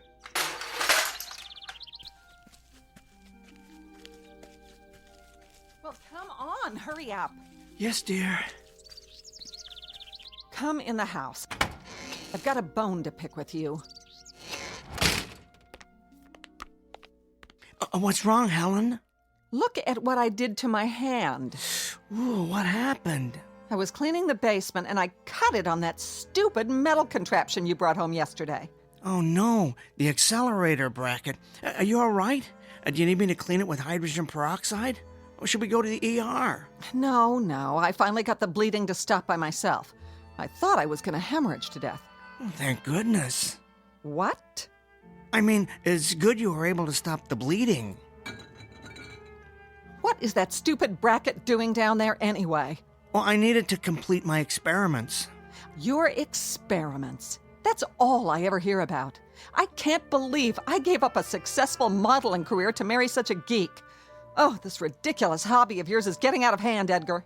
Well, it's more than a hobby, dear. Yes, you're right. It's an obsession. You're constantly down there tinkering with that pile of junk you built.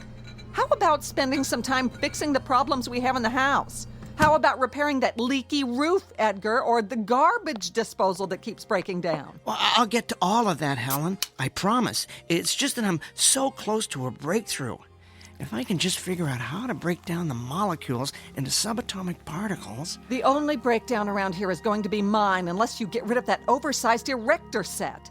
Do they know you're bringing all that equipment home from work? No, but they don't really need to. You see, it's all equipment they've discarded. They don't use it anymore. In other words, you're going garbage picking behind the lab and then dumping it in our basement. Why don't you just do these experiments at work? Because the facility isn't doing any more research with... With what, Edgar? Well, it's not important for you to know, Helen. I don't want to waste your time talking shop. You're one to talk about wasting time. Maybe if you'd put this much thought into your job, you'd be able to get a promotion. Well, the only kind of promotion available to someone at my level would be a project manager. What's wrong with that? Well, I'm not the managerial type, Helen. I'd be dealing with budgets, giving evaluations to personnel, writing reports for upper management. Yes, and that's why managers make the big money. But I'm an engineer. I'm good at working with equipment, not people. I like calculating formulas, not salaries. I'd be terrible in a managerial position, Helen. I'd be wasting my time. You don't seem to mind wasting your time outside while my life's fluid is gushing out of me. Where were you anyway? Across the street, meeting the new neighbors. They finally moved in? What's their name? Let me see if I remember how to pronounce it. Bhagavatula. Yeah, that's it. Bhagavatula. Oh, great. What is that, Korean? No, Helen. They're from India. India? Doesn't that real estate agent know how to sell to people like us? They're quite nice, really. He's a vice president at one of the banks downtown, and she's a professor at the university. Such a lovely woman, a real exotic beauty. Not as lovely as you, of course. Oh, and they have a 13-year-old boy. He'll be at the junior high in the fall. Of course he will, because their kind always follows the same pattern. They move into our neighborhoods, take our jobs, and infiltrate our schools. Now, Helen, I hope you're not going to be hostile towards our new neighbors like you are towards that lovely Sanchez family 2 doors down. You can actually learn a lot from them. Mr. Bhagavatula was telling me about some of the fascinating customs in their country. Can you imagine coming from such a rich cultural heritage? The only thing I can imagine is the stench of curry casserole that's going to be wafting across the street. I'll tell you something, Edgar. I am sick of the way this neighborhood is changing. And I'm even sicker of not being able to do anything about it because your salary isn't high enough for us to move someplace nice, someplace with people like us. We're trapped. We've got Gandhi and his family moving it across the street, Pancho Villa and his gang living 2 doors down, and God knows who else ready to move in at any minute. And you're oblivious to all of it, Edgar. You're like an ostrich with its head in the sand, tinkering away in the basement while this neighborhood is going downhill. Well, I'm sick of it, and I can't take any more. Things better change soon, Edgar. Do you hear me? Things better change soon. Yes, Helen.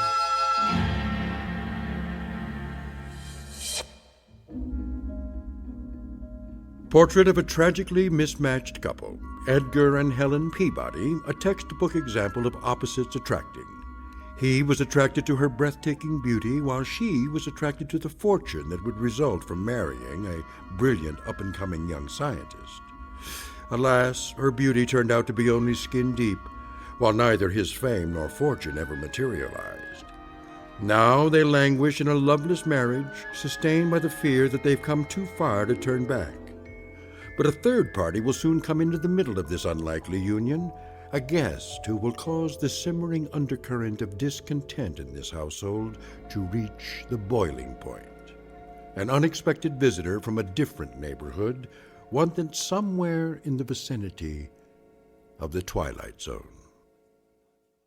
And now, The Twilight Zone and our story, There Goes the Neighborhood, starring Tim Kazurinsky with Stacy Keach as your narrator. All right, this bracket should keep the accelerator in place. I do believe this configuration is gonna work. Now I better tighten these bolts. I'm dying to tell someone about this, but I can't believe I almost spilled the beans to Helen this afternoon. Ooh, I gotta be more careful. First thing she'd do is call her cousin Rick. That'd be a problem. He's a pretty sharp guy. I suppose that's a prerequisite for being an FBI agent. If he found out about this, I'd have G-men swarming all over the front lawn. No, nobody should know. Not yet. First, I want to perfect the process, and after that, I want to make certain this technology isn't dangerous to humans. Then, and only then, can the whole world know Edgar J. Peabody has built the world's first teleportation device. Just think, daily commuters could avoid highway traffic by teleporting straight to their offices. Accident victims could be teleported from the accident site directly to the ER. The possibilities are endless. There. Now, I need to run a couple of tests. I'll just turn on the particle accelerator, let it warm up. There we go.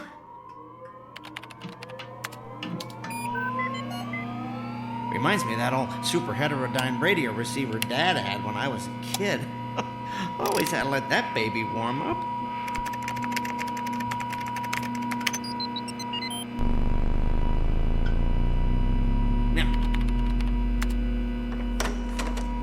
Edgar!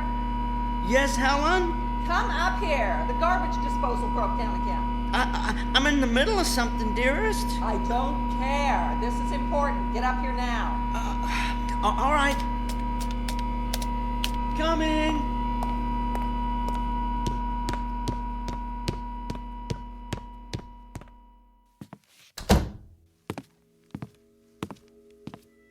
Well, it's about time. I've never seen such a slowpoke. What's wrong with the garbage disposal? Same as always. Made a funny grinding noise, then stopped. Did you throw any silverware down there? Of course not. What do you think I am, an idiot? Oh, no, dear. I'm just trying to isolate the problem. Well, you're the one who wants to be an engineer for the rest of his life, so stop isolating and start engineering a way to repair this thing. I'm going to go down and throw some clothes in the washer. You let me know when the disposal's fixed. All right.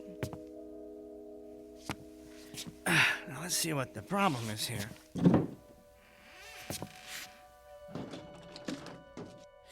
I don't see anything wrong under the sink. No leaking anyway. I better get a flashlight and look down the drain.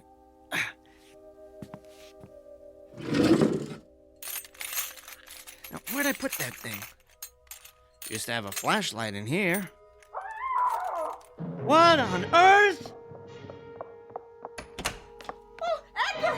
Downstairs! Huge! Kill it! What is it? Another spider? No! Bigger! Harry! Kill it! Oh, if it's Harry, it probably is a spider. Oh, where did you see it? Stairs! By the stairs! I'll roll up this newspaper and use it to vanquish the beast for my beauty. Hurry!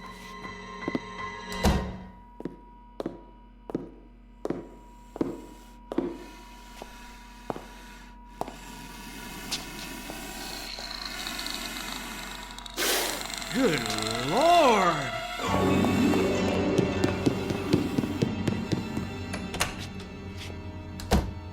Oh, did you see it? I saw it! How big would you say it is?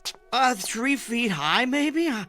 About 4 feet long? Oh, what do you think? I think I need a bigger newspaper. No, you dolt! What do you think it is? I don't know. Where did it come from? I don't know. Oh, it moves so fast. I know. It looks like it has about 30 legs. Little ones that let it glide along like a millipede. A really big millipede. Oh, you have to kill it. Maybe we should call animal control. That's not an animal. It's a monster. Well, all the more reason to call in a professional. Oh, Edgar, be a man for once. Go down and kill it. With what? I don't know. You're the man of the house. Find a weapon. Gather up the thimbleful of testosterone you've got and go kill that thing in our basement. All right. I'll take this broom. Whatever. Just get down there. Here goes. I'm going to close this door behind you. Why? So it doesn't try and get up here. Actually, that's a good idea. We don't want it running around the living room. It might try and get out the front door. Yeah, plus, I just shampooed the rug. Oh, great. Where the door closed, I can't see a thing down here. I hear it. I think I went over by the furnace. Probably likes the warmth. It's so dark. I'm gonna have to turn on the light. As soon as I find it. There. Now, where... Please, do not hurt me. What? Who's talking? I don't see you. I mean you no harm. I hear you, but your voice... It's inside my head. Whoa. You communicate telepathically, don't you? Yes, please. Do not hurt me with your weapon. Weapon? Oh, this is just a broom. A broom? What kind of weapon is that? It's not a weapon. It's for sweeping up. You know, cleaning. Oh, so you're going to clean me? Is this a way of conquering one's opponent here? No. I was going to hit you with it. Ow, please, do not. I apologize if I frighten you or your companion. Companion? Oh, you mean Helen. I guess that's one word to describe her. Where are you, anyway? Behind this heating source. I was right.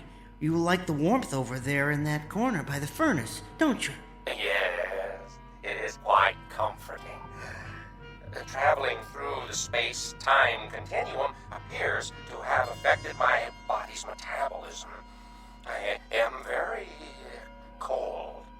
The space-time continuum? Where are you from? It is hard to explain. Suffice it to say, it is a different time and place. Are you saying you're from a different dimension? I would consider that an accurate assessment. Well, how did you get here? I arrived through your receiving portal. My receiving portal? Oh, the teleporter. I left it on when I went upstairs. It must have acted like an open door for anything passing through the space-time continuum. Whoa! It worked! Beyond my wildest dreams, it worked! I knew those adjustments I made would do the trick, although I didn't think it would teleport beings from other dimensions. Oh, criminy.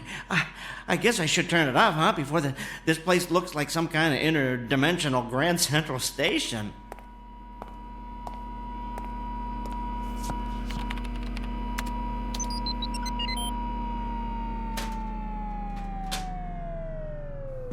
Here. I guess I can consider my latest modifications a triumph. I have successfully teleported a being from another dimension to a basement in Hackensack, New Jersey. You have been experimenting with teleportation? Yes. I have as well. So, teleportation isn't a standard mode of transportation where you come from? No. I have been conducting trials in secret. Oh, I know the feeling. I was an engineer on a teleportation project at my company a few months ago. Out of the blue, the government ordered us to cease and desist, but they never explained why. I've heard it's because they're experimenting with the technology themselves for a secret military weapons project, but I think it could be used to improve our way of life. That's why I've been continuing my experiments by myself down here. Where I come from, it is feared that teleportation would make escape too easy. Escape from what? From a race that recently overthrew our government. They call themselves the Masters. They now hunt down and exterminate members of any race unlike their own. Well, that's awful. So I take it that where you come from, everyone doesn't look like you? No, the masters do not look like my race at all. They are quite ugly. Well, it sounds like it's a good thing you escaped. I am not convinced that I am in a better situation here. What do you mean? My appearance seems to have alarmed you and your companion. You were coming down here to kill me. Well, you have to understand, you look different from anything we've ever seen before. Oh, I am considered ugly here? Well, that's hard to say. I haven't actually had a chance to get a good look at you. Why don't you come out from behind the furnace, the heating source? Okay. Oh, my. You definitely don't look like any species we have here, but ugly? Trust me, I've encountered far uglier beings on this planet. Edgar? Hey, whoa, where are you going? You don't have to hide back there again. I fear your companion does not share your indifference about my appearance. Oh, don't let that bother you. Helen doesn't share anybody's opinion about anything. Edgar, did you take care of it? Would you excuse me one moment? I need to talk with my companion. Yes. Edgar, what's happening down there? I don't hear any killing going on. Helen, dear, I decided not to kill it. Why not? Well, I'd like to learn more about it. Well, fine. Kill it and slice it open. Then you can look around in its guts and learn all you want. Well, I'm not talking about its anatomy. I want to keep it alive, observe its behavior. I don't know, ask it some questions. Ask it questions? Helen, sit down for a moment. Edgar, what's going on? Just listen to me. I'm not sure how to tell you this, so I'm just going to come right out and say it. That creature in the basement, it's from another dimension. It arrived here through the space-time continuum from a place where it has suffered unbearable persecution. Well, I would like to learn more about it, find out where it came from, whether it's from some alternate universe on Earth, or perhaps some other planet in a distant galaxy, and maybe even find out if I can help it.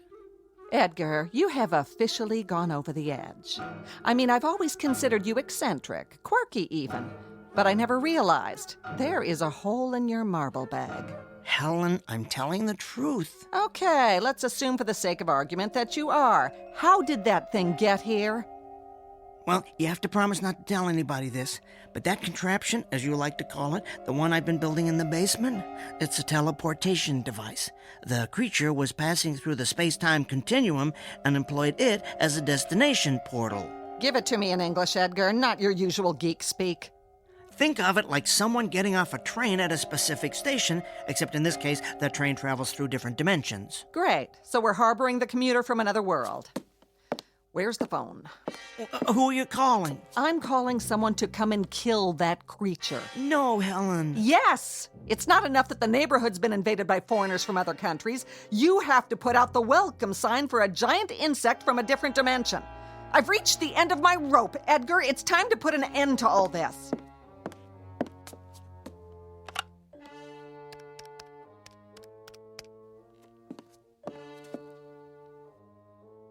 Hello, FBI?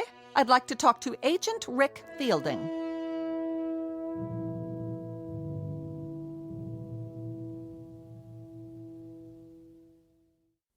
Helen, please, put that phone down. No, Edgar. There's an illegal alien in our basement, and you're clearly not man enough to take care of it, so I'm calling someone who is, my cousin Rick. Hello? Yes, I'm waiting to talk to FBI Agent Rick Fielding. Oh, he's not in? Can I leave a message? You see, there's an intruder in our house. Helen, I beg you. What's that? I wouldn't describe it as a person. No, it's not an animal. It's something much worse. Helen, please. Right now it's in our basement. I'm telling you for the last time. I went down there to do some laundry. All right, I was going to tell you my plan. I threw a load in the washer and turned around, and standing there looking up at me was... I thought of a way we could make a lot of money off that creature. Could you hold on for a second? But I guess you're not interested in being filthy rich. So, Go ahead and finish telling the FBI your story. I'll call you back. All right, Mr. Trump, let's hear your big money-making scheme. Okay, here's what I'm thinking. I learn as much as possible about this creature, who it is, where it's from, what message it brings from the cosmos for the people of Earth, and that kind of thing. Then, since it only communicates telepathically, I become its spokesman. Telepathically? What does that mean? Well, never mind that part. I'll explain later. Anyway, we then travel around together, doing presentations at respected technical institutes, lecturing at universities, meeting with world ambassadors. And then we really go for the big time. We appear on Oprah. You're telling me that we're going to get rich because you're going to play Colonel Parker to some illegal alien from another dimension? Think of the possibilities, Helen. Book deals, a movie franchise, and television. Oh, think of the television we could do, Helen. Tell me the whole country wouldn't tune in to see that creature on Dancing with the Stars. Edgar, for once in your pathetic life, you may actually have a good idea. You think we could make a lot of money off that thing? Millions, Helen. Millions. All right, I'll agree to this little plan of yours, but it better work. I have just one demand. While it's in this house, that beast stays in the basement. I don't ever want to see it up here running around in my clean house with its filthy little insect feet. Do you understand me, Edgar? Of course, it stays in the basement. You won't regret this, Helen. Now, I'd better go back down and learn all I can about it.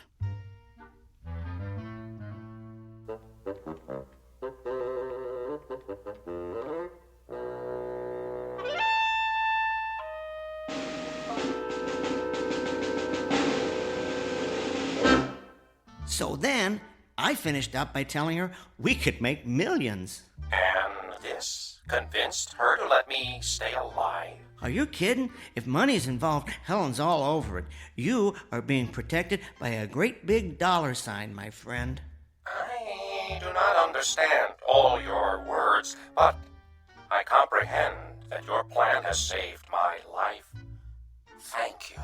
Oh, you're welcome. I never thought to ask if you have a name. A name? Yes. What should I call you? Oh, I am identified by a specific sequence of sounds. Oh, would you like to hear them? Sure.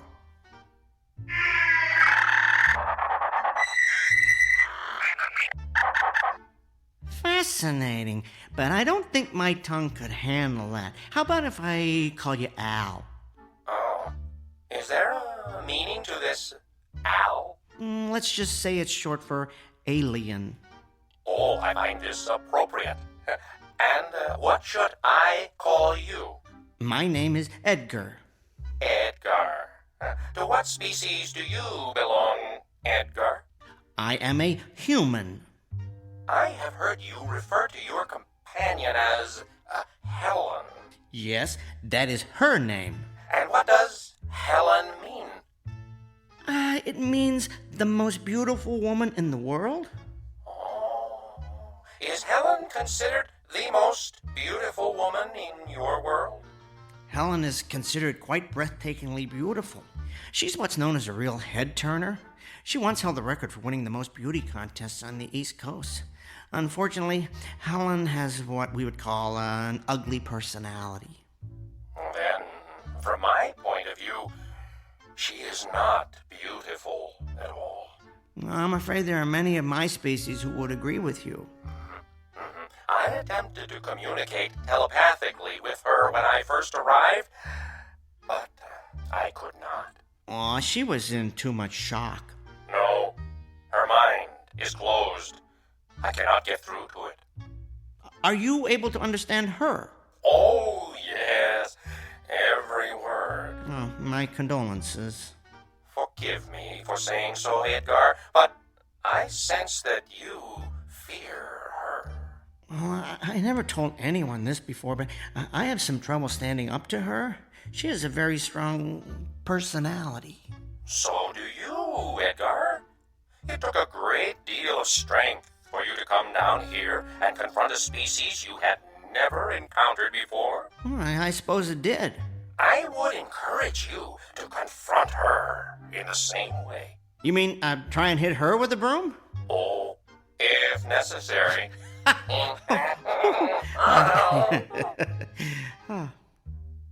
Listen, Al, I've been thinking, maybe we could share our knowledge of teleportation with each other. You know, sort of combine our brain power and see if we can perfect the process. That is an excellent idea, Edgar. Would you mind taking a look at my teleporter? Maybe you can suggest some improvements. Oh, I have already been examining it. You have come up with quite an impressive design. Oh, for a human. Well, thanks, Al.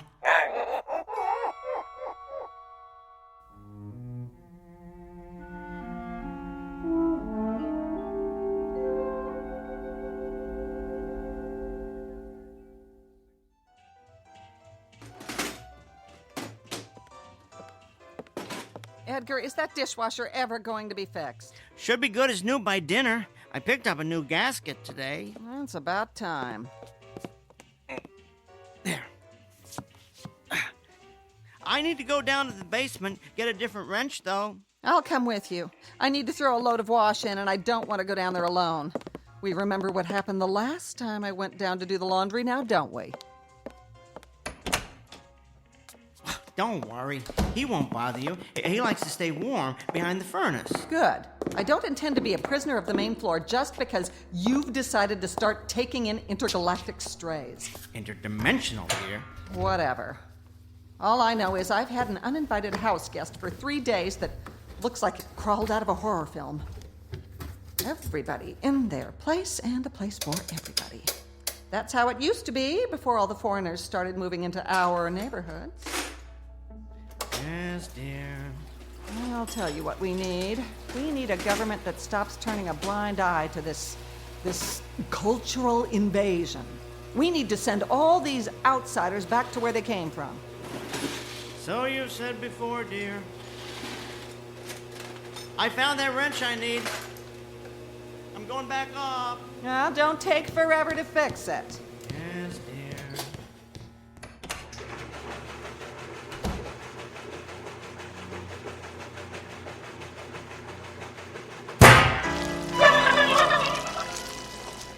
Aw, what's wrong, Quasimodo? Did that scare you? Well, don't worry. I just accidentally let the washing machine door slam shut. You've got nothing to worry about. Yet. But I'll tell you this. If I don't start seeing some money coming in from this brilliant scheme cooked up by Edgar Rockefeller up there, I will call my cousin. And the FBI will come here to see what Edgar's doing with that telethingy, and you will be hauled away and dissected like a frog in a 7th grade biology class. You don't fit in here. You're contributing to the decline of what was once a perfect neighborhood. So you just stay down here in the dark where you belong.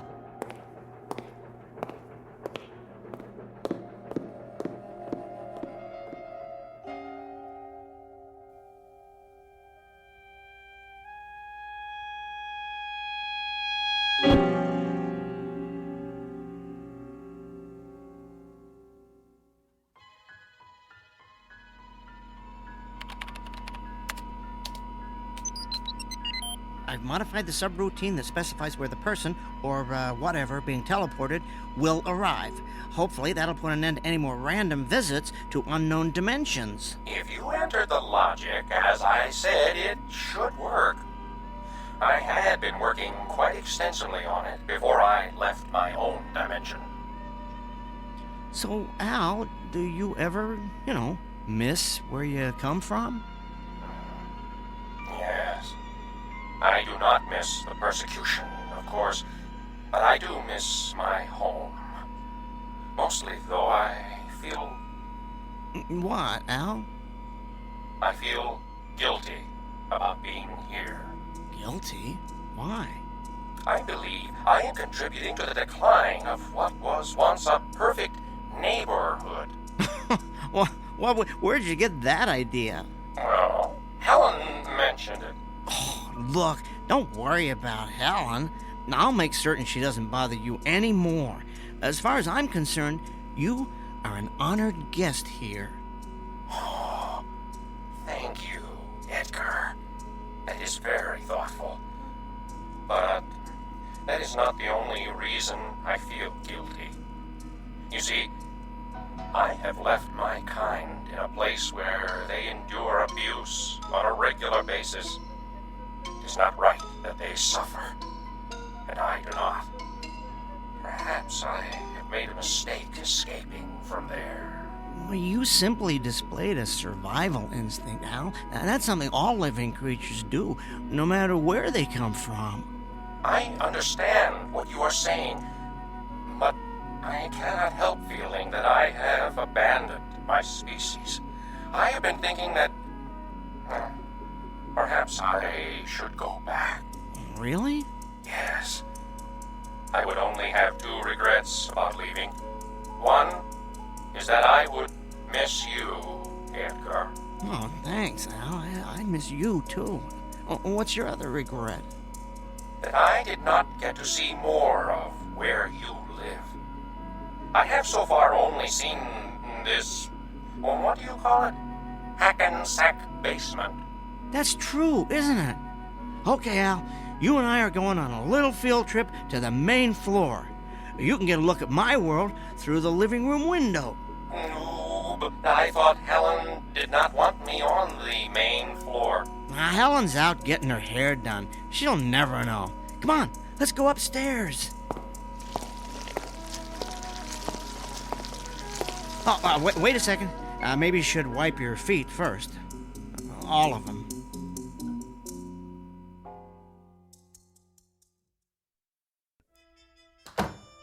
Well, here's the main floor. Come on into the living room. It ain't the Ritz, but it'll give you a decent view of the front yard. I am not familiar with this Ritz you speak of, but your upstairs is very pleasant. Okay, I'm gonna open the curtains. You ready? Yes. Here goes. I give you Hackensack, New Jersey, in all its glory. Oh, my! It is so bright, and there are so many colors. What is that substance that covers everything? Is it plant life? Yes, we call that grass. And what is that tall, thick plant in the middle of the grass? That's called a tree. Edgar, what is that creature? What creature? Oh, the neighbor's cocker spaniel. That's called a dog. It does not look like you. Oh, thank you, Al. I mean, it is obviously a non-human species. Is that what I have heard you refer to as an animal? Yes. Your world, Edgar, it is beautiful. Oh, this is nothing. You're catching us at the end of winter. You should see it in the spring when all the flowers are blooming. You know, if you stayed here till then, I could show you colors that would dazzle your eyeballs or whatever it is you see with. Oh, what about Helen? Well, Helen isn't always home. I might even be able to smuggle you out of the house in some kind of disguise so you could see beyond Hackensack. I could even show you Newark. Oh, sounds very exotic. Oh, besides, at some point, Helen's going to expect us to go on our big press tour. What if she finds out you lied to her about that? Well, I wouldn't say I lied to Helen, just that we had a change of plans. The press tour is sort of postponed permanently, and Helen need be none the wiser. None the wiser, Helen! What are you doing home? Lorraine had a cancellation, so she did my hair early, but never mind that. What's that monster doing up here? I told you I wanted it to stay in the basement. I wanted to familiarize him with the surroundings. He needs to be accustomed to them when we begin our lecture tour. Save it. I heard your little speech about postponing the lecture tour permanently. You have no intention of making any money off that overgrown bug, and you never did. That's it, Edgar. I'm calling Cousin Rick right now. No, you're not. Give me that phone. Oh! Nobody is going to find out about Al. You hear me? Nobody. Al? Isn't that adorable? You've named your little pet. Edgar, I have caused you enough trouble. Tell Helen. I have decided to go back. No, it's okay. What's okay? I have decided I need to go home. You don't have to do that. Do what? But I want to. It is where I belong. Are you sure? Who are you talking to? Al. I mean, the creature. He communicates telepathically, but only with me. I can hear him, but you can't. Oh, how precious. Since you seem to have such intimate contact with alien creatures, why don't you blow in a call to the mothership and tell them to pick up E.T. here? Edgar, I do not wish to cause any more strife between you and your companion. Trust me, it was there long before you arrived. But I have given this a great deal of thought. While I do not wish to endure further persecution, I believe it would be more honorable to suffer with my species than to run away. Are you sure about this, Al? Positive. Well, if you're convinced it's what you want. I am. I will go down and prepare to be teleported.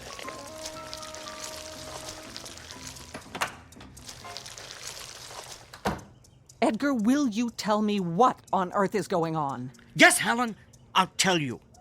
Al has decided to return to his world. Yeah? What's the catch? No catch. He's decided that helping his species is far more important than his own survival. You know what that means? What? It means that in spite of the fact that he comes from a place you've never heard of, grew up in a culture you are completely unfamiliar with, and communicates in a way you could never hope to comprehend, he is a far nobler creature than you will ever be.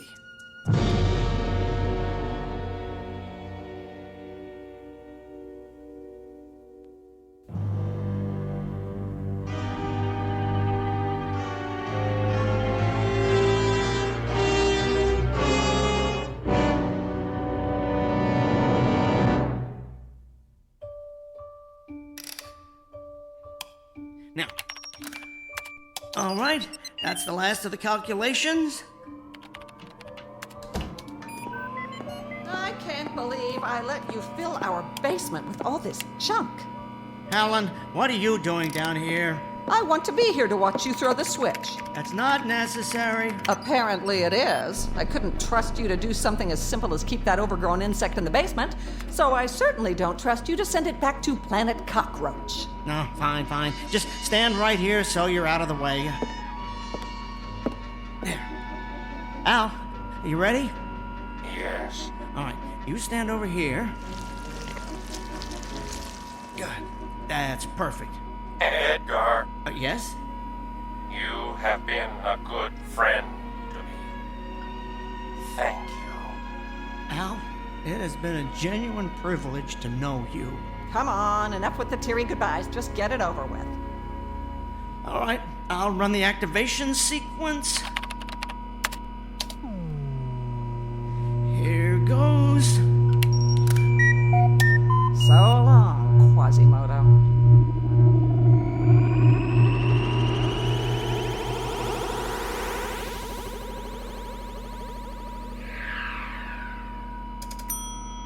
It worked.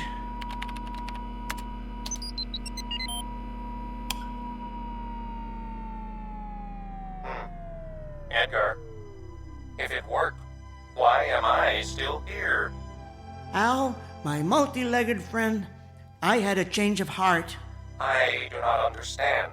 What is this change of heart? In this particular context, it means I decided not to send you back. I took your advice and stood up to Helen. I sent her there instead of you. Why? Well, I started thinking about where you're from. How there's a race there called the Masters, the fact that they've declared themselves superior to all other races, the way they exterminate anyone who's different from them. And I came to the conclusion that Helen would be right at home there. I cannot argue with your logic. Come on, let's recalibrate the teleporter. We need to figure out how to transport an entire species of many-legged creatures to a more compassionate neighborhood.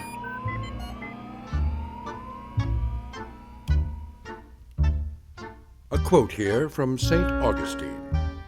Beauty is indeed a good gift of God, but that the good may not think it a great good, God dispenses it even to the wicked.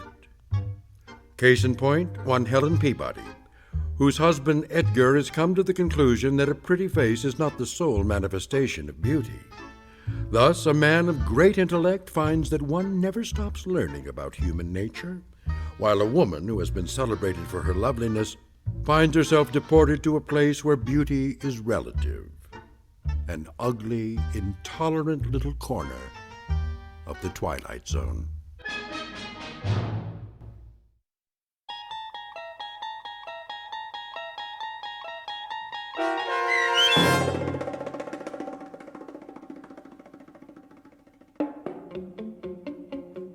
There Goes the Neighborhood, starring Tim Kazurinsky with Stacy Keach as your narrator, was written for The Twilight Zone by Barry Rickard.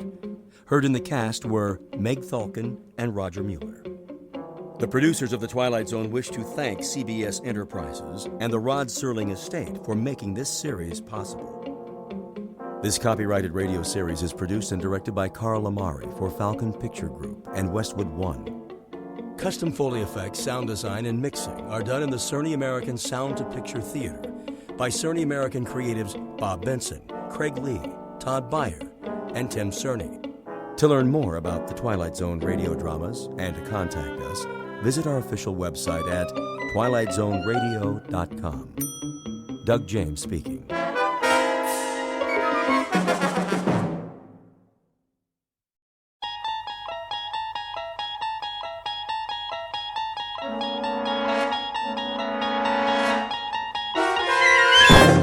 You're traveling through another dimension. A dimension not only of sight and sound, but of mind.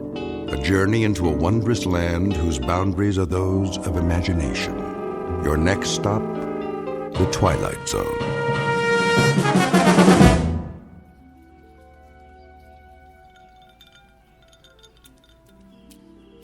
Diane, What? come here and sit down. In a minute. What are you doing? Going for a swim. What does it look like? Now? Of course now. Before the sun gets too high. But you haven't finished your drink yet. It's not going anywhere, Eddie.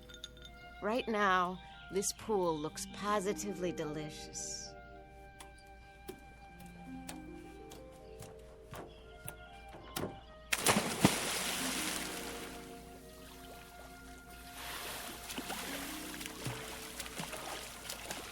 Nice form.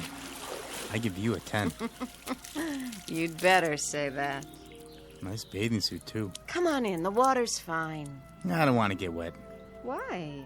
I gave you some trunks. They're a little on the large side, don't you think? They might come off. Promises, promises.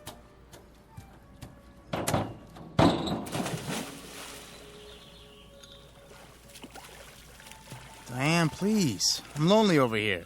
All right.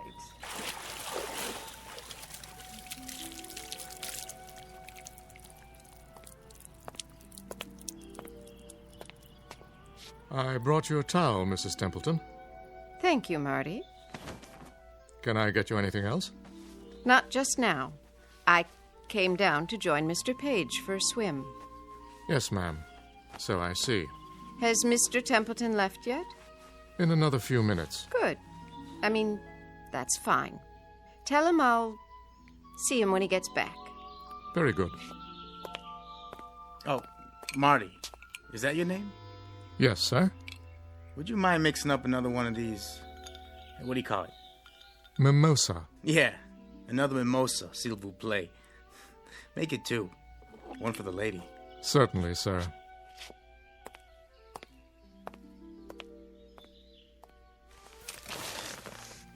Rub some lotion on my shoulders, would you, Eddie? I wouldn't want to peel. Sure thing.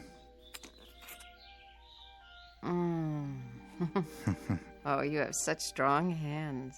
Did he say your husband's still here? He'll be gone soon. He has a rehearsal. Oh. He doesn't mind, huh? Me being here and all? That's what the guest house is for. Friends who come and visit. But I don't even know him. I hardly even know you. How long has it been? Since yesterday? I know a friend when I meet one. We are going to be friends, aren't we? Yeah, you better believe it.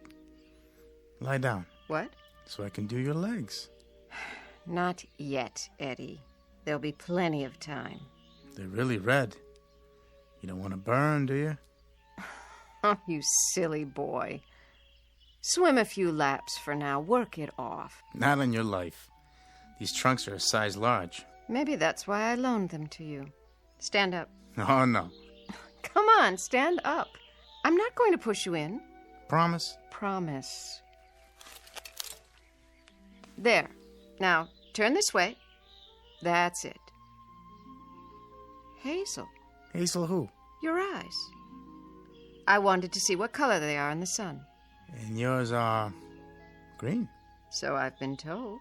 You know, maybe we shouldn't be out here like this. Why not? I just saw somebody at the window. What do you care? We're not doing anything, are we? No, but if that's your husband, I feel kind of funny. Why?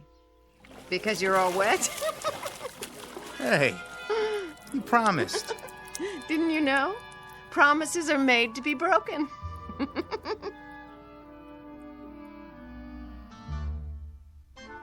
The young woman is Diane Templeton, the wife of Booth Templeton. In a moment, you'll meet Mr. Templeton himself, the subject of our story, who, up to this point, has remained off stage.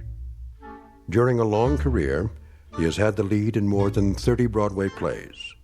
Today, he's a bit late in getting to the theater because, as you will see, he's not feeling up to par. In theatrical terms, his heart's not in the role. Yesterday and its memories are his script of choice, and that being the case, yesterday is exactly what he'll get. Within the hour, his years and troubles will threaten to descend on him like a final curtain. To avoid being crushed, Mr. Booth Templeton must escape from the theater and this world, only to make his debut on another stage in another world, one we call the Twilight Zone. And now, The Twilight Zone and our story, The Trouble with Templeton, starring Michael York with Stacy Keach as your narrator. Ah, yes, yes, fun in the sun. Good morning, Mr. Templeton. Oh, hello, Marty. Ready to pick out a necktie? I suppose. Let's see. How about the blue stripes? I was thinking this one. Very smart. Laura gave it to me. Oh, it must have been 30 years ago now. Did she? Excellent taste.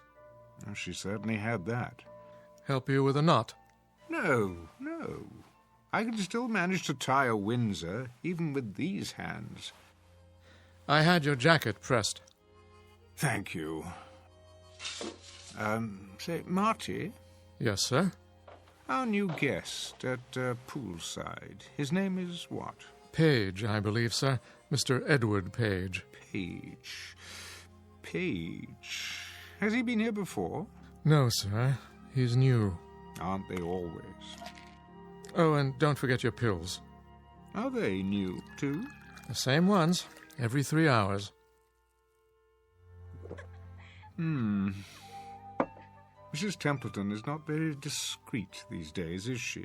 I'm sure I couldn't say. Well, her discretion was an early casualty. It didn't last long. And now, perhaps she's waiting for the day when these pills won't do what they're designed to do.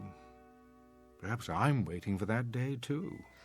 Mr. Templeton, you shouldn't say that.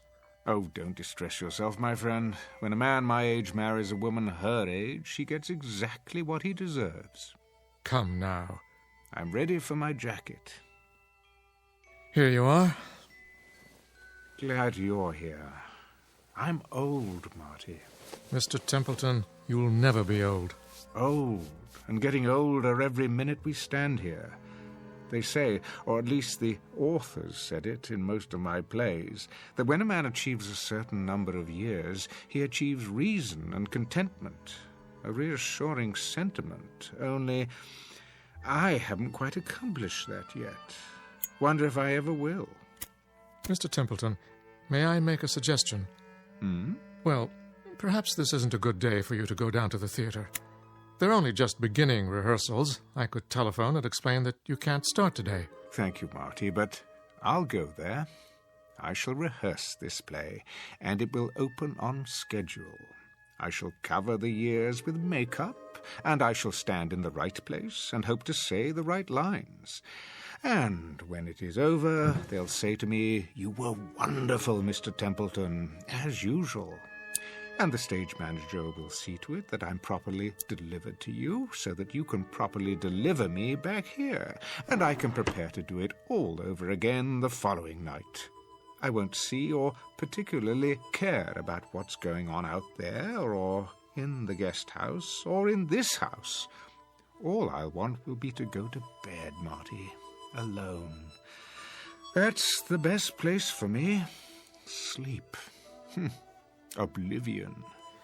Now, sir, you mustn't talk like that. Oh, it doesn't matter. I don't love her anymore. I don't remember when I did. You know, I can't recall one single contented moment with Diane. I haven't had many contented moments in my life, though I do recall a few long ago with Laura. Did you know that this was her music box? Please, Mr. Templeton. She was the freshest, most radiant creature God ever created. 18 when I married her, Marty. 24 when she died. We didn't have long together, my first wife and I. But I'm forever grateful for those years. Sir, don't do this to yourself. You know, there are some moments in life that have an indescribable loveliness to them. The world is transformed. The sky, the sun, a single blade of grass. The simple act of waking up, knowing that each day is full of treasures beyond compare, such as those moments with Laura. They're all I have now. You understand that, Marty? Yes, Mr. Templeton, I believe I do. But that was... Don't distress yourself, old friend. I'm all right. I'm quite all right. Now, where's my scarf? Here, sir. I'll go downstairs and bring the car around. You do that. Hi-ho, hi-ho, it's off to work I go.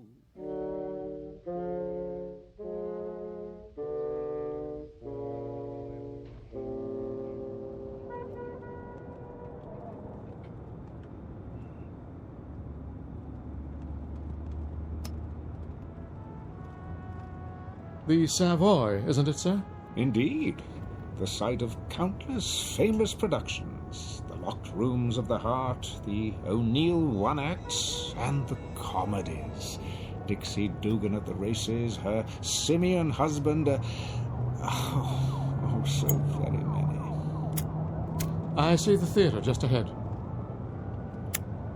Well, what do you know? The old marquee is still there. It's so much more dramatic by night. The Great White Way, ablaze with stars. You should have seen it then, Marty. I did, sir. At least some of it. Not at its peak, of course. But the first Broadway play I ever attended, you had top billing. I waited outside to congratulate you. Remember? Yes, of course. People did that in those days. Fans, autograph hounds gathered at the stage door. Here we are, sir. I'll wait for you in the loading zone. I might be a while. Never a problem, Mr. Templeton. I brought my book to read. Unless a policeman comes along, in which case I can circle the block and find a place at the corner or in the alley. I'll keep an eye out for you. Actually, it shouldn't take long today. First rehearsals are a simple read-through. If you care to go to lunch... I'll be fine, sir. All part of my job. Thank you, my friend. Ever loyal. Not at all. It's an honor. Well then, once more unto the breach.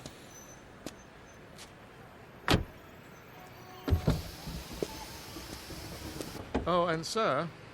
Yes? Do break a leg, so to speak. Very kind of you. I will. I will.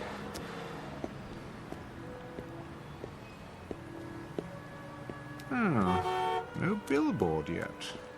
I remember every time a new one went up... You're late, Booth. What's that? After 12, kiddo. Is it really? The boy wonder won't like it. And who is the boy wonder? Why, Arthur Willis. Willis. The director. No. You must be mistaken. Duff Mead is our director, a dear friend of mine. Was. Canned him last night. Surely not. We need someone with more pep. Zip. Not my racket, but I know what's good and what's bad as well as the next guy.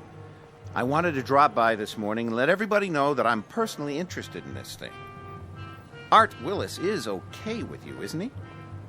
Well, I've heard the name, of course, but I don't actually know him. Mr... I'm Sid Sperry. Remember that name? Why, I believe I'm your angel. Beg pardon? That's what they call them, isn't it? My money's backing this play. Oh, yes, Mr. Sperry. I'm rather forgetful about names. Always have been. Okay by me, just as long as you don't forget your lines. I'll do my best. Come on, I'll walk you in. Just stepped outside to have a smoke myself. Yes, of course. I can hardly wait. Always a pleasure to begin rehearsals.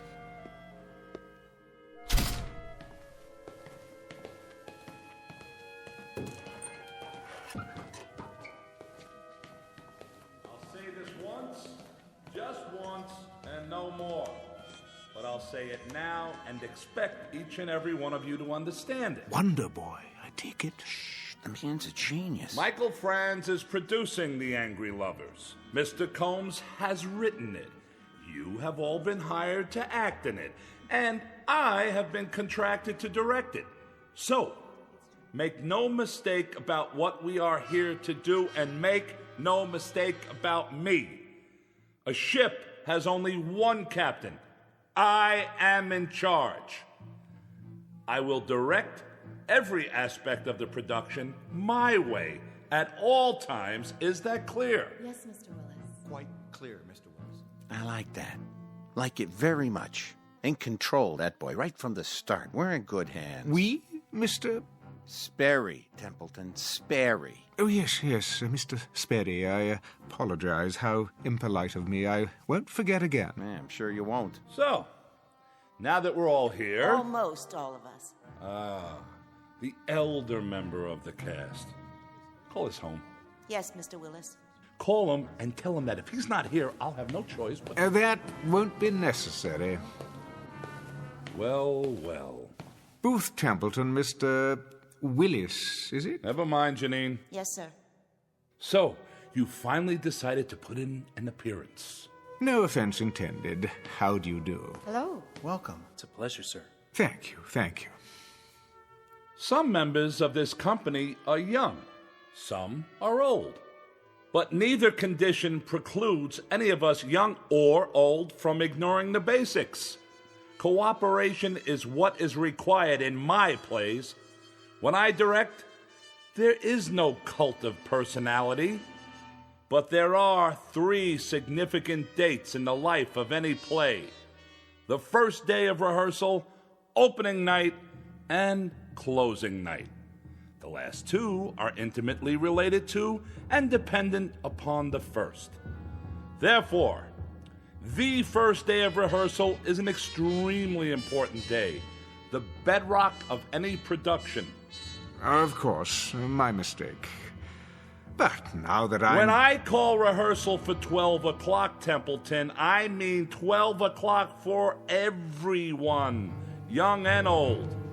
Everyone in his place and ready to work. Are you ready to work with us, Templeton?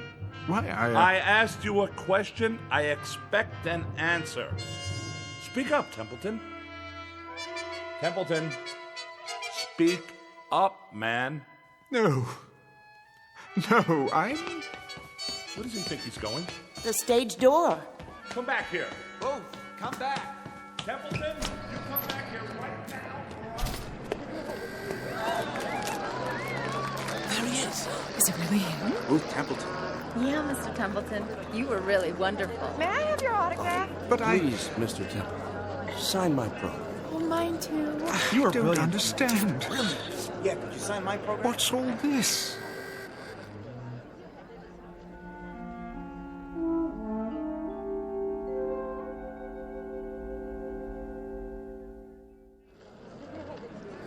I've seen every play you've been in, Mr. Templeton. I've never missed a performance. You're my favorite actor. I think you're the best, Mr. Templeton. Why, thank you. When are you going to Hollywood to be in talking pictures? Talking picture? Have you met Greta Garbo? You'd be great together. Just one autograph, please. Sign mine. That profile is so handsome. Please, I'm very tired. If you'd let me through. This way. What? Around the corner. Can't believe I just met Ruth Templeton. Bye, Mr. Templeton. See you tomorrow for the matinee.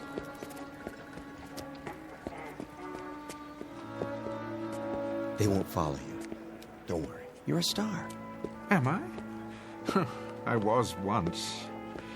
Where's Marty? Who? May I ask what is going on? Huh?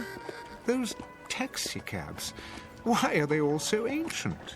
Look new to me. There. Now you're in the clear. Thank you. Think nothing of it.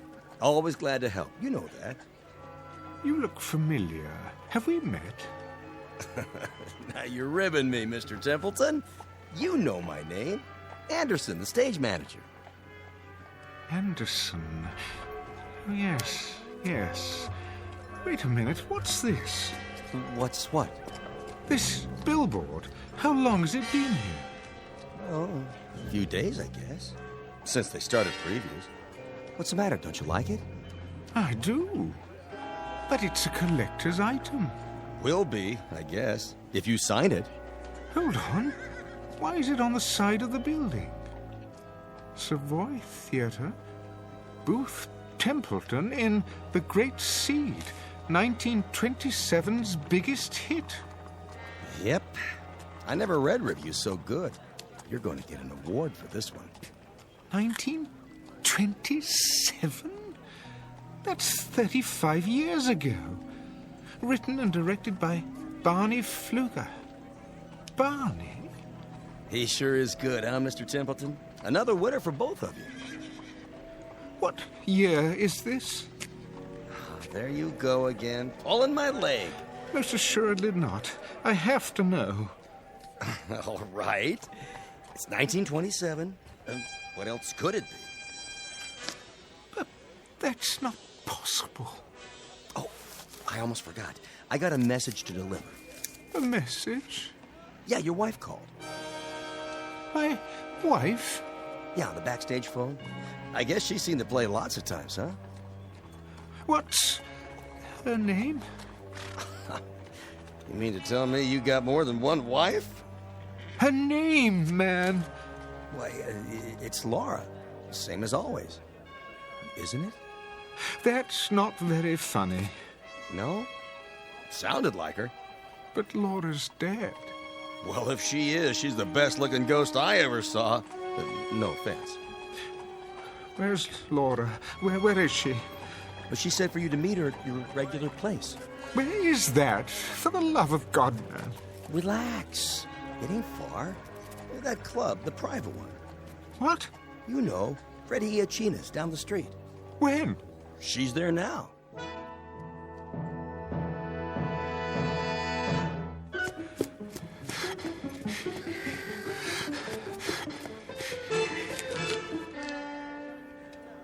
It isn't possible. Freddie Urchina's the way it used to be. Unmarked because of the prohibition. I'd know this door anywhere. Yeah? Freddie. Oh, hi, Mr. Templeton. Come on in.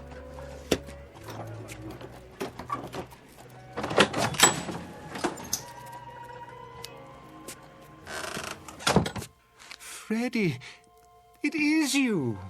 What'd you expect? But I'd swear this is your old speakeasy. Can't be too careful these days. Always expecting a raid or something.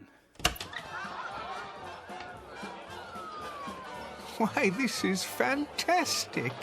Where the elite meet to eat. Nick! Make my friend a drink. What'll it be? Nothing right now. Suit yourself. One Manhattan, one old-fashioned, a screwdriver, and a glass of beer. Table 7. Coming right up. Freddie, my wife. Yeah? Is she here? Sure. Came in a little while ago. But she's not at our usual table. Table 3, over there. What do you have tonight? Steaks or chops? Nothing. Freddie, we're not staying very long. If you change your mind, let me know. I will.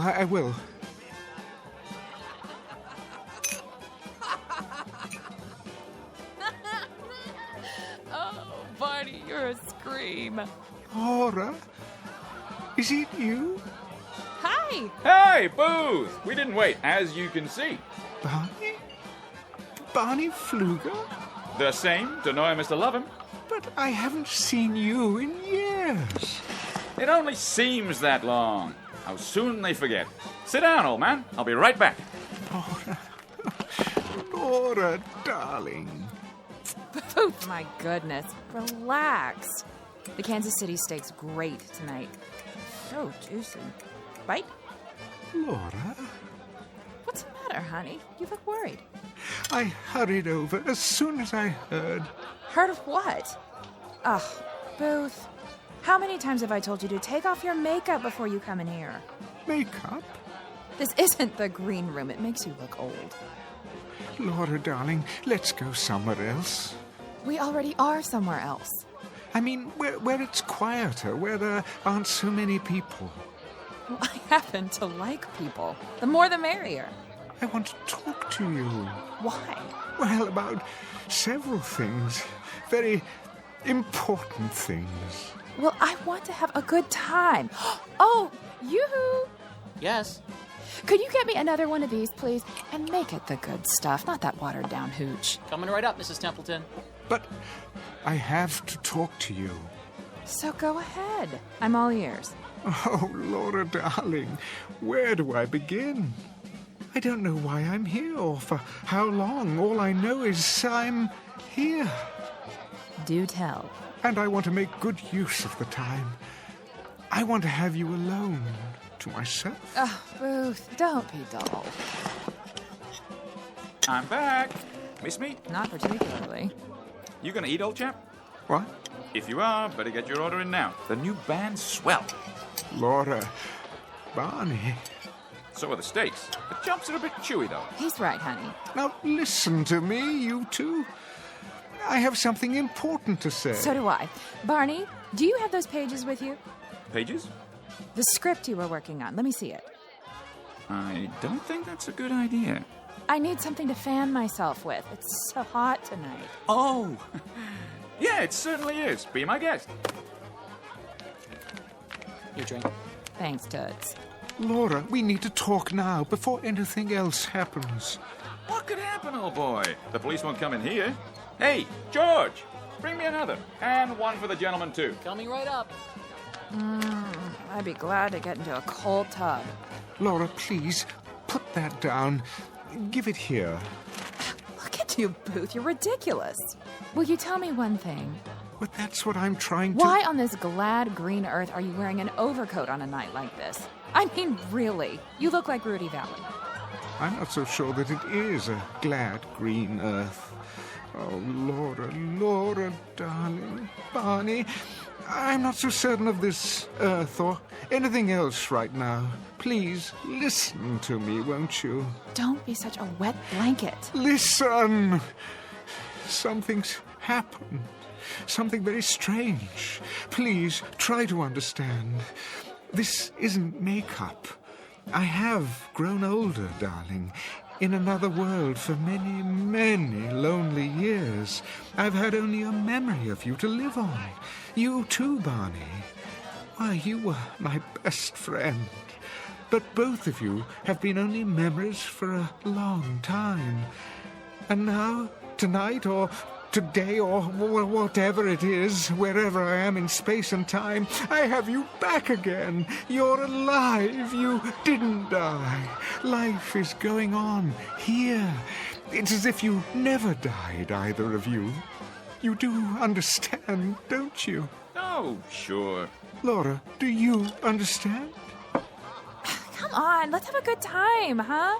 Laura, why are you so different? I don't remember you drinking like this. Well, that's the kind of hairpin I am, Booth. That's just the way it is. I mean, what did you expect? Yes, old chap, what did you expect? I don't know. But you were my love, Laura. Everywhere, at all times. Why, we couldn't walk down a street or sit in a restaurant without everyone knowing that we were in love. Are you finished? I don't like what you've become. Oh, really, Booth? He's having us on, that's it. Shut up. Shut up, both of you. You silly old fool of a man. Laura, come away from here. That's for me. Who wants to dance? Laura, come with me now. Hey, take your hands off. Stop it. Stop it. Leave me alone. Why don't you go back where you came from? We don't want you here.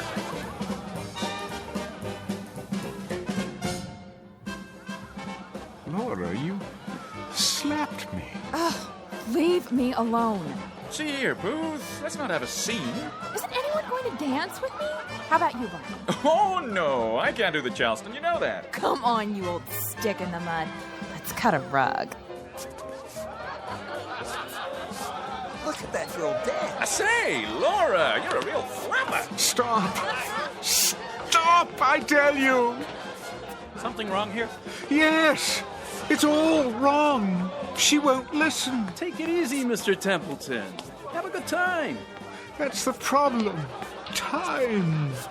Who knows how long this will last? It's a gift. Every moment of it, every second. I can't let her squander it. Have a round of the house. No, you don't understand. I'd say you're the one who doesn't understand, old boy. This place is for the young. If you can't get with it, perhaps you should go somewhere else.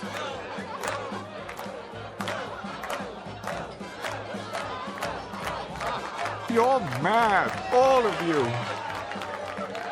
Come on, Mr. Templeton. You don't fit in. Freddie's right. You don't. Why won't you listen? I didn't ask to come here. Are you sure? Perhaps you did. And now that you're here, you're miserable. Well, why ruin it for us? Don't you see? This simply isn't for you. Not anymore. Maybe you should listen to him. We don't want any trouble. I don't want any trouble either, but you don't know what it's like. Seeing my wife, my best friend... Come along now. Peaceful life. Get some air. Yes, that's what I need to clear my head. Right this way. See you in the funny papers, old boy. Let's go dance. Go, go, go, go. See you some other time, Barney. I don't think so.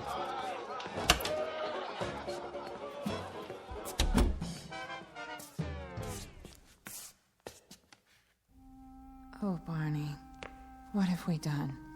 What we had to do. I miss him. Me too. Do you think he knows? If not right away, then later. He'll figure it out. But when, Barney? It's for his own good. You love him, don't you? I do. Then try to remember that. Hold on to it. For his sake.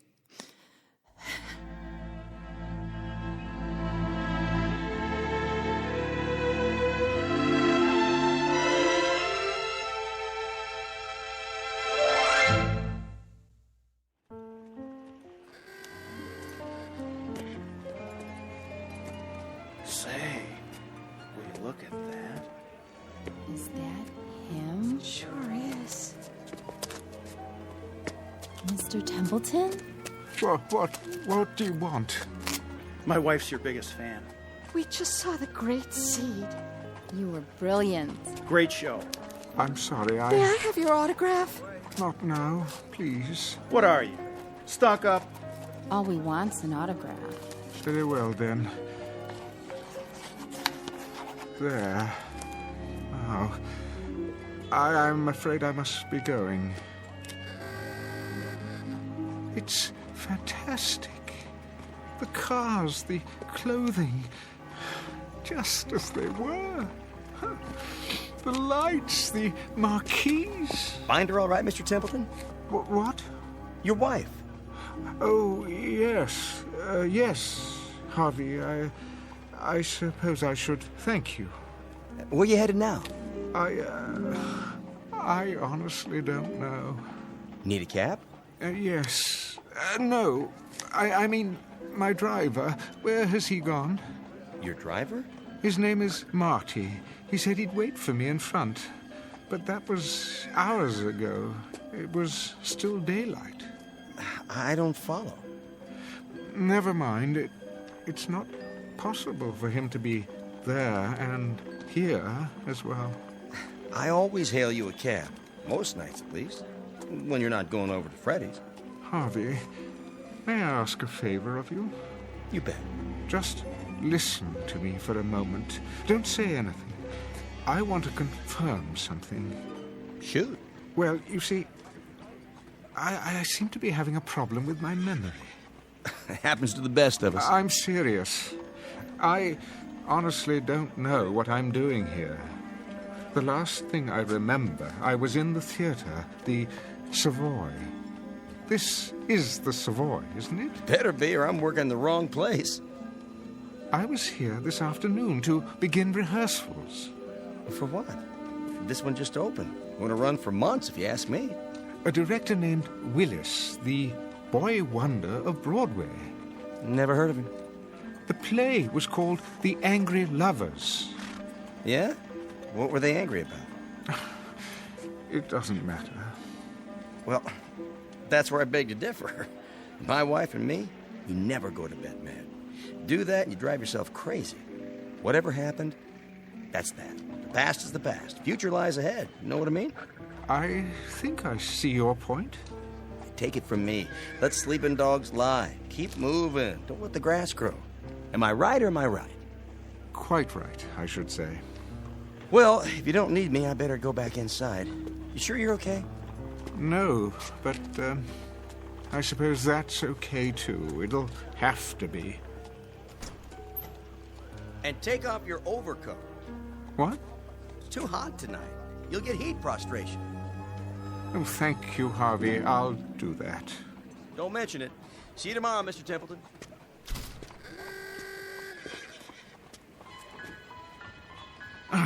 Why did I wear this blasted thing? What was in the pocket? Oh, Barney's latest play. Not a very long one. Looks like a rough draft. What in the... What to do when Booth comes back? Setting, table and speakeasy. Enter Booth as Laura throws back her head and laughs too shrilly. Laura. Oh, Barney, you're a scream. Booth. Laura, is it you? Barney. Hi, Booth. We didn't wait, as you can see. Booth? Barney? Barney Pfluger? Barney? The same. To know him is to love him. Sit down, old chap. I don't believe this. It is a script, but for what? Laura, why don't you go back where you came from? We don't want you here. They were acting the whole time. But why? For me? Yes. Yes, that's it. They wanted to tell me something, to leave them here, in the past, to go back to my own life and live it. That's what they wanted me to understand.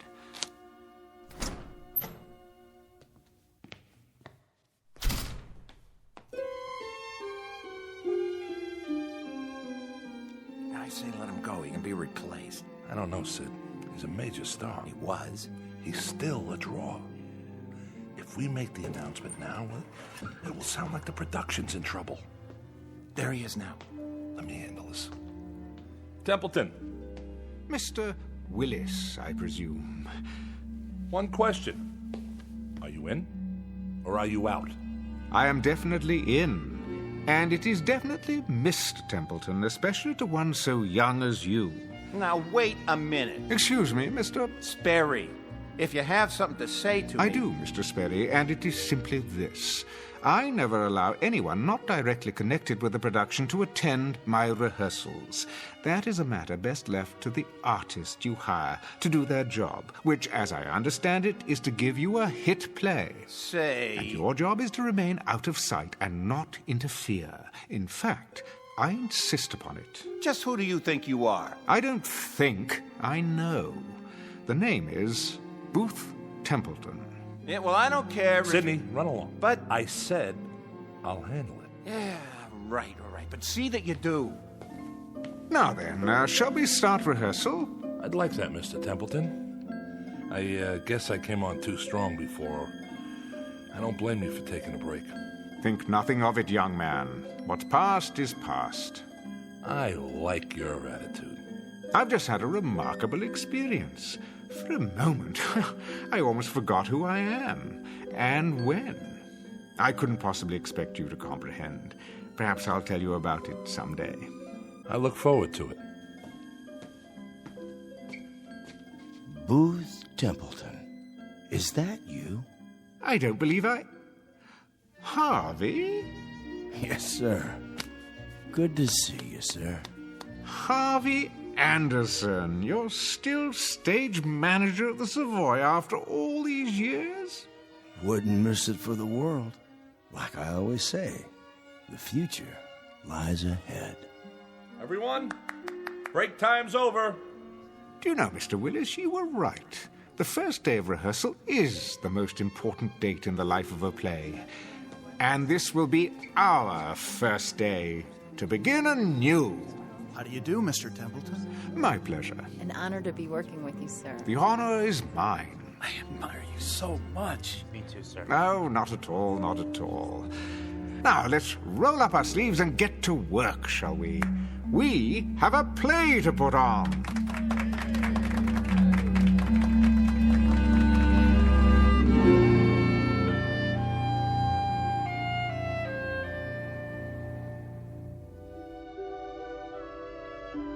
Mr. Booth Templeton, who shares with most human beings a hunger to recapture the distant past, moments that soften and blur with the years. But in this case, the characters from his past blocked his return and set him back to his own time, because for the living, the future always lies ahead.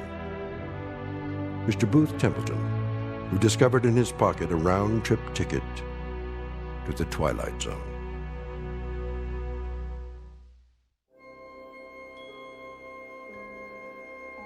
Hi, this is Carl Amari, producer of the Twilight Zone radio dramas. I'd like to take a moment to tell you about our official website at twilightzoneradio.com, where you'll get the latest news and information on these Twilight Zone radio dramas. Plus, at twilightzoneradio.com, you can digitally download 3 free episodes or any of our episodes for only $1.95 each. In this age of ever-changing technology, we've decided to make these episodes instantly available to you by making the Twilight Zone radio dramas a digital download-only series. This means that this series will no longer be offered on CD. The CD collections at our website are now being offered while supplies last at buy one, get one free. So be sure to get your favorites before they're sold out. Be sure to visit us often, and I'll see you in the zone.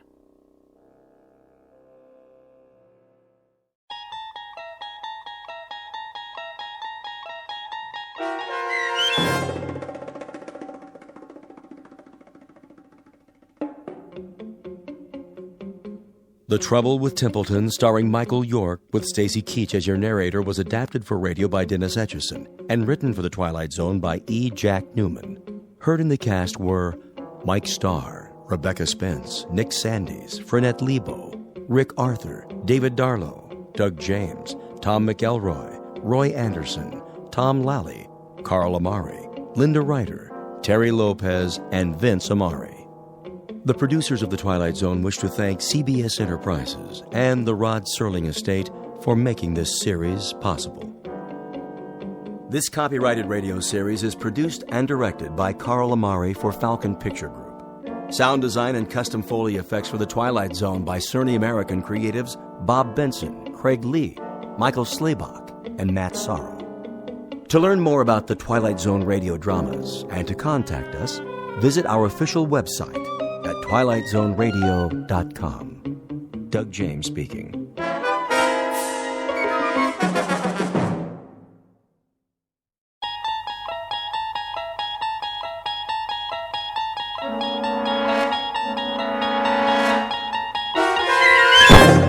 You're traveling through another dimension. A dimension not only of sight and sound, but of mind. A journey into a wondrous land whose boundaries are those of imagination. Your next stop, the Twilight Zone.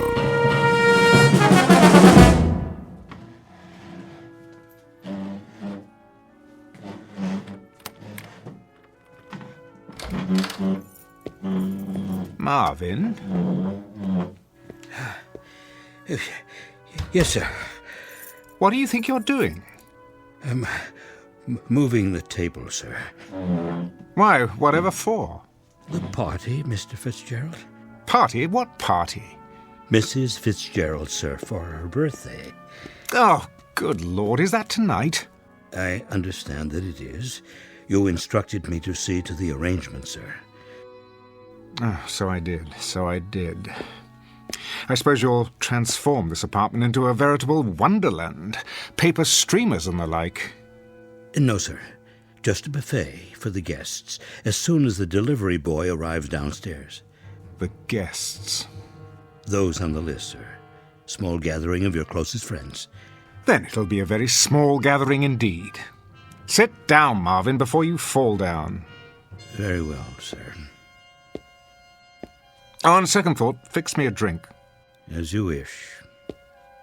Now, I suppose I must go out and purchase a gift for the poor girl. Unless you've taken care of that for me.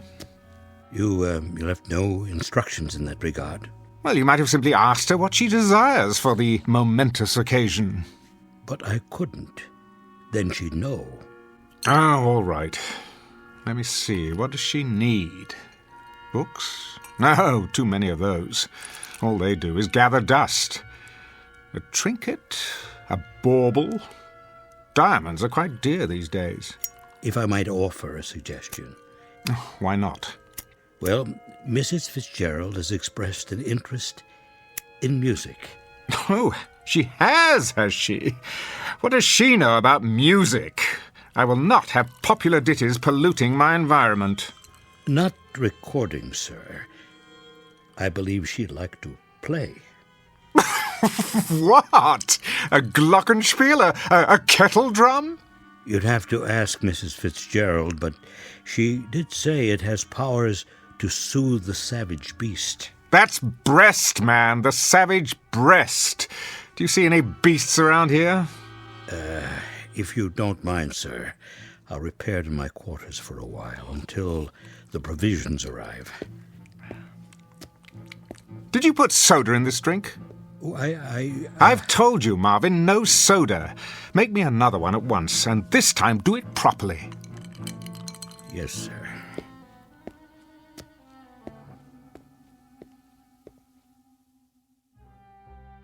Mr. Fitzgerald Fortune, theater critic and cynic at large, on the day of his wife's birthday. If he knew what's in store for him, however, he would make it a point not to attend. Because before the party is over, an extraordinary instrument will play what might be called those old piano roll blues, an opening night that could only happen in the Twilight Zone. And now, The Twilight Zone and our story, A Piano in the House, starring Michael York with Stacy Keach as your narrator.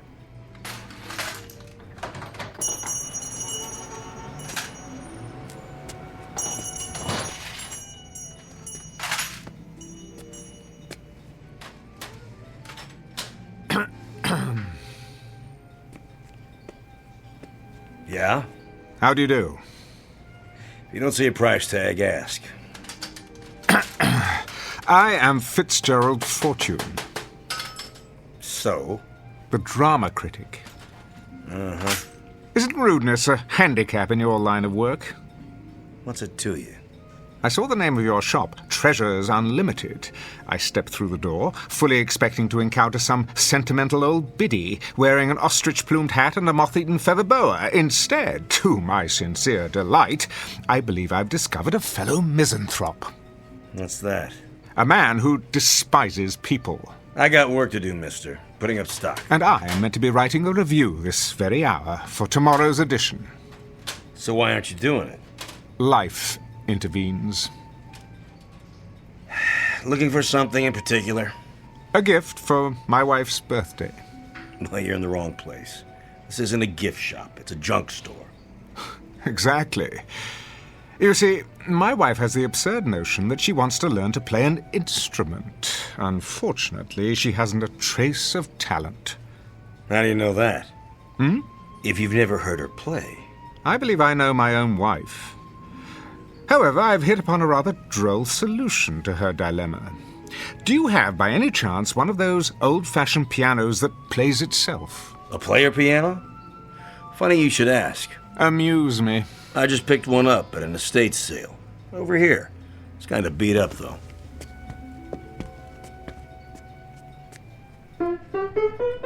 Splendid. Needs a good tuning. Nonsense. My wife will believe it to be an antique and cherish it all the more. Would you play something, please? I can't play. Takes these paper rolls. Came with a whole bunch of them. Right in the piano bench. Rachmaninoff's Prelude in C-sharp minor. Stephen Foster. U.B. Blake. Even The Prisoner's Song. Quite an eclectic assortment. You're taking a lot of my time, mister. You are taking an equal amount of mine. Let's try this roll, shall we? Number QRS 8856. I'm in the mood for love. Okay.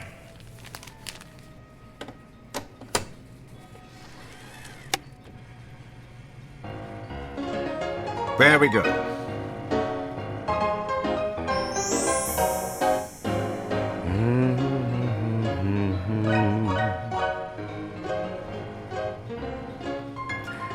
What birthday does this make for the little woman? Your wife. Oh, her 26. So young. You must be a man of great personal magnetism to have attracted one of that age. I am. How utterly romantic. Youth, wisdom, hand in hand. Oh, how I'd like to see you both together. And for her birthday, you're giving her the gift of music. How touching. What is the price of the piano? You are taking your young bride out somewhere tonight. A quiet nook, where you can be lost together in the midst of this great city, looking into each other's eyes. How much? Where's the tag? And worth every penny. A bit of restoration to take care of the finish. The mechanism still works, so since it's a birthday present, let's say, take 20% off that. No, make it 40. Forget the sales tax. Done. I shall require delivery before 6 o'clock this evening. The address is on my check. Certainly. I wouldn't want a lady to be disappointed on her birthday. How remarkable. And what's that? Are you aware of how susceptible you are? I am? To the power of music. Isn't everyone? To some degree, I suppose.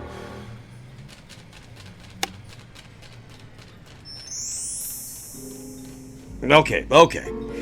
You got a sale. Now, you gonna stand around all day taking my time? No, I was just leaving. Well, nobody's stopping you. There's the door.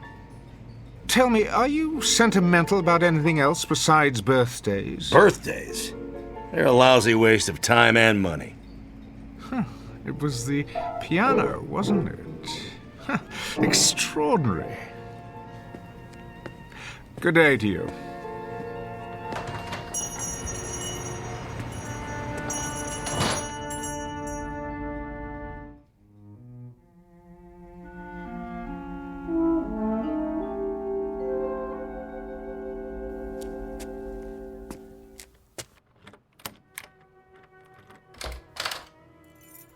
Marvin? Marvin? Good evening, sir. Take my hat and coat, please. Very good. Oh, the piano arrived, I see.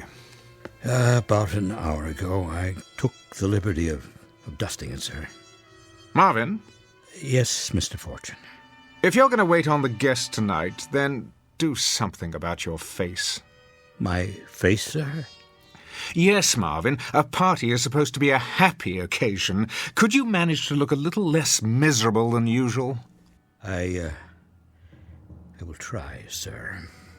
Do that. Anything will be an improvement.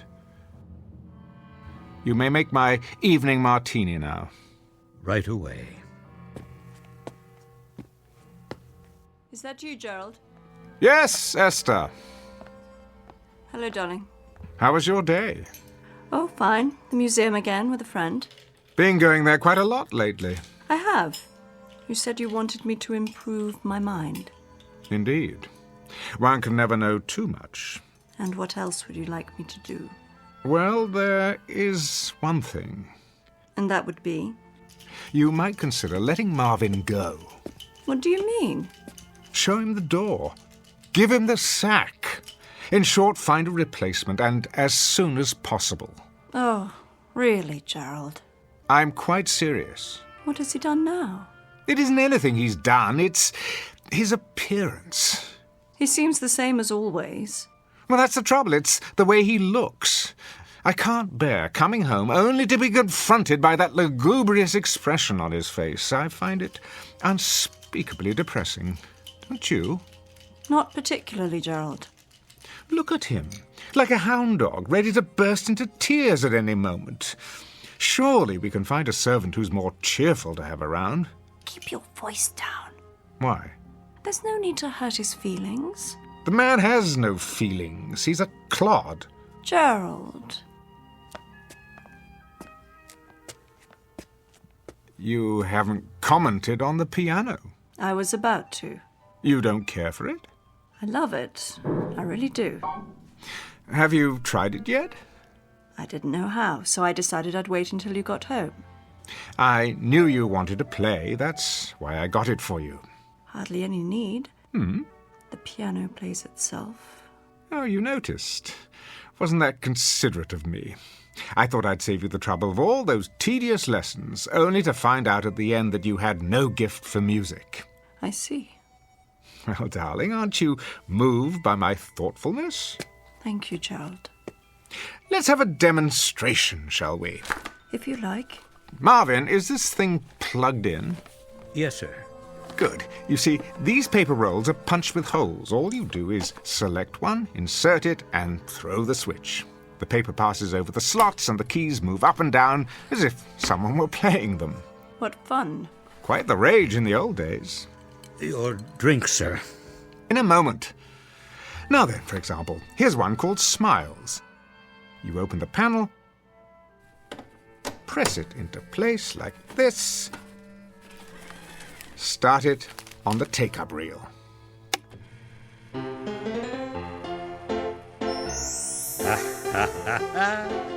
Yeah, they don't write them like that anymore. What on earth is the matter with you? Oh, nothing, sir. Nothing at all. Marvin, are you all right? I'm very well, thank you, madam. But you're smiling. Am I? You most certainly are. That's probably because I'm happy. Have you been drinking my martini? No, sir. Well, then what do you have to be happy about? Everything, sir. I make good money, got a nice place to live, my health, money in the bank. I like my job. Well, you can't. I treat you atrociously. Oh, you don't bother me, Mr. Fortune. You tickle me. What? Oh, yes. Sometimes it's all I can do to keep from laughing out loud when you have one of your tantrums. I get a kick out of it when you go around, flicking the table to be sure I've dusted, or checking the silver to see if it's polished. You are funny, Mr. Fortune. Am I? Yes, quite. Downright hilarious, if the truth be told. Why, Marvin, I've never heard you speak like this. Nor have I. Well, there's plenty more where that came from. I've got 1,000,000 of them, sir. 1,000,000 of them. Well, out with it, man. You're quite the comedian today.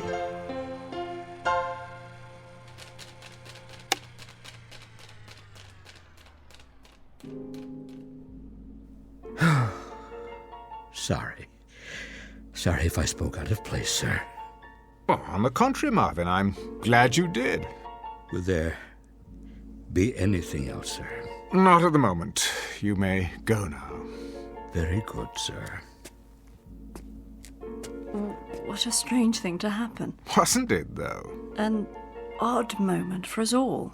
Most definitely. Who'd have thought that behind that gloomy exterior the man was concealing a sunny nature? I can't imagine how it happened. I believe I can. I'd say it was because of something extraordinary that has come into our lives. Something absolutely extraordinary. So, what really happened, Gerald? Marvin behaved so strangely a moment ago, and then he stopped, suddenly. Well, perhaps it's not so strange after all. I've always believed that we have two faces, the one we wear and the one we keep hidden underneath.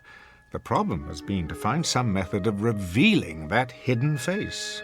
I suppose it helps if you know what particular hidden face you're looking for. But now it appears that I, at least, have the means. I don't understand, Gerald, and I'm not sure I want to. See you in a while. Esther, wait. Let's try another one. I have to get ready. No, not yet. Let's play something a bit more intense. Some other time. Bear with me, Esther. An experiment, if you will.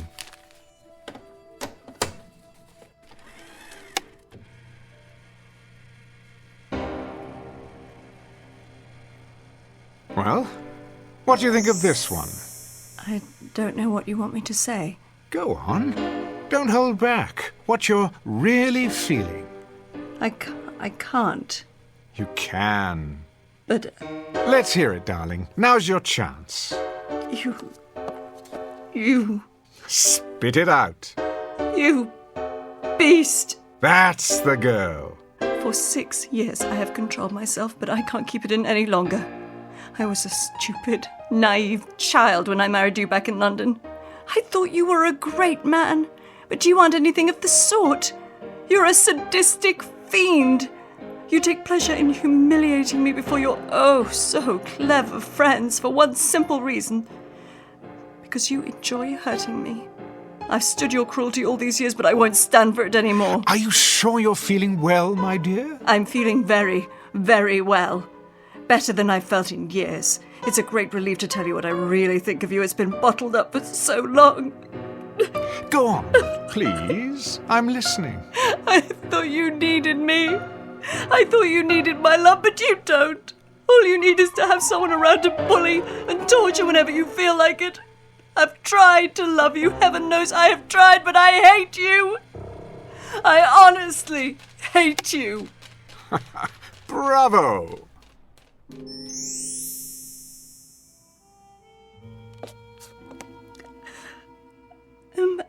I'm terribly sorry. May I congratulate you on a remarkable performance. Had it been on stage, my dear, I would have given you a superlative review. I don't know what possessed me. I do. That was your hidden face. I've suspected for years that beneath your unemotional facade, you were an hysterical little girl, and I was right. But how? Haven't you seen what's in the record shops these days? There is music for every conceivable occasion. Music for a rainy day, music for a romantic dinner, music to read by, music to dance by, music to dream by, music to do everything under the sun by. Could it be that this anachronistic old piano, the product of a more sensible time, has provided music to help us expose our hidden selves by? I still don't understand. Well, it's quite simple, really. Marvin was hiding his inherently happy nature, which was revealed when he heard happy music. You were concealing hysteria, and when you heard hysterical music, you couldn't hide yourself either. You mean the piano? That's exactly what I mean. I seem to have bought you a more interesting birthday present than I imagined. A kind of sonic lie detector, if you will. I wonder what other people are hiding. Our friends, for example. Gerald, please, promise me not to play the piano at my party tonight. I mean, to let it play itself. I promise no such thing. I wasn't looking forward to the festivities, but now I believe we may be in for a most amusing evening.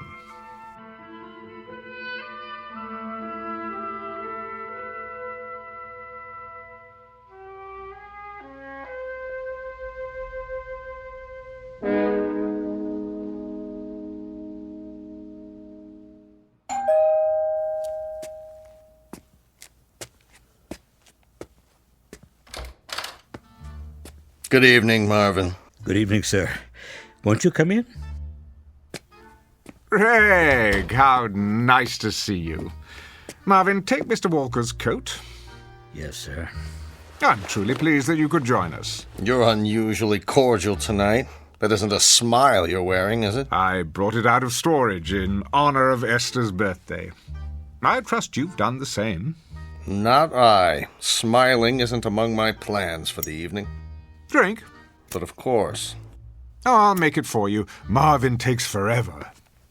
I'm delighted to hear that you share my distaste for birthdays. Birthdays, anniversaries, and certain holidays I overlook whenever possible. They imply some degree of human involvement, the sort of thing I'd rather avoid. Is that true? I've been given to understand that you're something of a ladies' man, quite thickly involved, in fact. You've been misinformed. Have I? I'm much too selfish to fall in love. And you're miserable. Admit it. Not in the least. I value the peace and quiet of my bachelor's existence. It lets me write my plays without interference from anyone. How is the new play, by the way? Brilliant. Unfortunately, you'll never have the opportunity of panning it, as you have my other plays. No? Why not? It won't likely be performed anytime soon. I thought you said it was brilliant. Oh, it is. But I'm locking it away with orders that it not be produced until after my death.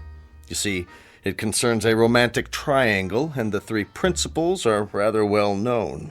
That shouldn't matter. Not if it's a good play. I'd rather not hurt anyone. I'm old-fashioned that way. Ridiculous. A great play is worth any amount of pain to any number of people, least of all three. Not these three. Sorry, old man, my mind's made up. Well, I'm sure you'll do as you see fit, as usual, regardless of anyone's opinion. For better or worse, I'm afraid. Where's your better half, by the way? Still at the makeup table, trying to obliterate the last few years of her life with powder and paint. Come, I'll show you a toy I found for her.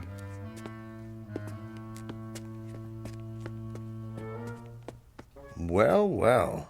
I haven't seen one of these old jobs in years. Neither had I. Does it play? Remarkably well.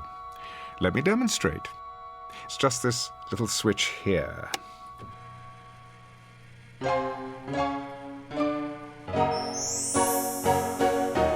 Isn't that something? Romantic, wouldn't you say? Is Esther pleased with it? She hasn't expressed any great enthusiasm. That doesn't sound like Esther. Has she heard this particular song? Not yet. Be sure to play it for her. She'll understand. Understand what? What you tried to do for her. Usually she's so grateful for any small sign of affection. I think that's one of Esther's most lovable qualities. Is that right? Her ability to accept a bouquet of daisies as if they were the rarest of orchids. I remember once I gave her a small turquoise ring. It didn't cost much. You gave her a ring? Yes. She accepted it as if it were the Hope Diamond. Turquoise ring? Oh, yes. She came home from a trip with it. She'd been to Mexico City. But I seem to remember that she went alone. What? Oh, she did. Strange how we ran into each other down there. Stranger still that Esther never mentioned it. Would you call that rather an odd coincidence? Not really. Jerry, has it ever occurred to you that I'm deeply in love with her? My dear Gregory, you are about as capable of passion as a head of lettuce, and Esther could not rise beyond the level of a cast-off shoe. Don't speak of her that way. I will speak about her any way I please. She's my wife, or have you forgotten that? She may be, but you don't know her at all. Esther is full of love. Is she? Her skin is warm and soft as velvet. The scent of her is enough to drive a man wild, and her hands are so gentle, sweet to kiss and to hold. She is honey and gold and summer days and singing and the feeling of being together. Gerald, no, turn it off.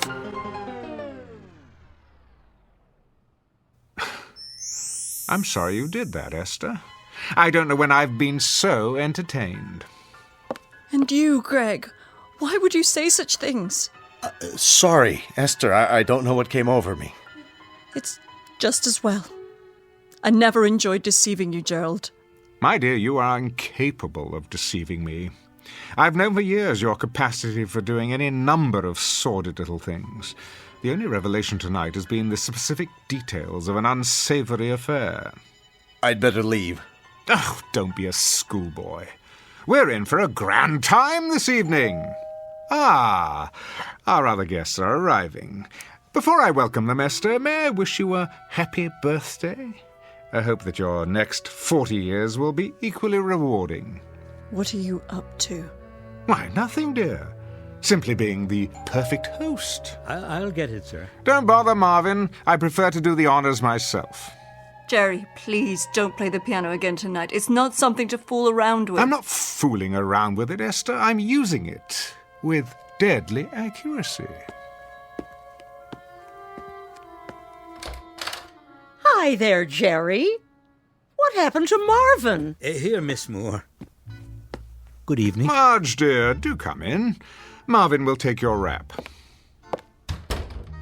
Well, don't just stand there, Gerald, devouring me with your eyes. I know what's on your mind. Oh, kiss me, you fool. Like this? Oh, that's better. Marge, I'm quite vexed with you. You are? You promised the next time we saw you, you'd be svelte as an antelope. And what am I now? Oh, don't answer that. I've been on more diets than a jockey has horses. Somehow they always throw me before we reach the finish line. Esther, happy birthday. Hello, Marge. I have a present for you. Margie. And you. I'm not even speaking to you, handsome. You haven't called me in months. Somebody else been taking my place? As a matter of fact, yes. We've just had a most illuminating discussion about Greg's new romance. Gerald, don't tell me who she is. I may go after her with my claws. Worse yet, you could sit on her and mash her to death. Same old Jerry. Now, who's going to make me a drink? Marvin will take care of you. I believe another stagecoach has arrived. Jerry, are we early? Oh, not at all. You're just in time. Darling, you look positively radiant. How do you do, Mr. Fortune? Pleased, I'm sure. And you are... This is Roberto, my escort. Ah, I would never have guessed. And how is everyone at the Last Chance Ranch these days? Oh, Jerry, behave. Come in. You might want to fasten your seatbelts, though. Something tells me this may be an evening to remember. Ooh, how exciting. What do you have in mind? Charades or strip poker? Something even more revealing than that. How about a game of ultimate truth or dare?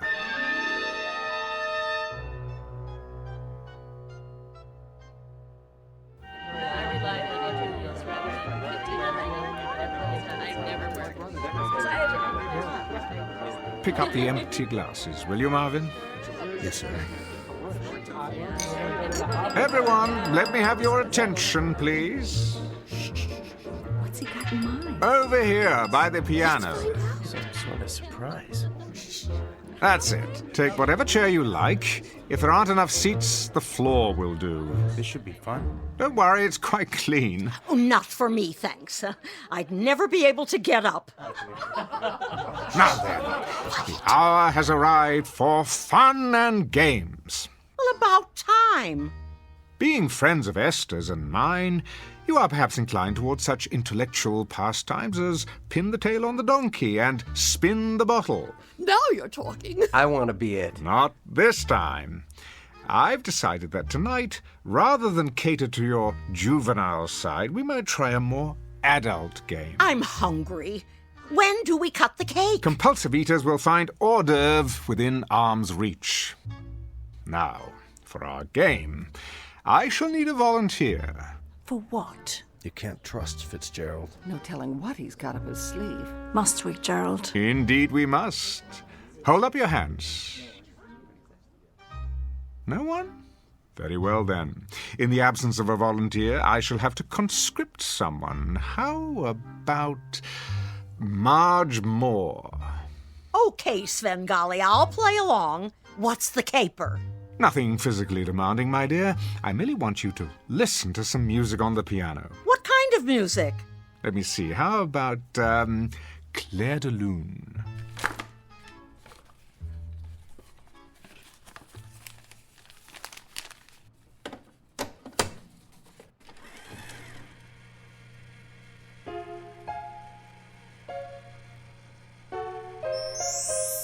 Isn't that beautiful? Look at her. She's going into some kind of trance. This is going to be good. Talk to me, Marge. Tell me what you're feeling now. My name is not Marge. It's not? What is your name? Tina. That's a pretty name. Tell me about yourself. What do you want to know? Who are you, Tina? A little girl. And what do you like to do, Tina? I like to dance. Good girl. Would you like to dance for us, Tina? All right.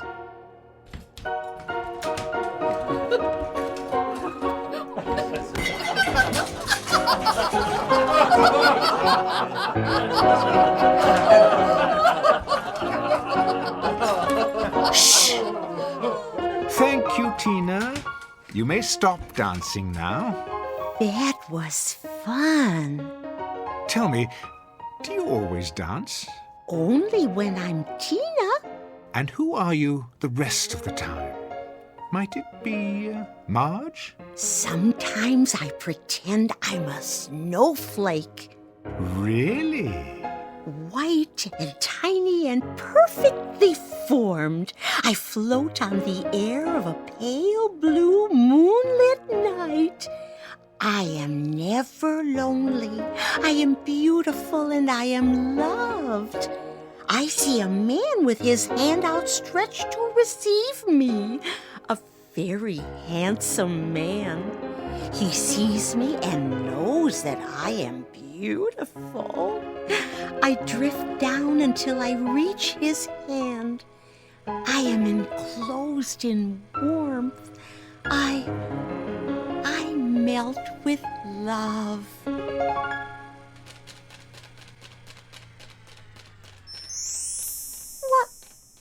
What? Where am I?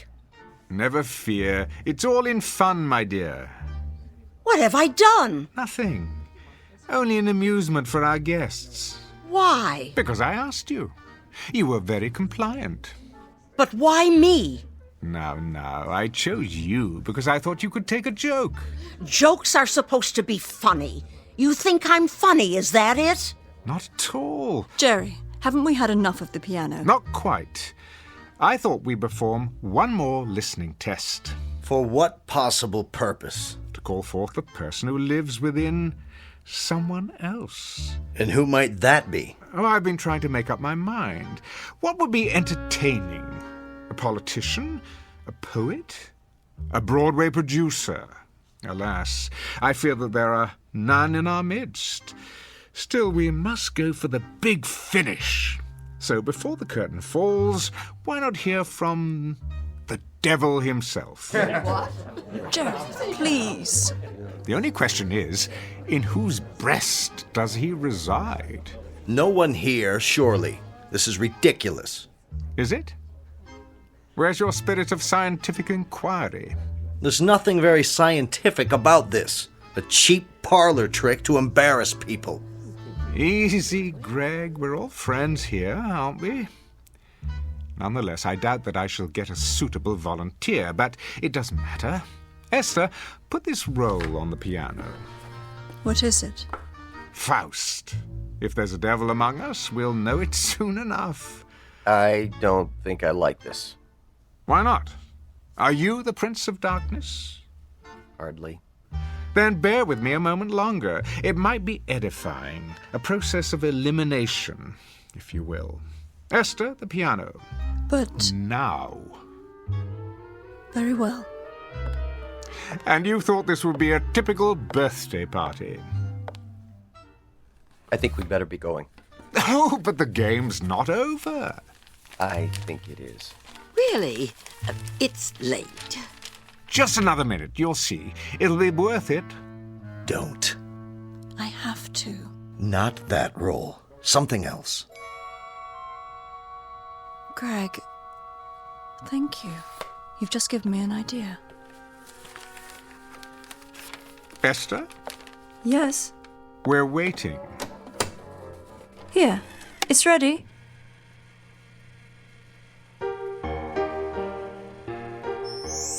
That's not Faust. What is it? Brahms, I think. Yes, his lullaby. That's not what he asked for. Gerald, I seem to have made a mistake. Will this one do? Gerald?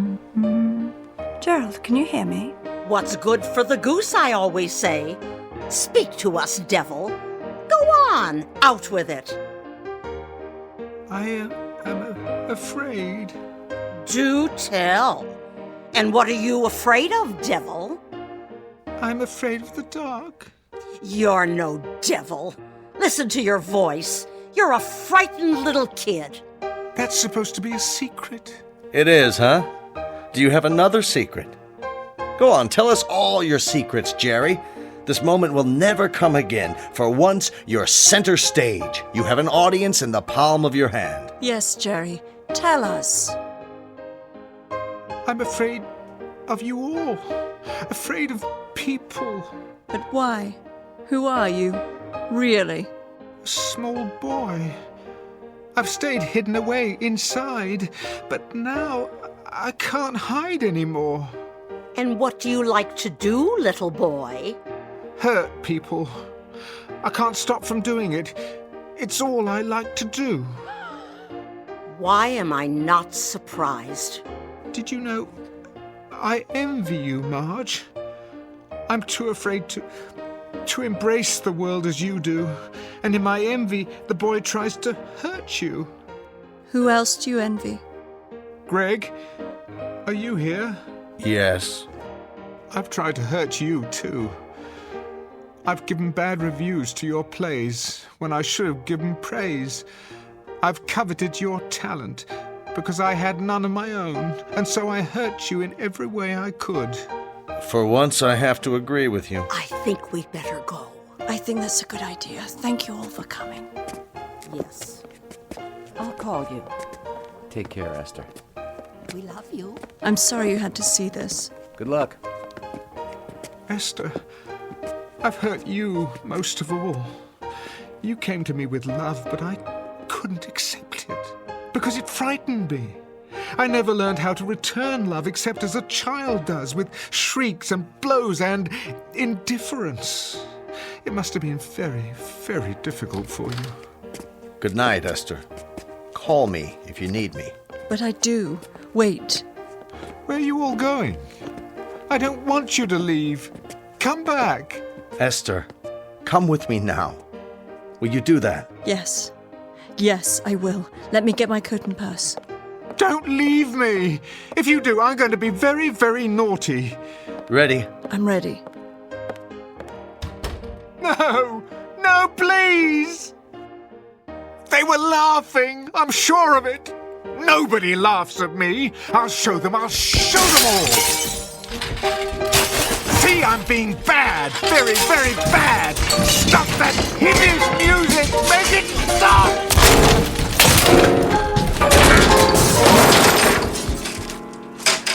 There. What do you think of that? Mr. Fortune. What's happened? What's happened? What have I done? Where... Will there be anything else this evening? Are you laughing at me? Are you? Oh, no, sir. I'm most definitely not laughing. Because you're not funny anymore. Marvin! Marvin! Wait! Not you two!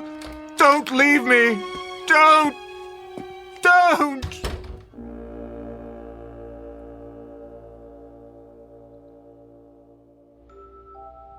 Mr. Fitzgerald Fortune, critic, man about town, and cynic at large, whose wit shows no mercy at all for those who cross his path, which means the rest of the world.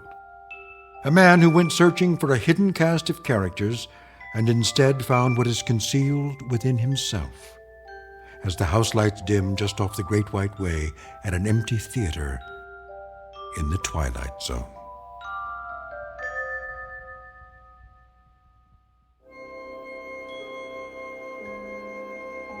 Hi, this is Carl Amari, producer of the Twilight Zone radio dramas. I'd like to take a moment to tell you about our official website at twilightzoneradio.com, where you'll get the latest news and information on these Twilight Zone radio dramas. Plus, at twilightzoneradio.com, you can digitally download 3 free episodes or any of our episodes for only $1.95 each. In this age of ever-changing technology, we've decided to make these episodes instantly available to you by making the Twilight Zone radio dramas a digital download-only series. This means that this series will no longer be offered on CD. The CD collections at our website are now being offered, while supplies last, at buy one, get one free. So be sure to get your favorites before they're sold out. Be sure to visit us often, and I'll see you in the zone.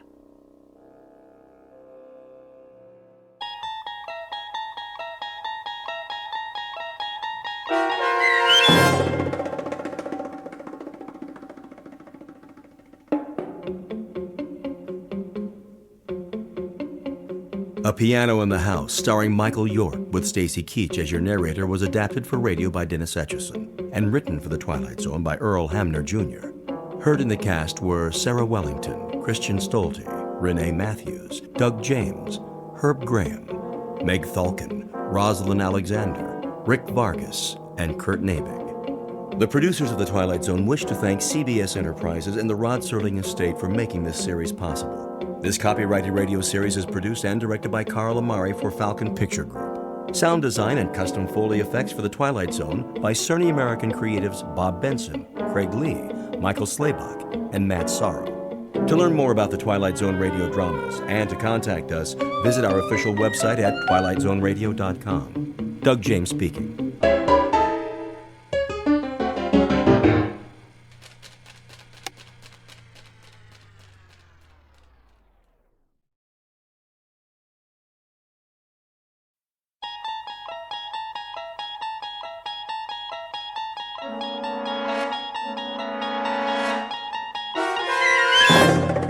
You're traveling through another dimension. A dimension not only of sight and sound, but of mind. A journey into a wondrous land whose boundaries are that of imagination. Your next stop? The Twilight Zone.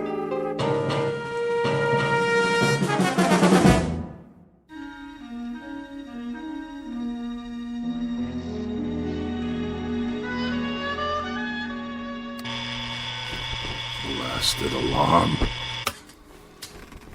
Let me sleep. Oh, all right, I hear you. It's 7:01 on a beautiful spring morning.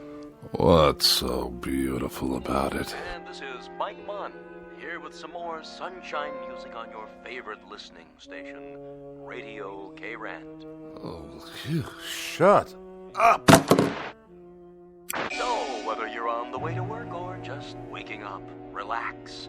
We'll be with you all day long, bringing you melodic masterpieces around the clock. Off, I say. I did not set this radio to go on at all. And before we start another set of timeless hits, here's a special message for one of our favorite listeners, Bartlett Finchley. What? Mr. Finchley, we know you're out there, so put on a happy face. Take some time to smell the coffee, and remember, we love you madly, but we'd love you even more if you'd get out. Nobody wants you here, so you may as well pack up and get out now. We'll see about that. Of all the outrageous gall.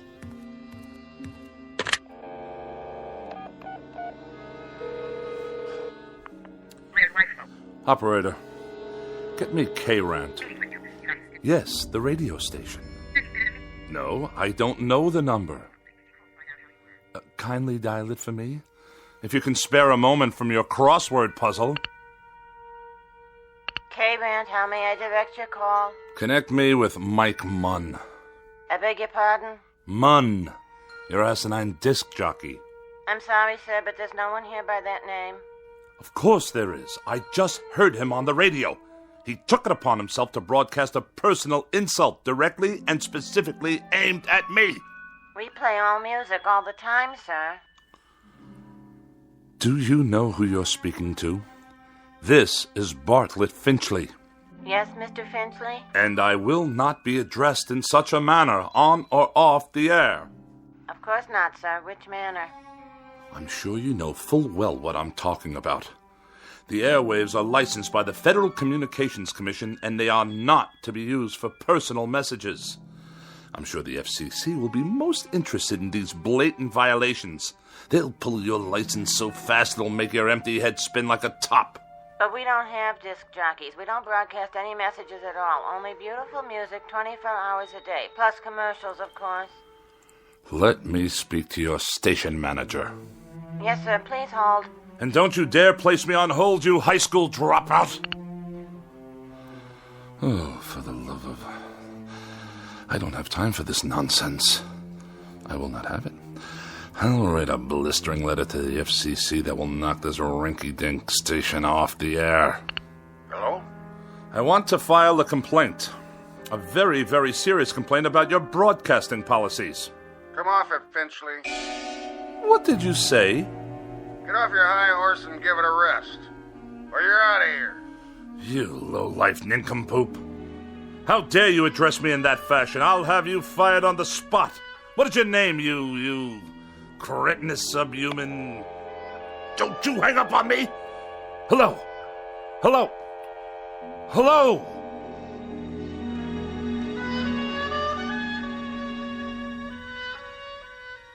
This is Mr. Bartlett Finchley, age 42, a practicing sophisticate and dedicated misanthrope who writes very special and very precious things for gourmet magazines, critical journals, and the like.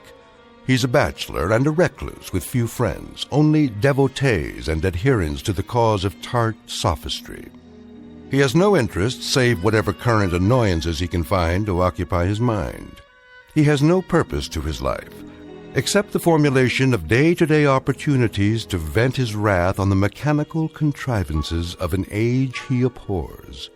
In short, Mr. Bartlett Finchley is a malcontent, born either too late or too early in history, and who, in just a moment, will enter a realm where muscles and the will to fight back are not limited to human beings. Next stop for Mr. Bartlett Finchley, the Twilight Zone. And now, The Twilight Zone and our story, A Thing About Machines, starring Mike Starr, with Stacy Keach as your narrator.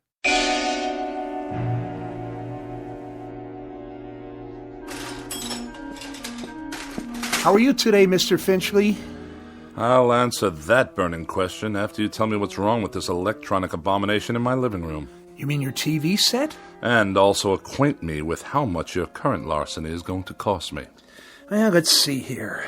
2 hours labor, new circuit board, new oscillator, new comb filter. How very technical and how very nice. Speak English, man. Well, you asked me what was wrong. Never mind the subterfuge. I presume I'm to be dunned once again for 3 times the worth of the bloody thing. Well, I didn't charge you for my travel time. The total. What is the total? Here you go, Finchley. Oh, surely you jest. All right. I'll give you a break on the sales tax, seeing as how you're a regular. But this is the price of a meal in a 4-star restaurant, with wine. Labor don't come cheap nowadays. And neither, apparently, does my peace of mind. I requested that the device be restored to working order, the alternative being more disruptions to my writing schedule. Well, you could just get a new one every time. Might be easier all around. Last time I was here, Mr. Finchley, you'd kicked your foot through the picture tube, remember? I have a vivid recollection. It was not working properly, like every other electronic contraption in this house. I tried to rehabilitate it. By wrecking it? After a certain point, that is the only option left. I disposed of a clock radio in a similar manner this morning. Unfortunately, I must view a cooking program this evening in order to write my review of their fare, which I'm sure will be abysmal as usual, if the television should choose to operate at all. Why don't you just horsewhip it, Mr. Finchley? That'd show it who's boss. What do you say we cease the small talk? Let's get down to the petty larceny and be done with it. I'll put it on your tab. Send me a check before I come out the next time. I sometimes wonder exactly what it is the purpose of the Better Business Bureau in such transactions. You got a complaint about my work? When they allow you itinerant extortionists to come back week after week, move wires around, busily probe with ham-like hands, and accomplish nothing but the financial ruin of every customer on your route. We're not a jip outfit, Mr. Finchley. We're legitimate repairmen. But I'll tell you something about yourself. Spare me, please. I'm sure there must be some malnutrition analyst with an aging mother to care for whom I can contact for that purpose. Why don't you hear me out, Mr. Finchley? That set doesn't work because you obviously got back there and yanked out wires and heaven knows what else. You had me over here last month to fix your tape recorder because you'd thrown it down the steps. It did not work properly. Well, that's the point, Mr. Finchley. Why don't they work properly? Offhand, I'd say it's because you don't treat them properly. I assume there's no charge for that bit of analysis. What does go wrong with these things, Mr. Finchley? Have any idea? Have I any idea? Now that's worth a scholarly 10 lines in your repairman's journal. Bilk the customer, but let him do the diagnosis. Well, the reason I ask that is because whatever it is that really bothers you about that television set and the radio and all the rest, it's something you're not telling me. Aside from being a rather incompetent clod, you're a most unreceptive listener. I've explained to you already. The television set simply did not work properly. And as for that original Marconi operating under the guise of a radio, it gave me nothing but static. You sure that was all that was wrong with them? I choose my words very precisely, thank you.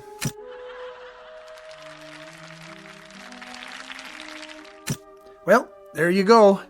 TV's okay again, for now. I'll send you a complete bill, Mr. Finchley. Of this I have no doubt. Finchley, what is it with you, anyway? With me? Well, with you and machines, that is. Any type of machine, as far as I can tell. Just curious. You don't have to tell me if you don't want to. If it's something personal. I will file that idiotic question in my memorabilia to be referred to at some future date when I write my memoirs. You will fill one entire chapter. The most forgettable person I have ever met.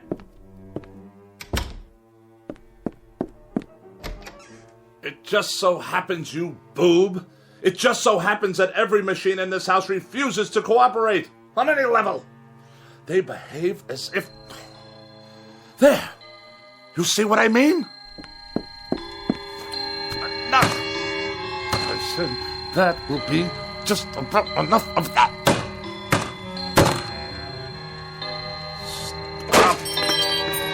Stop! Stop!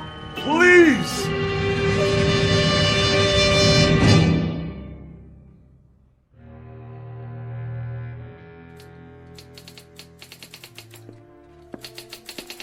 Miss Rogers? Yes, Mr. Finchley? Let me see the pages. Yes, sir. Is that all you've done? That's all I've done. 2 articles and 1 column, almost completely retyped, 40 pages in 3.5 hours. That's the best I can do, Mr. Finchley. It's that idiotic gadget of yours, humming and clicking away. I suppose it's about to break down, too. It's perfectly fine for a typewriter if you'd let me use a word processor. My words don't need processing. They've already been diced and sliced by the most perfect processor known to man, the human brain, which in my case comes with a great deal of priceless expertise. But a computer would increase the speed. I wouldn't have to worry about ribbons, correction tape. The solution to that, Miss Rogers, is increased accuracy. I'm extremely accurate, Mr. Finchley, and it's not my speed that's the problem. This is an old-fashioned, out-of-date technology. If you'd allow me to bring a computer in here... Oh, no! Not in my house. More unnecessary bells and whistles. Thomas Jefferson wrote out the preamble to the Constitution of the United States with an inkpot and a feather quill. It took him only half a day. Then why don't you hire Mr. Jefferson? Did I ever tell you with what degree of distaste I view insubordination? Oh, yes, many times, often and endlessly. What are you doing? What does it look like? I'll tell you what, Mr. Finchley. From now on, you can get yourself another girl. Somebody with 3 arms and roughly the same sensitivity as an alligator. Then the 2 of you can work together till death do you part. As for me, I've had it. And you are going where? Where? I think I might take in Bermuda for a couple of weeks, or Mexico, or maybe a quiet sanitarium on the banks of the Hudson. Now, Miss Rogers. Any place where I can be as far away as possible from the highly articulate, oh so sophisticated bon vivant of America's winers and diners, Mr. Bartlett Finchley. Miss Rogers, you don't mean that. And surely you're not serious. You've even got me talking like you. But I'll tell you what you won't get me to do. You won't turn me into a female Finchley with a pinched, scornful little heart and a mean, petty, yellow, jaundiced view of everybody else in the world. Miss Rogers, please. Please don't leave. I beg your pardon? I wish you'd reconsider. Speak up. I can't hear you.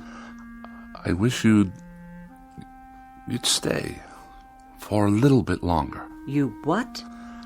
I don't mean the work. All that can wait. Then why? I was just thinking...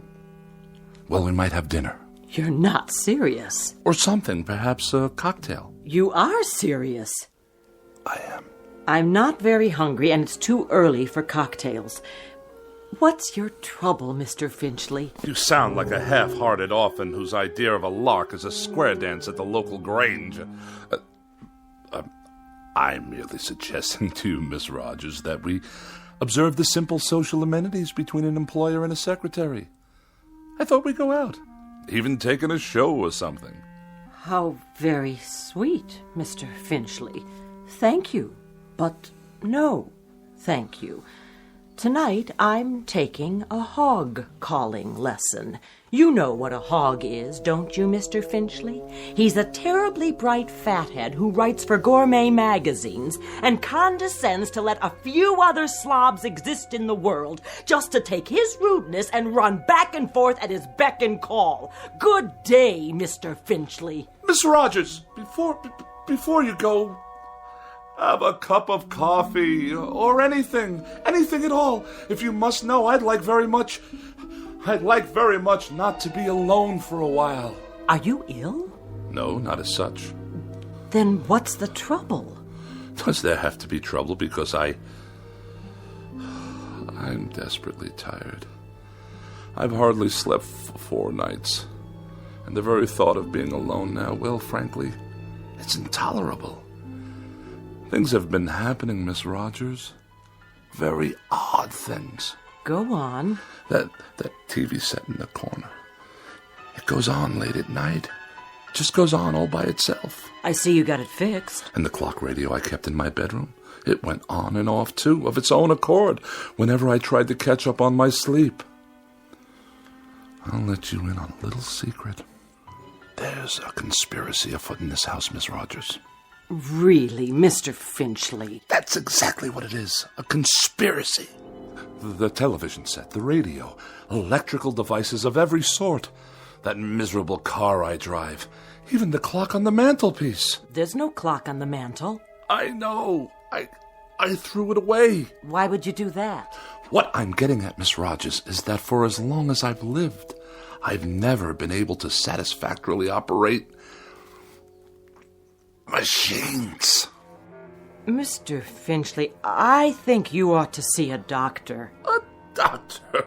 Oh, the universal panacea of dreamless idiots. If you're depressed, see a doctor. If you're happy, see a doctor. If the mortgage is too high and the salary too low, see a doctor. You, Miss Rogers, you see a doctor. I am a logical, rational, intelligent man. I know what I see. I know what I hear. And for the past 3 months, I've been sharing this house with a collection of wheezy Frankenstein monsters whose whole purpose is to destroy me. Now, what do you think of that? I think you're terribly ill. I think you need medical attention. You obviously haven't heard a word I've said. I think you've got a very bad case of nerves from lack of sleep. By no choice of my own, I assure you. And I think that way down deep, you yourself realize that these things are nothing more than delusions. Now I know what you really think of me. That I'm to be pitied. That I'm a poor wretch, not in my right mind, that... Think what you like. Now where are you going? You don't need company, Mr. Finchley. You need analysis. You're no better than a cogwheel robotic machine yourself. You haven't an iota of compassion or sympathy. Mr. Finchley, please, let go of my arm. I'll let you go when I get good and ready to let you go. Mr. Finchley, let's not make an ugly scene here. Now, come on, let me go. Mr. Finchley, let go of me! Get out of here and don't come back! With distinct pleasure and manifest relief. Don't ever come back. I'll send you your check. I will not be intimidated by machines, so it follows that no empty-headed little secretary with a mechanical expression is going to get away with anything either. Mr. Finchley, in this conspiracy you're suffering, this mortal combat between you and the appliances, I hope you get licked. Good riddance! What? More typewriting? Oh, you think you'll turn yourself on any time you feel like it, do you? Let's see what you've written. Get out of here, Finchley. Get out of here, Finchley? Who are you to tell me to get out of my own house? You're a machine, a silly machine, an inanimate object. All right, that's it. This is war. You're not going to intimidate me. Did you hear what I said? You're not going to get away with it, you machines.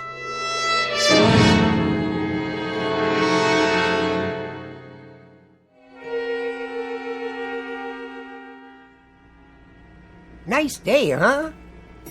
Define your terms. I was only making conversation, Mr. Finchley.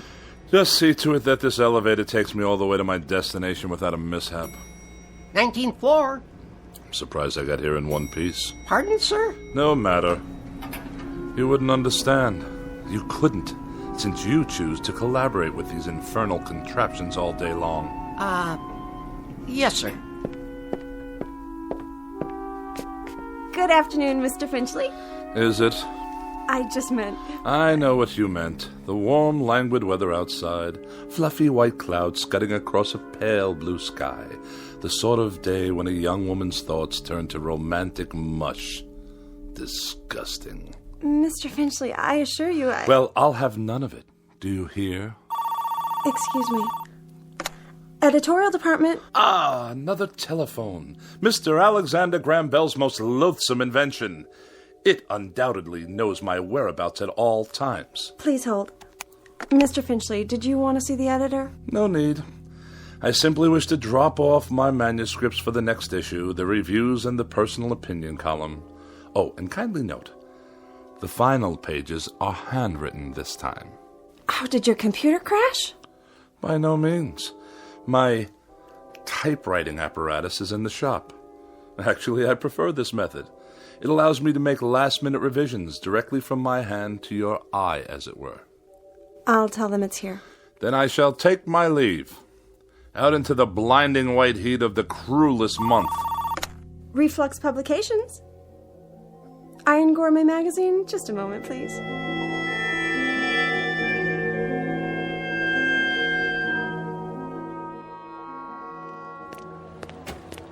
You there!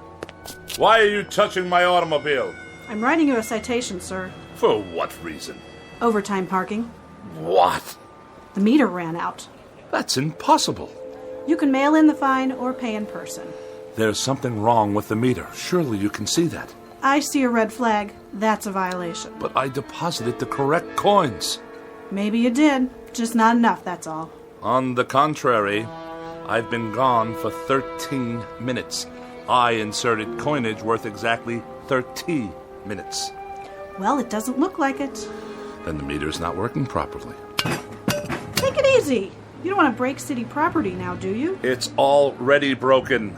Definitely and absolutely. It runs too fast. Any fool can see that it did not register a full 30 minutes after swallowing my money. If you want to contest it, court hours are 8 to 5, plus night court on Tuesdays and Thursdays. This is a gross miscarriage of justice. I'm just doing my job, mister. Here's your citation. Have a nice day. One more mechanical abomination designed to make my life a living hell.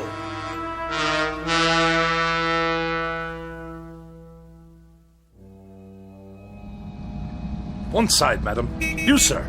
Move your vehicle out of my way. Watch it, Mac. Watch what exactly, you imbecile? This is my lane. Park it, Pops. Of all the insolent. Get that round trap off the road.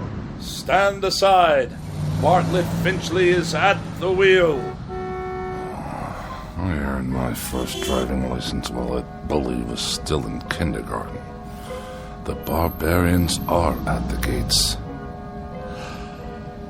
Yet another red light, waiting for some mother and her toddler to cross the street. Oh, look at them, stuffed to bursting on cheeseburgers. What's wrong with you? Are you blind? I did nothing.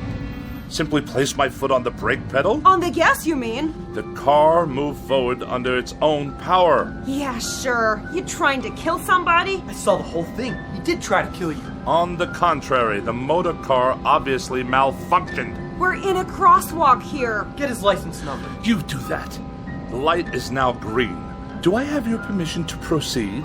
Get that piece of crap out of here. Gladly.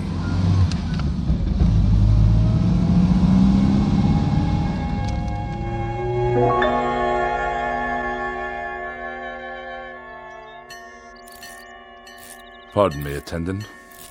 If I may be so bold. Yeah. When will you be finished with the repairs? On the old four-door? Soon, I trust, you've had more than enough time. Right. It's parked over there. Ah, my congratulations. And now for the bad news. What is this going to cost me? Nothing. For a brake overhaul? You mean no charge for the labor? I'll consider that a professional courtesy. I mean no charge, period. So you haven't completed the work. My good man, I can't wait around this gas station all day. There's nothing wrong with it. I checked the brakes, transmission, the works. It's an oldie, but there ain't nothing wrong with that car. Nothing? She's a classic. You know, you could sell that baby for good money if you want. But I distinctly felt the machine roll forward under its own volition. All the same, it's working perfect. Real cherry set of wheels you got there. I know a collector looking for something like that. I'll give you, say, $900. $900? The hubcaps cost more than that. Okay, $1,000. Give me the keys. If you say so. Here you go, Mr. Finchley. But she's not gonna last forever, you know. You ought to get back what you put into it. Buy yourself a nice new car. If you can hang on a minute, I'll call the guy. And waste even more of my precious time? Good day.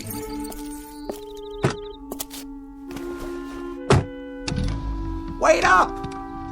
Ah, now you deduce what's wrong, as I'm about to drive away. $1,100, cash on the barrelhead. Oh, go tighten your fan belts or whatever it is you do in this incompetent establishment. Knuckle-dragging dolt. At least I can hear some decent music. Get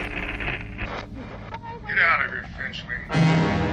More abuse. Just go, Finchley. We don't want you here.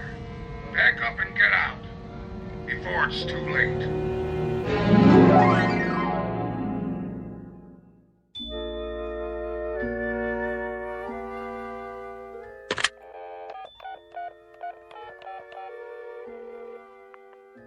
Miss Moore, please? Oh, is that you, Agatha? Bartlett Finchley here. Yes, my dear, it has been a long time. Too long. Which indeed prompts this call. How about, dinner this evening? Yes, with yours truly. Why, at the restaurant of your choosing, of course. Oh, no, you're quite mistaken. There are establishments that meet my standards. In this city, well, I'm sure there are. Well, it is short notice. But yes, I see. Some other time, then? I'll call you again. You have my pledge on it. Not at all. Good evening to you.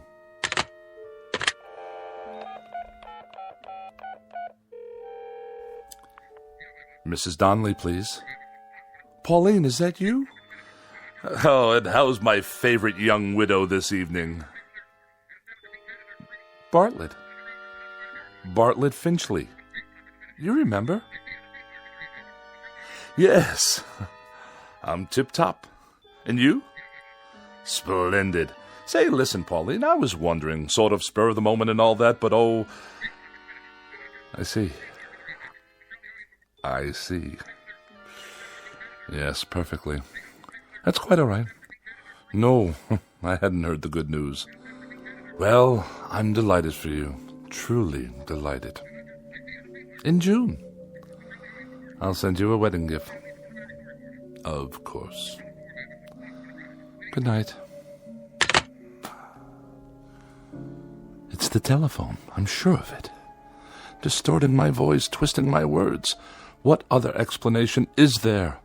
An army of forces dedicated to embarrassing me, inconveniencing me, and generally making my life as miserable as possible.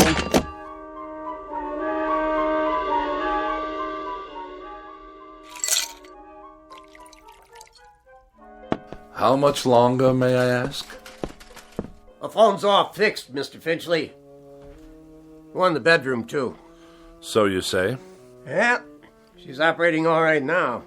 Had to replace the handset, though. Shouldn't give you any more trouble. I'm deeply indebted.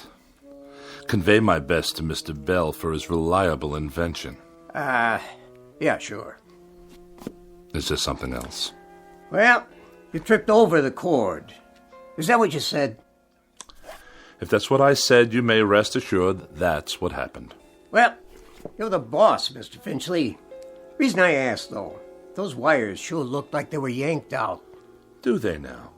Proving what a vast storehouse of knowledge the phone company has yet to acquire. Okay. So long, then. Have a nice night. I shall certainly endeavor to do so. One thing. Yes? The thing about phones, though? What? Well, you see, they're just like any other piece of electronics. You have to be careful. Treat them right. Because if you don't, they won't do what you want. Kind of like people, I guess. Kick them to the curb, and they won't be there when you need them. You get back what you give out. But, well, I figure you know that already, don't you, Mr. Finchley? A smart man like you. Good night. So be it. Another evening alone. Just as well. At least this way I'll have the company of a person of quality.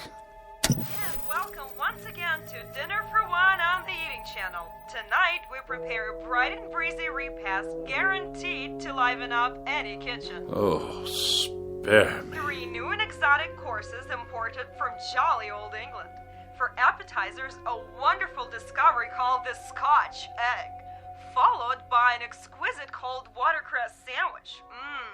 And the traditional pièce de résistance, bangers and mash. Sound excited? Well, it is. So sit back and enjoy and keep a pencil and paper handy. Now for something completely different. Balderdash, not worthy of a review. Cretins and half-wits at every turn. Well, who needs you? Who needs any of you? Mr. Bartlett Finchley is going out on the town. He's going to have a wonderful evening with some good wine, and who knows what lovely lady I may meet during my nocturnal meanderings. Who knows indeed?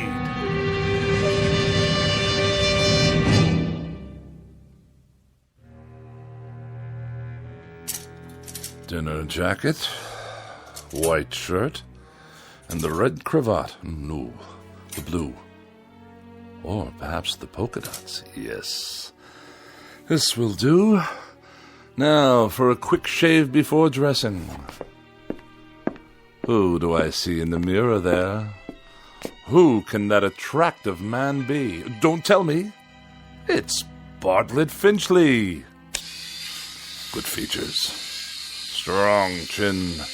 Bred from quality stock.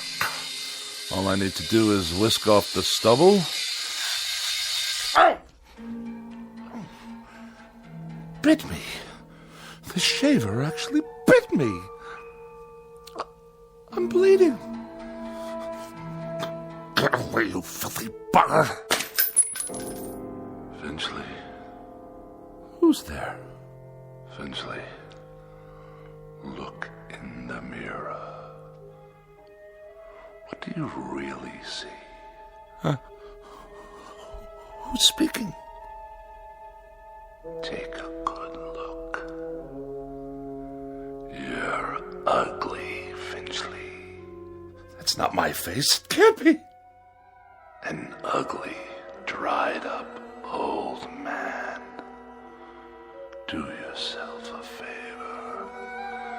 Do us all a favor. Use a straight razor. Stop speaking at once. You have no right.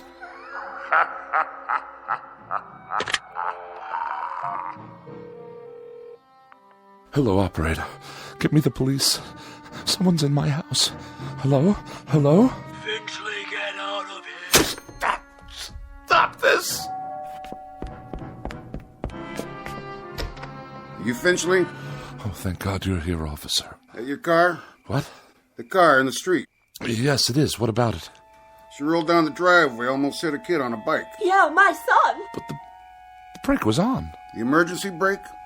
You better get it fixed. I just did this afternoon. Don't you believe him, officer? Car rolled right down the driveway and into the street. You're lucky you didn't hit somebody. Then you'd really be in hot water. Got the keys? They're in the other room. Better get them then. I want to put on some clothes while you're at it. Look at him standing there in his underwear. I have a robe on, madam. Some robe? It's called a dressing gown. And tie it shut. I'll write you up for indecent exposure, too. Oh, yes, of course. All right, fella, you better pull her back in the garage. I'll give you a warning this time. Have those brakes checked first thing in the morning, understand? Perfectly. There is another matter I'd like to discuss with you, officer, now that you're here. And what's all the noise in his house? He's always throwing stuff, yelling at the top of his lungs. That true? No, I fell, that's all. Tripped and fell on the stairs. That why your face is bleeding? Precisely. What's the other matter? Matter? You said you have something to discuss. It's difficult to explain. You wouldn't understand. Evening then, Mr. Finchley. So is he gonna move his car or what? In one moment, madam. For now you may remain on my property until I return with the keys. At that time I should like you to be out of my yard. Otherwise I shall solicit the aid of this gendarme to forcibly eject you. Idiots! I need a drink.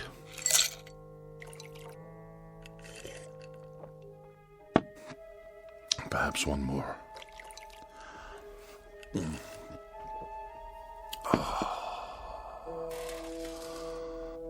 That's better.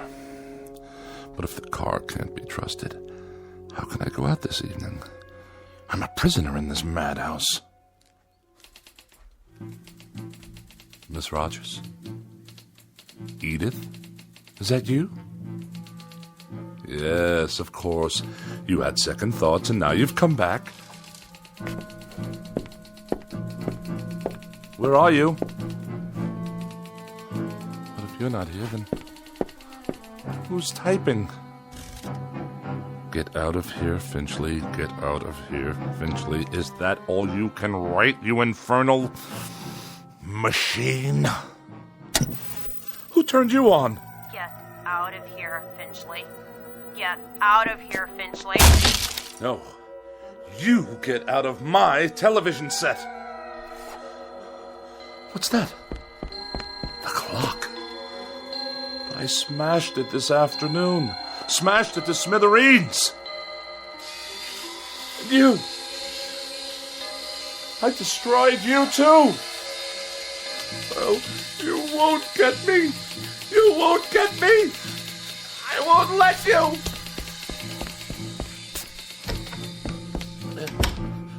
Help me, please. Someone. It's Bartlett Finchley, your neighbor. Let me in.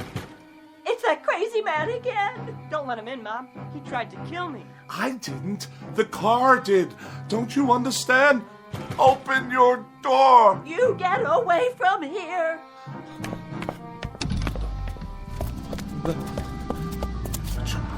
You can't follow me.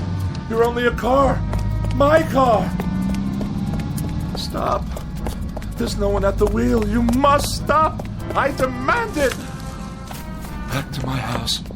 Then it can't follow me to the house. Locked. Wait. I have the keys after all. It can't get in here. I'm safe now. Safe. Oh, where's the light switch? Burned out. Just as well. I'll hide here in the dark until the car goes away. Yes, that's it.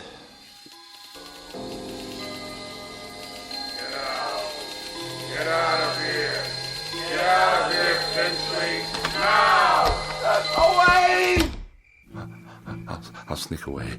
Go somewhere, anywhere out of this town, far, far away. What? Those lights. Blinding. I can't see a thing.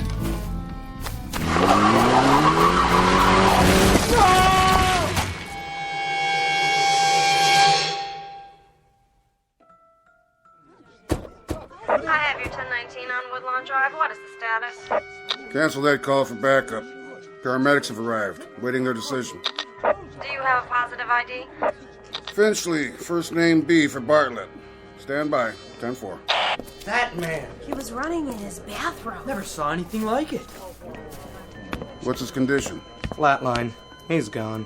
I'll put him down as DOA your arrival. Heart attack? That's what it looks like. What happened here, you know? Neighbors said they heard him shouting about something last night. He sounded scared. What about? Well, whatever it was, he took it with him. Was he out here? Right here on the porch, slumped down against the door, eyes wide open like he saw a ghost. I figure he was on his way to his car. Which one? At the curb. Never got to move it like I told him. Must have been drunk. You can smell it on him. Good thing he forgot his car keys or he might have done some real damage. Yeah, not now, though. Poor old guy. He was a royal pain, let me tell you. That's all over now. Maybe he did see something. Who knows? Maybe so.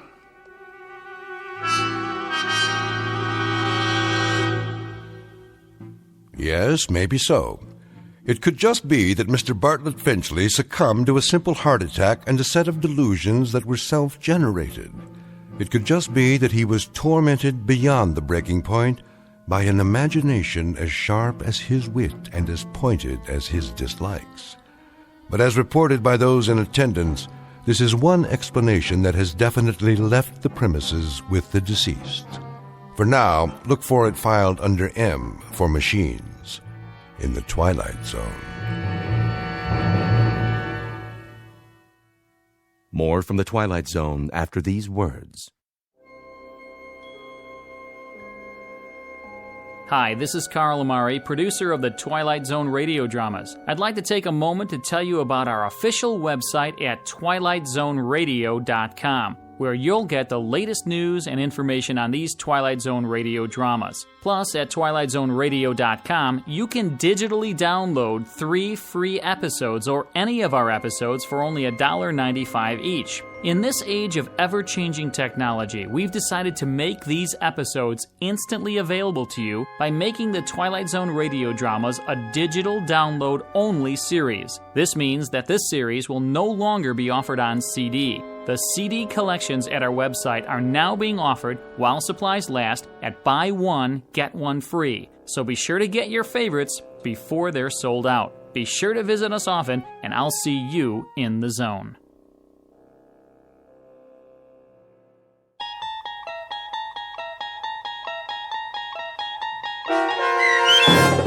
A Thing About Machines, starring Mike Starr, with Stacy Keach as your narrator, was written for The Twilight Zone by Rod Serling and adapted for radio by Dennis Etchison. Heard in the cast were Doug James, Peggy Roeder, Rich Kominick, Turk Muller, Guy Burrill, Larissa Borkowski, Irene Olson, Heath Corson, Lynn Foley, Natalia Reed, and Peter DeVito.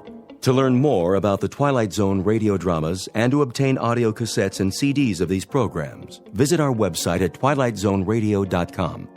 The producers of The Twilight Zone wish to thank CBS Enterprises, Carol Serling, Dennis Etchison, Dick Brescia Associates, Claire Simon Casting, Don Longo, Terry Jennings, the American Forces Radio and Television Service, our sponsors, and our radio affiliates for helping make this series possible. This copyrighted radio series is produced and directed by Carl Amari and Roger Wolski for Falcon Picture Group. Doug James speaking.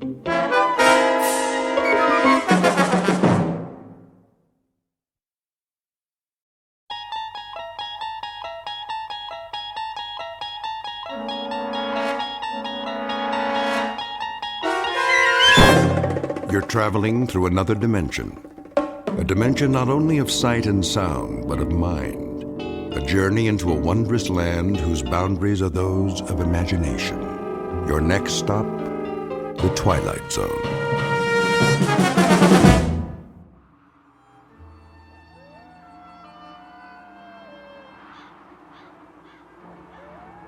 How much is there?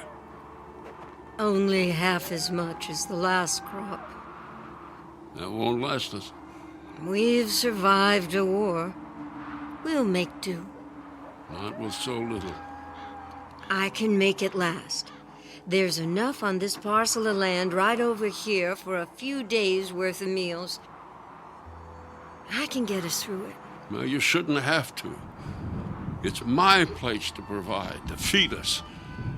Oh, if I could still hunt, we'd be better off. But if I can't see, I can't see to make a killing. Fussing over it doesn't help. Besides, we knew this time was coming. You've been losing your sight for a long time. Let's stop arguing and start harvesting so we can have something to eat for supper. Some harvest. It'll barely feed the two of us. It'll be enough. Come on. You can help.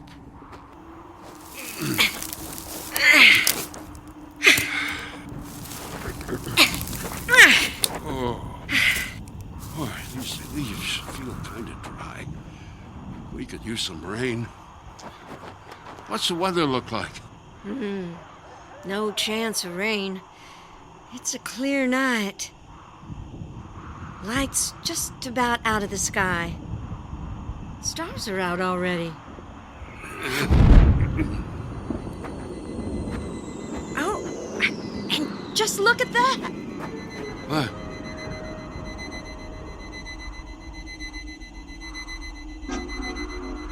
What made that noise? It's a shooting star. Oh, well, shooting stars don't make noise. It's just streaking across the sky. Except it doesn't move like one. What do you mean? It looked like it stopped for a spell, then kept going again, but in a different direction.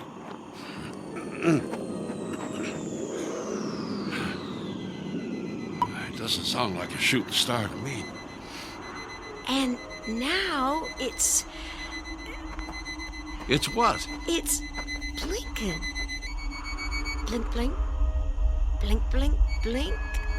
Blink. Blink, blink. Blink. Blinking? Blinking? I think your eyesight's going to go next, Martha. You hush. Bad enough your hearing's been going. I hear you complaining just fine. Half-deaf old woman and her blind, broken-down husband. We make a fine couple. Well, we're not making any progress sitting here talking about shooting stars. Let's get this basket filled. I want to get inside, making it early night.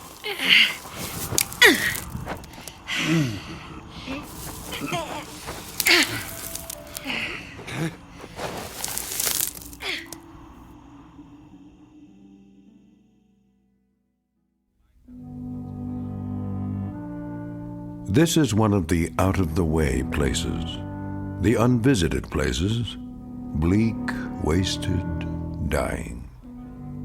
This is the outskirts of a farmhouse, handmade, crude, a house without electricity or gas, a house untouched by progress with no more than just a kitchen and a bedroom. We have just met the couple who lives in the house, strong, simple people whose problems up until now have consisted primarily of acquiring enough food to eat. A couple about to face terror, which is even now coming at them from the Twilight Zone. And now, The Twilight Zone and our story, The Invaders, starring Kathy Garver with Stacy Keach as your narrator.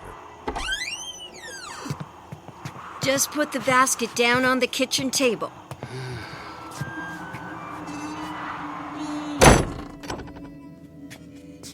Will, it's about 5 steps ahead of you.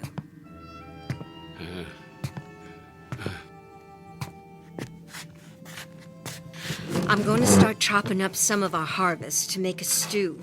I wish we had some meat for a change. Well, wishing won't make that happen. Hunting will. Make yourself useful. Sharpen this knife. It beats sitting here and doing nothing. Well, it's going to be the way I spend the rest of my days. Reckon I should get used to it.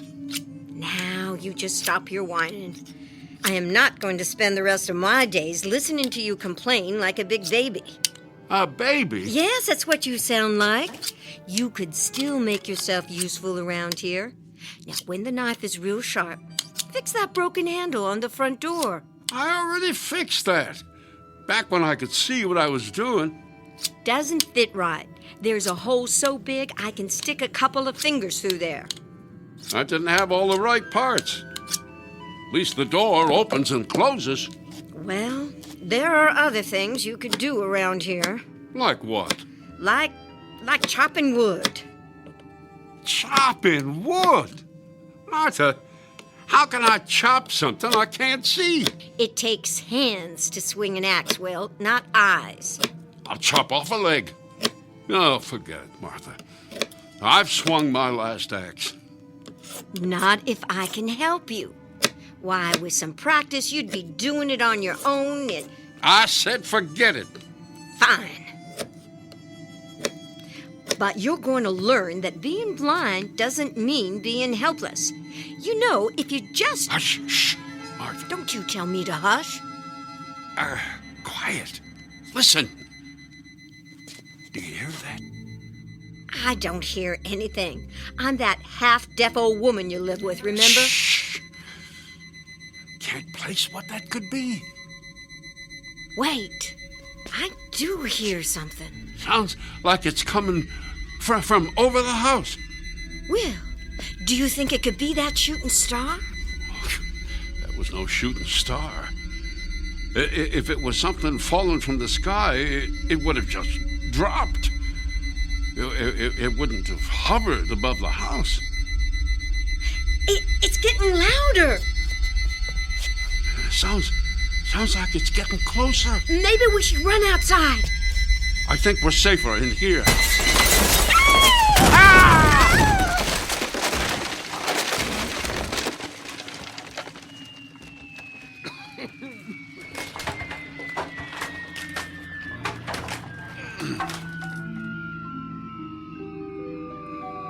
Martha? Martha, are you okay? Martha? Will? Martha? Martha! Where are you? I'm right here. Just a few feet away from you. You all right? My ankle hurts, but I don't think it's broken. Can you get up? I think so. Put your arm out so I can find you. Yeah, there. That's it. Oh, keep your arm around me. How's the ankle feel to walk on? Oh, it hurts. But it could be worse. I think I just twisted it a little. What was that? I don't know. But I think it crashed on the roof. Will! What? There's a red light outside the window. Must be from whatever crashed into the house. And the light, it's blinking. I'm going outside to see what it is. Not without me or not. No, slow down, Martha. You're going to twist your ankle worse. Oh, stop your fussing, Will. I just want to see what crashed into our house. Darn reckless old woman. What's that? I said, what do you see? Looks like there's something on the roof, all right. That blinking light is up there. Can't you tell what it is? No, it's too much smoke, and it's too far back. Looks like it's on the flat part of the roof. I'm gonna have to go up there, see if there's a way to get rid of it. No. Will, what are we supposed to do? Live the rest of our days with that blinking thingamajig on top of our house? No. What if it's dangerous? How are you going to defend yourself? What if it's a remote bomb from our enemies? I'll figure something out when the time comes. Come on. Oh, damn. Headstrong old woman. What's that? I said, if you're set on doing this, you need to listen to me. You haven't been up on the roof that much. First, you have to climb up the ladder. Next to the sink in the kitchen. I know, Will. I've watched you do it 100 times. Do you remember how the door opens onto the roof? Don't I just push up on it and let it swing back? No. Don't just let it fall. It'll make too much noise and upset whatever is up there. Lower the door gently. All right. Your ankle. A little tender to walk on, but it's all right. Oh, take the lantern. Even with that red light blinking, it may be hard to see up there. I'll wait right down here by the ladder. All right. I'm going up. Martha, be careful. It's really high. I'll keep the ladder stable. All right. Oh, that's it, Martha. Easy. Careful. I can feel your legs as you're going up there. Don't rush. Be careful with the lantern. You don't want to start a fire up there. Quiet. Watch your ankle. Open the door carefully when you get up there. All right. I'm at the top. That's good.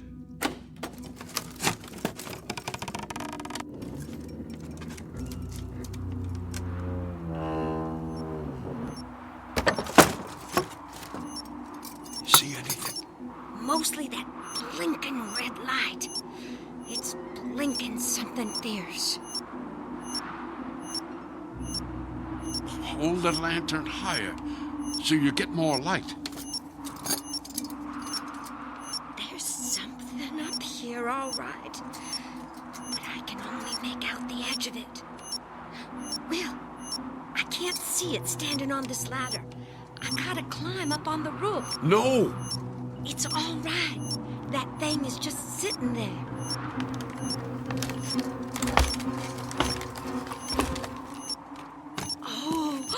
What? What is it? If it's a bomb, it's huge, Will. What does it look like? It's round and flat. Only part that isn't flat is a big bump smack in the middle of it. I think it's made of metal. Let me touch it and see. No, don't touch it. It's okay, Will. It's not doing anything. I don't care. It could still be dangerous. I'll just touch it with my foot. Here, let me just get a little closer. Yep, it's definitely some kind of metal. You'd think it could be What's that? I don't know. Martha, get back down here. Wait. I think it's coming from underneath this thing. I gotta bend down to look. Martha, what's going on? It's some kind of door. It's lowering down from the underside of this thingamajig. What's happening? Nothing. The door came down, but now it's just... Wait. I think something's coming out. Martha, get out of there! Yeah. Maybe I will. Ow! What's wrong? My ankle. I think I twisted it worse. Can you crawl to the door? I'll try. Will, it's coming out. Hurry, Martha. Go toward the ladder. I'm trying. Keep coming. Wait, I need to swing my legs around. Oh, it's there. I see it. Don't stop to look at it, Martha. Just get down here. No, stay away. Hurry, Martha. I can't get my legs around that fast. I'm coming up to help. That thing! It's right by my leg! Kick it, Martha! Kick it away! Get away from me! You beast! Kick it again! Keep kicking! There. I kicked it well, but I don't know where it went. You must have kicked it through the door. I heard it go past me and land on the kitchen floor. Can't be very big. It isn't. Is it down there? I don't hear it. Doesn't mean it's not there, though. If our enemy sent that thing on the roof, this thing that just came out of it might be a remote control device. No, it seemed more animal-like. Maybe it's dead.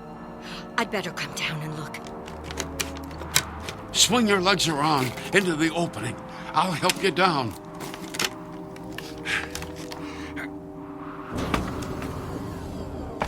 Martha! I hear it. Might be a second one. Come down, quickly. I'm coming. Let me just... Martha! What's going on? Ow! My skin! It feels like it's burning, Will. Oh, kick the thing out of here! Martha, kick it! Can't! It's too far away. Ow! You have to stop it. Is there anything up there you can throw at it? I don't know. Martha, think! You gotta find something to throw. Oh, there's nothing up here. Will. Wait. You left a hammer on the roof. Yes. Throw the hammer at it, Martha. All right.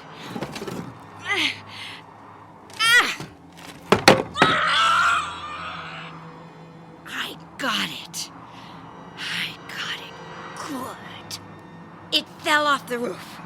Thank goodness. Come on, I'll help you down the ladder. Martha? What's wrong? Why don't you answer? Martha!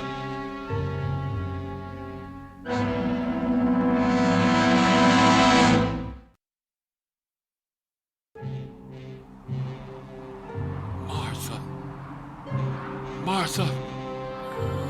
Wake up! Oh, thank goodness. What happened? Well, you passed out? Will, was it a dream? No, I wish it was. You need to lay down for a while. Come on. I'll help you down the ladder. Oh, better yet. We'll help each other. Come on. How long was I passed out? Too long. Oh, I don't know. You scared me. No more than a minute, probably. Are those creatures down there? Oh, I don't think so. Haven't heard them. Anyway, here. Put your arm around me. Now, put your weight on me. Ah, that's it. Okay. There we go. Good. Oh, Will, it was terrible. It pointed something at me, and then there was this bright light, and then it felt like my skin was burning, and on my neck, on my arms. Oh, it still hurts. Well, here, let me feel. Oh, it feels like you got some blisters on you. Big ones. Oh, I do. Oh, you should see them, Will. Oh, no wonder they hurt so much. Okay, come on. I'll help you over to the bed. Careful, Will. Those creatures may be hiding somewhere in here. What do they look like? I couldn't get a real good look at them, but they were about the size of my hand. Sort of silvery, like upright lizards. And they moved pretty fast. At least once we showed them, they weren't welcome here. We've reached the bed, Will. All right. Now, you just lay down for a while. And forget about playing hero anymore. You can see where it gets you. Oh, okay, Will. I'll just lay here while them creatures take over. It's been a while since we had house guests anyway. You must be feeling better. Getting some of your old gumption back. Darn cantankerous old... What's that? I said if those creatures were the size of your hand, they should be pretty easy to... Oh! What's wrong? Oh, I stepped on something. Oh, piece of ceiling, most likely. I don't think so. Never felt anything like it. Hold it closer so I can see it. Will, this is what that creature was pointing at me. This is what gave me the blisters. Huh? Some kind of weapon? I wonder how it works. Don't shake it. What if it... What's it doing? I don't know. Shut it off. I don't know how. Drop it. Will, drop it. Don't touch it again, Will. You don't need to worry about that. In fact, let's make certain nobody touches it again.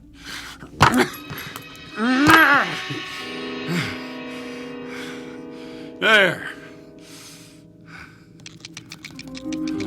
Martha. What? One of them creatures. I think I heard it running across the floor. Where? Sounded like it was heading toward the back of the house. What's going on? Where are you going? To get us something to defend ourselves with. I told you, you need to lay down. Here, I got you the shovel. I can't see the little buggers. How am I supposed to use this on them? Just swing it at anything that makes that beeping sound. I'm going to use this hoe to try and flush those creatures out.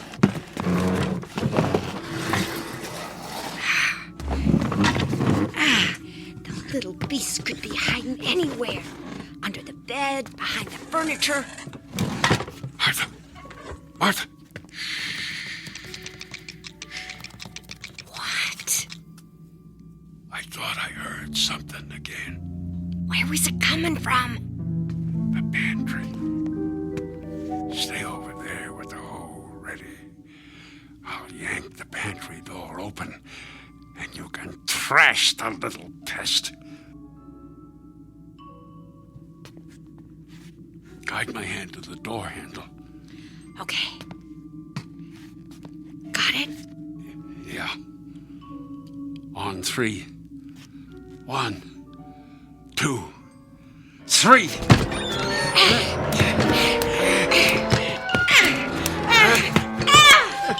Did you get it?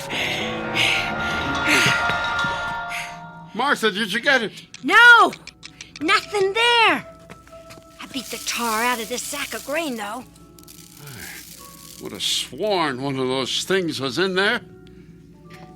We'd better throw this sack outside before it spills all over the floor. Put your shovel down and pick this thing up for me, will you? It's right over here.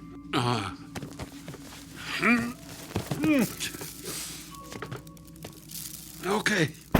Okay, open the door.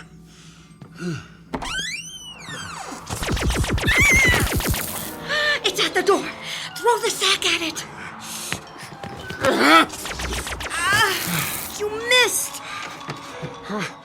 What did you expect? I'm blind. Close the door, quick.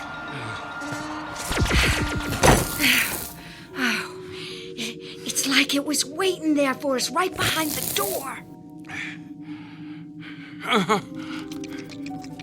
There. Did you hear that? The other one must be in here. Where did it sound like it was heading? The bedroom. Where are you going? To flush out that little devil.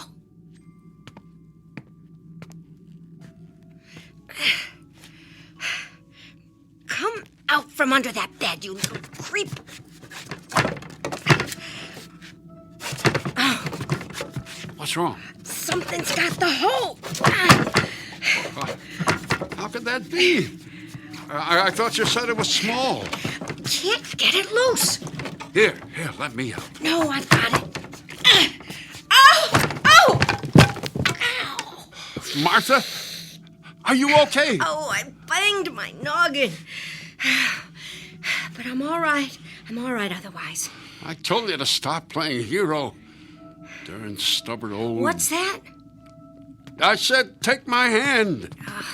Getting too old for this. Was it one of them things that grabbed the hole? Nah, I don't think so. I hate to admit it. I just got it snagged on the bed frame. You need something shorter. Can't keep swinging that big hole around in this little room. What should I use? Well, how about that knife I just sharpened to a razor's edge? Yeah, I'll go get it. Careful, Martha. Don't want your ankle giving out on you again. My ankle's the least of our problems. If we can... Oh, Will! The knife!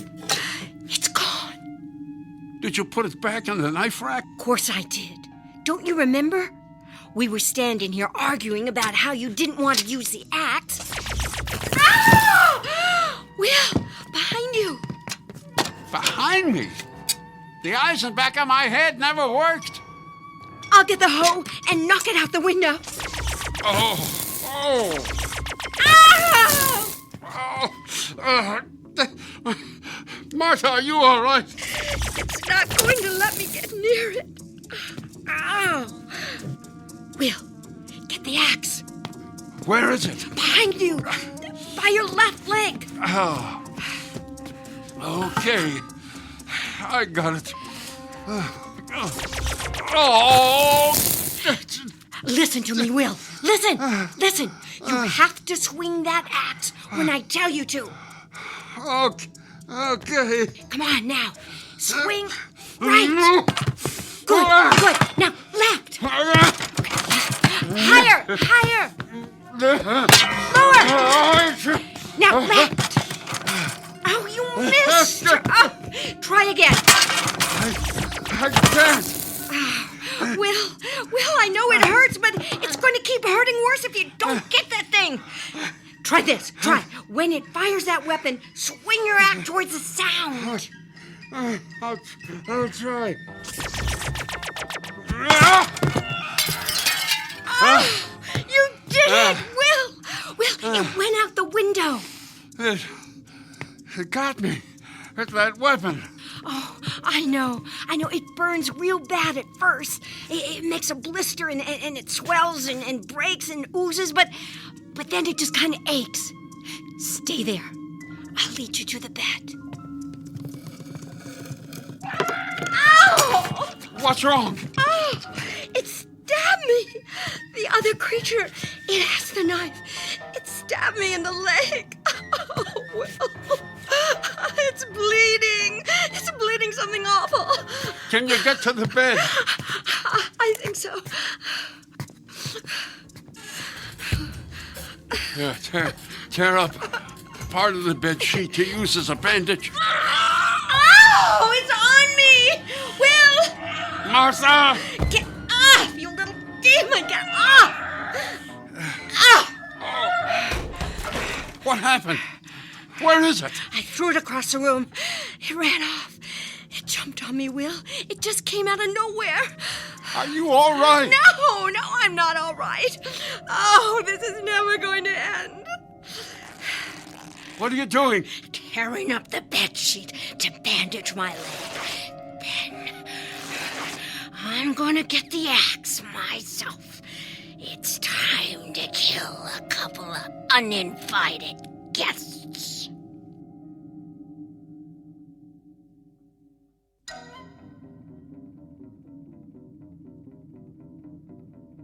All right, Will. I've got the axe. Put it down, Martha. You'll hurt yourself. I'm not putting it down until those little hellions are dead. Martha, did you hear that? What is it? One of them? Yeah. It's coming from the outside. Sounds like it's right outside the door. Let's do like we did with the pantry. You have the axe ready, and I'll yank the door open. All right. Wait a second.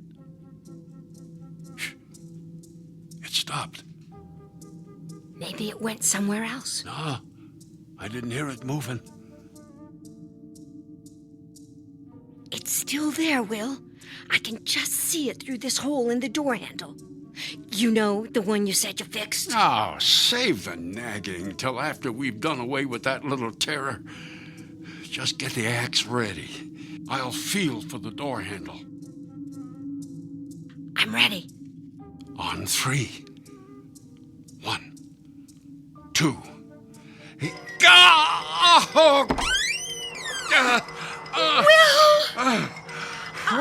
What did I grab? That little savage stuck the knife through the hole. You grabbed the blade instead of the door handle. Oh, close the door before it gets in there. Too late.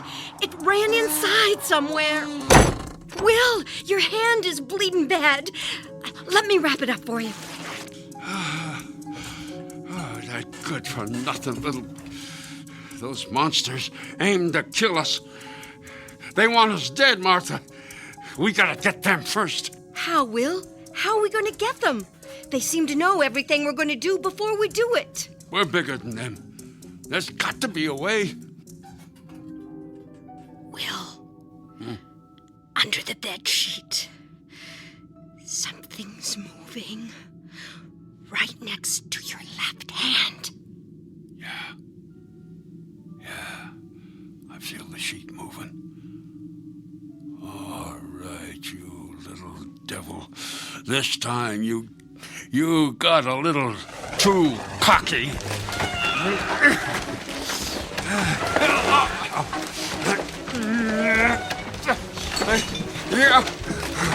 You got it. You got it. Yeah, but it's not giving up a lot of fight. Wrap it up in the bed sheet. You've almost got it, Will.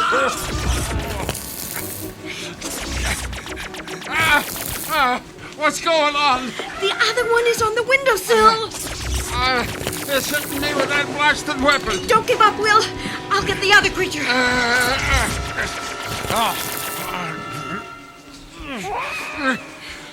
I got it. I got it, Will. I shoved it out the window. I think I got this one trapped in the bed sheet. Look out, Will. Look out. It's cutting through the sheet with a knife.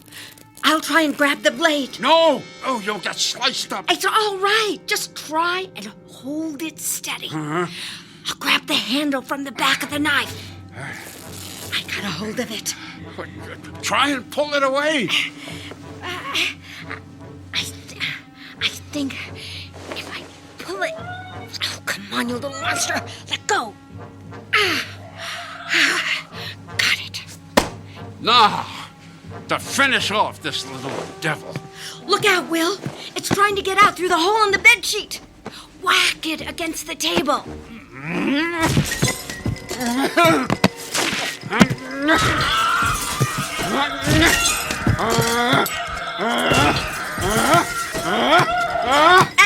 That's enough, Will. I think you got it.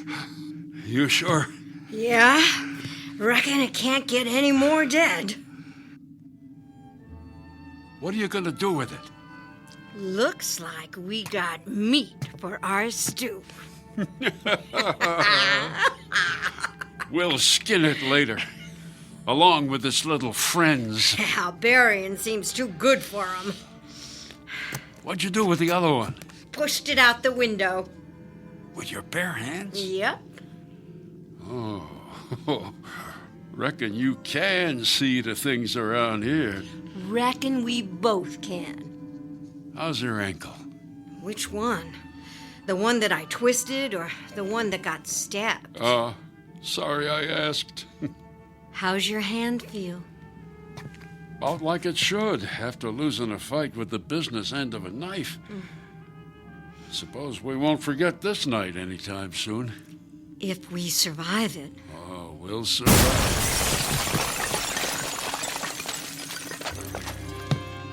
What was that? Something blew a hole in the wall. Must have been that other creature. How big is the hole? Just big enough for the little terror to fit through. It's out there all right, Martha. Are you near the axe? Yes.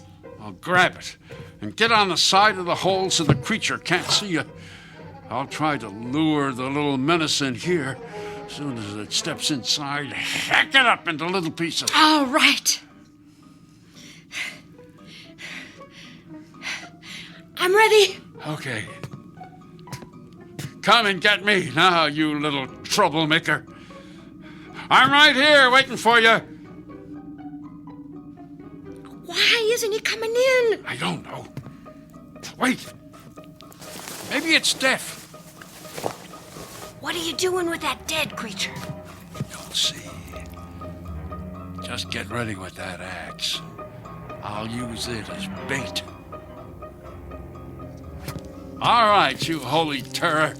You think we're playing games? Take a look at what we did to your pal. That gets your blood boiling? Now come in here and fight.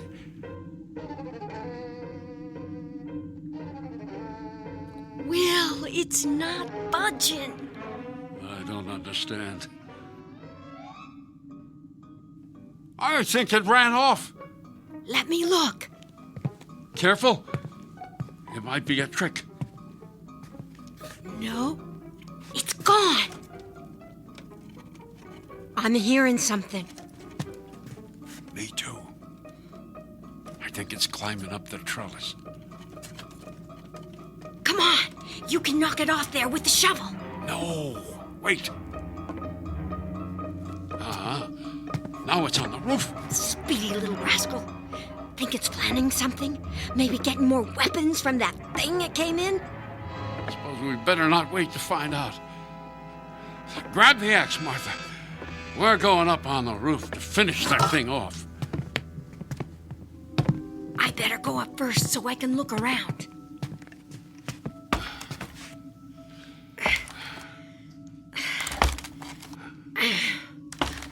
Will, what if it's tricking us? What if this is some kind of trap? Well, it's tricked us before, and we're still here. Careful. Careful opening the door, Martha.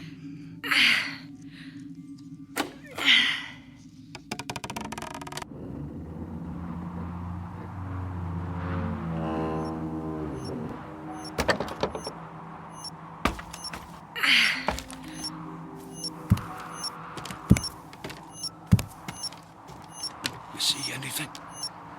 Just that contraption they crashed in. Martha, what happened?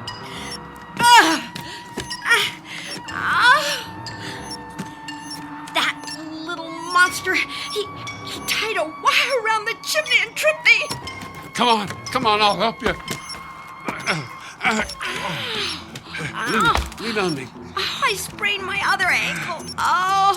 Oh, it hurts so much. Hold my arm. It won't support my weight. All right, stay there. Where'd that little demon go? Inside that contraption. What's that noise? It's the door on that thing. It's closing.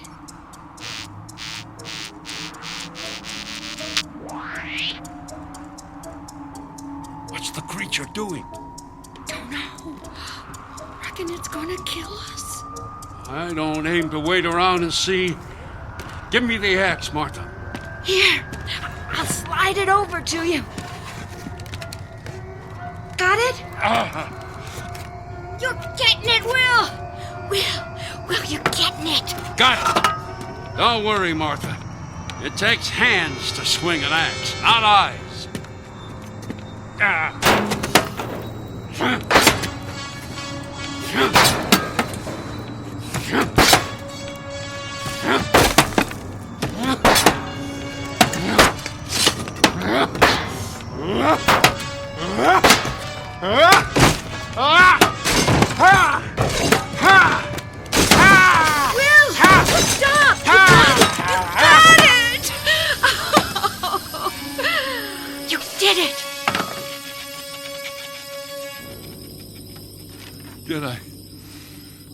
Did I stop it?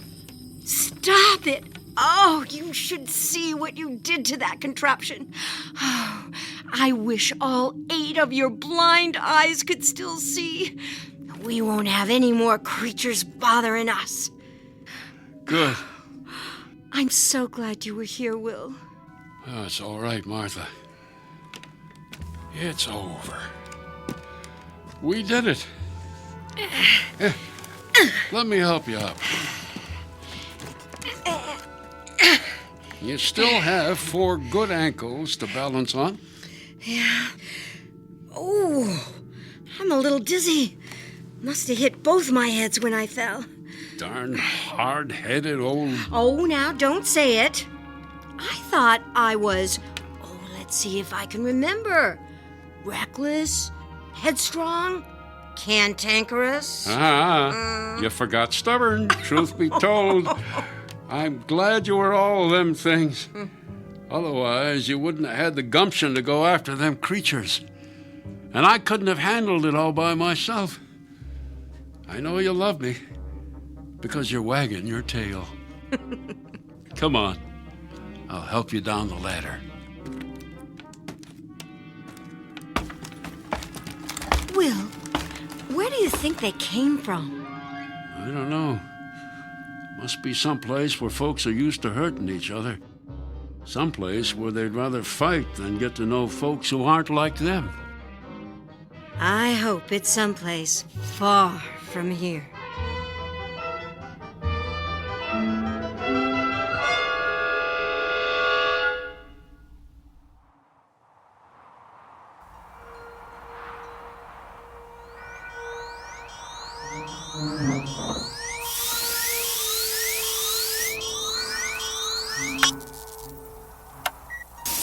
Is anyone there? We have encountered an incredible race of hideous giant creatures. This is the final transmission of the United States Air Force Space Probe 1.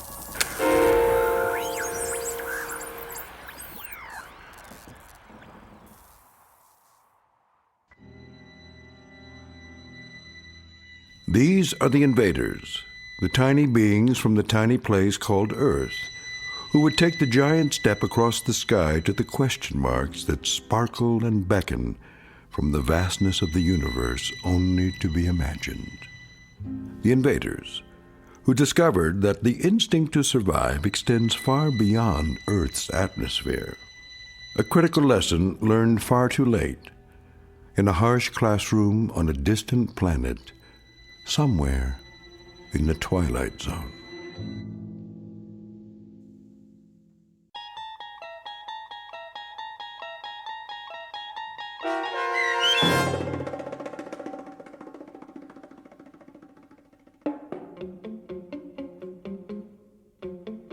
The Invaders, starring Kathy Garver with Stacy Keach as your narrator, was written for The Twilight Zone by Richard Matheson and adapted for radio by Barry Rickard.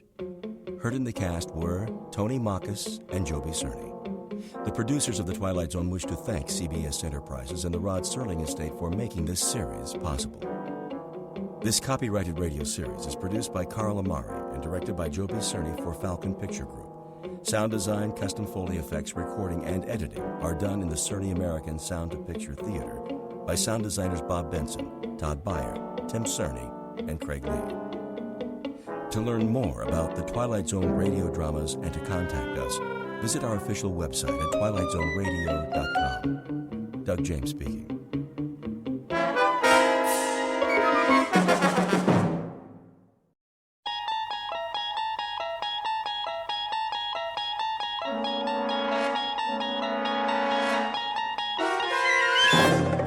You unlock this door with the key of imagination.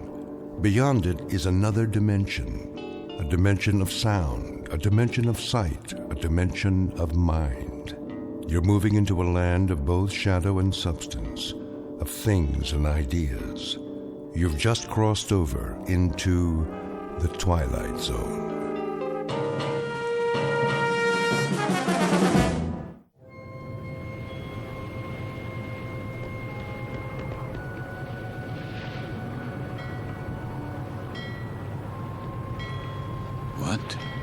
What is this place?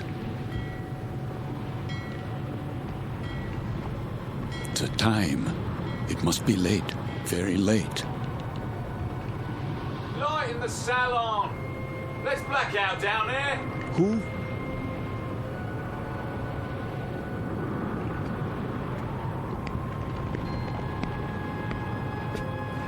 Forgive me, sir.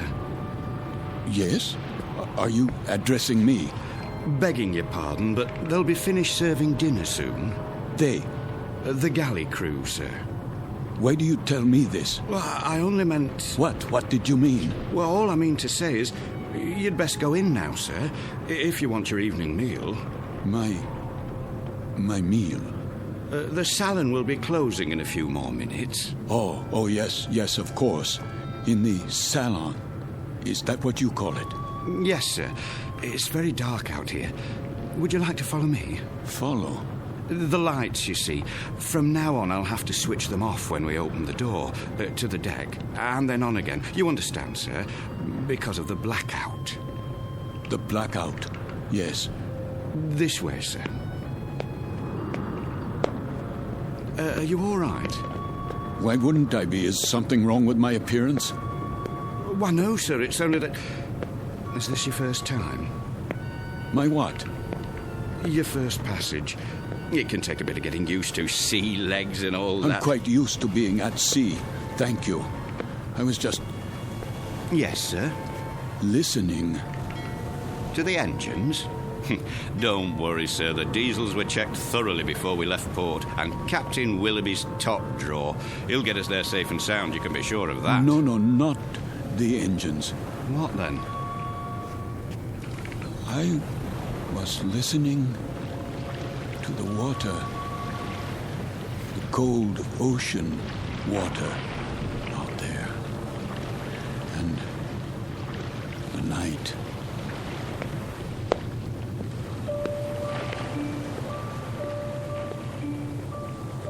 This is the deck of a small freighter, the SS Queen of Glasgow, located somewhere in the North Atlantic. Her registry, British. Gross tonnage, 5,000. Age, indeterminate. At this moment, she is 1 day out of Liverpool. Her destination, New York. Duly recorded in this ship's log is the sailing time, course to destination, weather conditions, temperature, longitude, and latitude. But what is never recorded in such a log is the fear that washes over a deck like fog and ocean spray. Fear like the throbbing strokes of pistons from the engine's diesels, each one a heartbeat, parceling out every hour into breathless minutes of watching, waiting, and dreading. For the year is 1942, and this particular ship has lost her convoy. Now she must travel alone like an aged, blind thing groping through the unfriendly dark, stalked by the unseen periscopes of steel killers, enemy U-boats that also watch and wait. The Queen of Glasgow is therefore a frightened ship, and she carries with her a premonition of death. In a moment, her crew and passengers will find out just how real that premonition may be, when a course is set that leads them all into an area known as the Twilight Zone.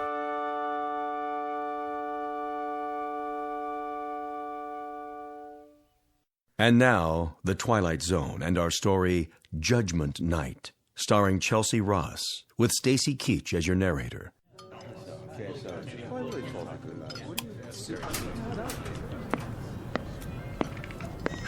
Why does he keep playing with the lights? Thought I'd gone blind for a second. My apologies for the momentary darkness. Wartime regulations, you know. Think nothing of it. Perfectly understandable. Wasn't it a lovely meal? Yes, indeed. Glad you enjoyed it, ladies and gentlemen. Something more, perhaps? Not for us, thank you, steward. We were just leaving. Come along, dear. Wait, Mommy, where's my doll? Why, here you are, little girl. You dropped it by your chair. Can you thank the nice man? Thank you. You wouldn't want to leave your dolly behind now, would you? Come along, Joanna. It's well past your bedtime. Yes, Daddy.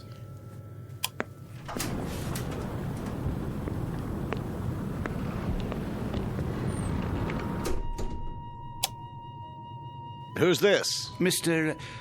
I'm afraid I didn't get the gentleman's name. You are... Forgive me, I'm... Lancer. What's that? Aren't you Lancer? Oh, yes. I'm Jerry Potter. We looked for you at dinner. I was detained. I saw your name on the purser's list. We were wondering where you were. You were? Will you join us? Oh, no, that's not necessary. There are 3 other tables. 3 empty tables? I'm really not very hungry. Well, the captain wasn't able to join us tonight, so there's plenty of room. Come on over, I insist. Very well. Coffee, sir? Yes. Thank you. I believe I would like some coffee.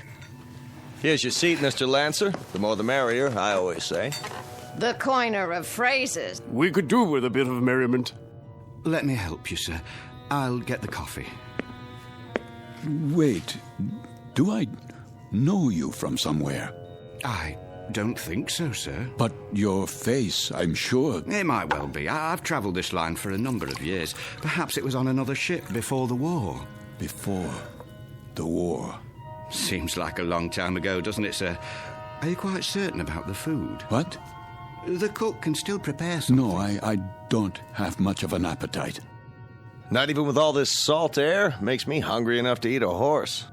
Jerry! Would that be a seahorse, Mr. Potter? How about it, Lancer? Have some chow. Not tonight. Something happened tonight? Nothing unpleasant, I trust? Why, I don't know. I honestly don't know. Mr. Lancer, are you ill? As a matter of fact... You do look pale. A bit of the old mal de mer, perhaps. You might do well to take the meal in your cabin. My cabin? Your quarters, Mr. Lancer. This is all rather disorienting, isn't it? But a good night's sleep can do wonders. I could prepare a tray, sir. No. I'd recommend a cup of hot broth at the very least. I'm fine, I tell you. It was just a temporary dizziness. You're all very kind. I shouldn't intrude. Nonsense. Then let me do the honors. This is my wife. Madame. Hello. And across the table are our dinner companions, Major Devereaux. How do you do? And his secretary, Miss Stanley.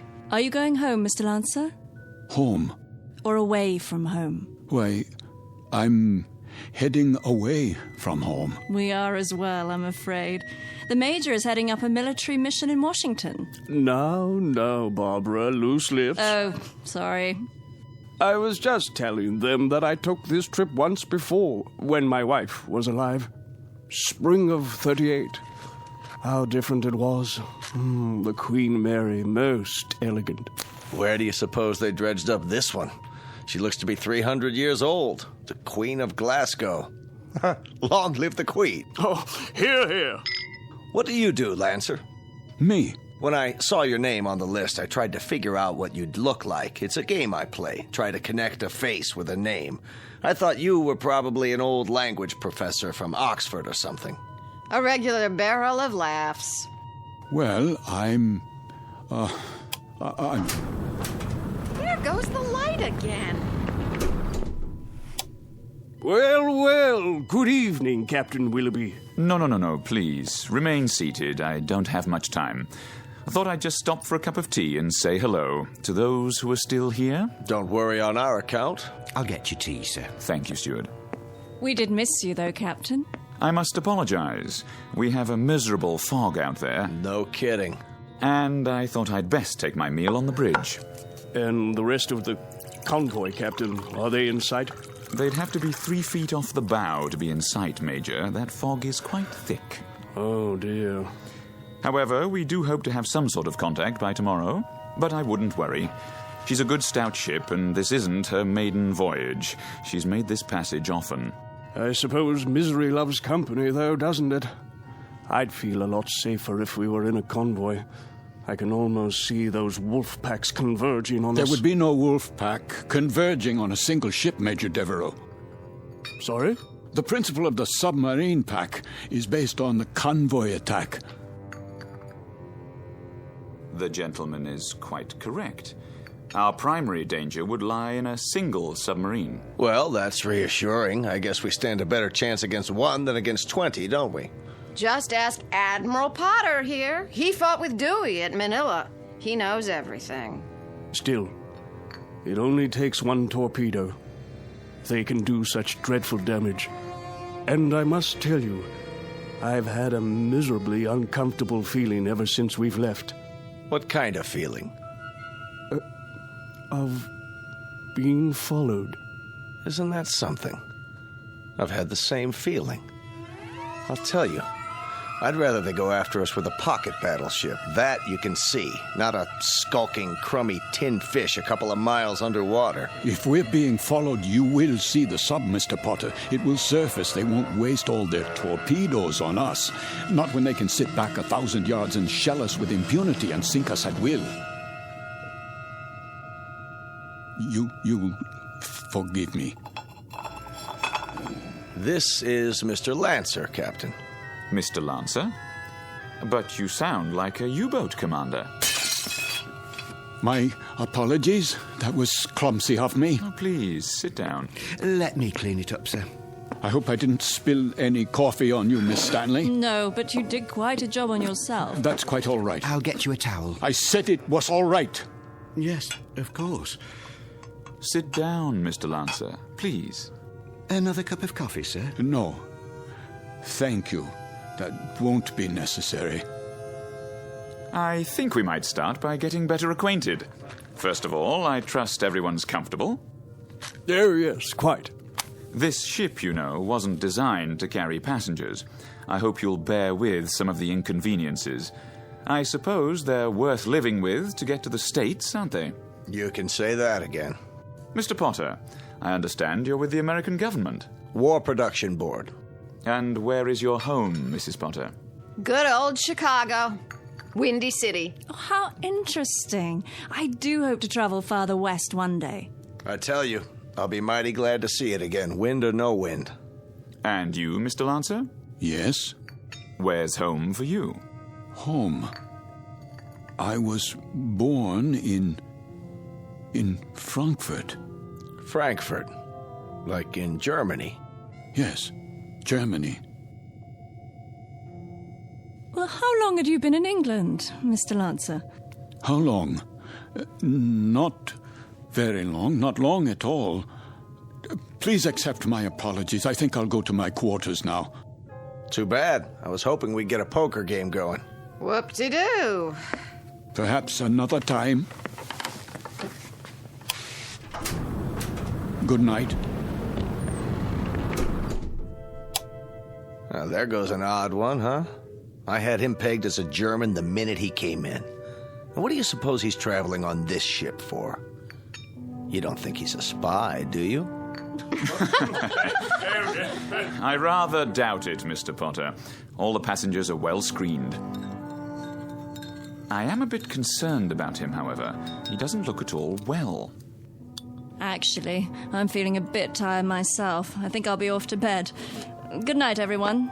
Sleep well. Watch your step, Barbara. I will. It's very dark out there. Would you like a torch? Oh, don't worry about me. I can have the steward escort you. I wouldn't think of it. See you all at breakfast. I'll get the light switch. Thank you, Captain. Good night.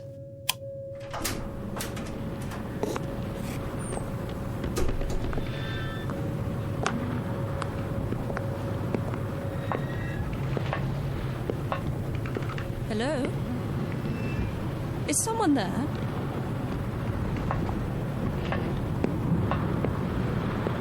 I say, is anyone...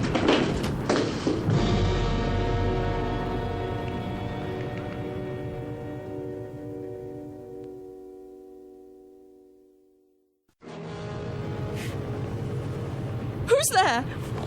Watch your step, Miss Stanley. Oh, Mr. Lancer. The stairs are quite slippery from the fog.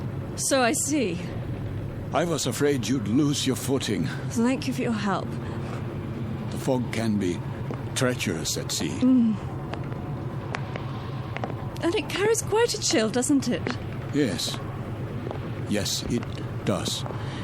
It's best to stay off the deck at night. Why are you here, Mr. Lancer? What? I thought you'd be in your cabin. I'm still a bit unsettled. Not quite ready to sleep yet. Miss Stanley. Yes. May I ask a question? Please. Have we met before? I don't think so. Why? You'll forgive me, but you looked so familiar. They all did, for that matter. Are you sure you're well, Mr. Lancer? Yes, I seem to be. It's just this feeling. What sort of feeling? Oh, it will sound crazy to you. Go on, please. Just that I'm doing things, saying things. That you've done before. How do you know that? I know the feeling. I've had it occasionally. Have you? Walking into a room and being able to swear that you've been there before. Even the conversations. They seem identical to ones you've had at some other time. Yes, but what other time and where? That's always the question, isn't it? And the people. Yes, and the people, too. Yes. That's extraordinary. What is? I don't recall. I don't seem to recall boarding this ship. Don't you? Or anything else, for that matter. How I got here, or why I'm here. There was a film about that. Pardon? In the cinema, a few years ago. With Leslie Howard. Or was it that American? What's his name? Garfield. John Garfield. I believe the title was Outward Bound, something like that. I don't have time to see many films. I don't either. But in this one, the people all found themselves on an ocean liner. Of course, it was a cruise ship, not a freighter. But none of them could remember anything. There was a man and a woman, and they met and began talking, much as we are right now, I suppose. And it turned out they were... Go on. Well, they were all dead, you see, and on their way to the other side. Isn't that absolute rubbish? It is indeed. You don't suppose we're dead, do you? And about to cross the River Styx or some such? No, that's ridiculous. I, for one, remember everything.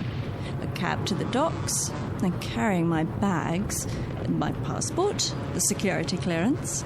My passport? Of course. It must be in my cabin.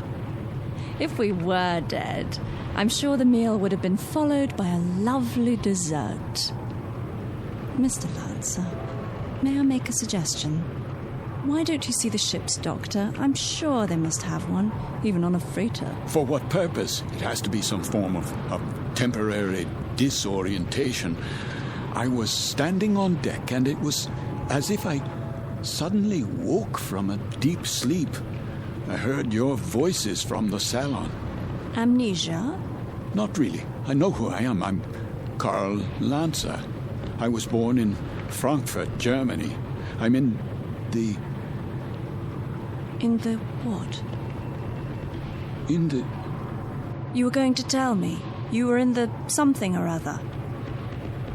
Was I? I don't remember now. Mr. Lancer, perhaps if you got some sleep, that might be all it takes. It wouldn't help. I don't think I could get to sleep. I feel as if this were a nightmare. I feel strange. I feel as if there were a disaster waiting out there, some doom that's about to happen. As if we were being stalked. I know we are. It's stalking us. Yes, there's a sub out there, a U-boat. I know it. I know it's out there. I know. Who's there? Mr. Lancer? Yes, I'm Lancer. Would you come with me, please? Where? The captain's compliments, sir. He wonders if you could join him in his quarters. For what purpose? He'd like a few words with you. Go on, Mr. Lancer. I'll see myself to my cabin. Sir, this way.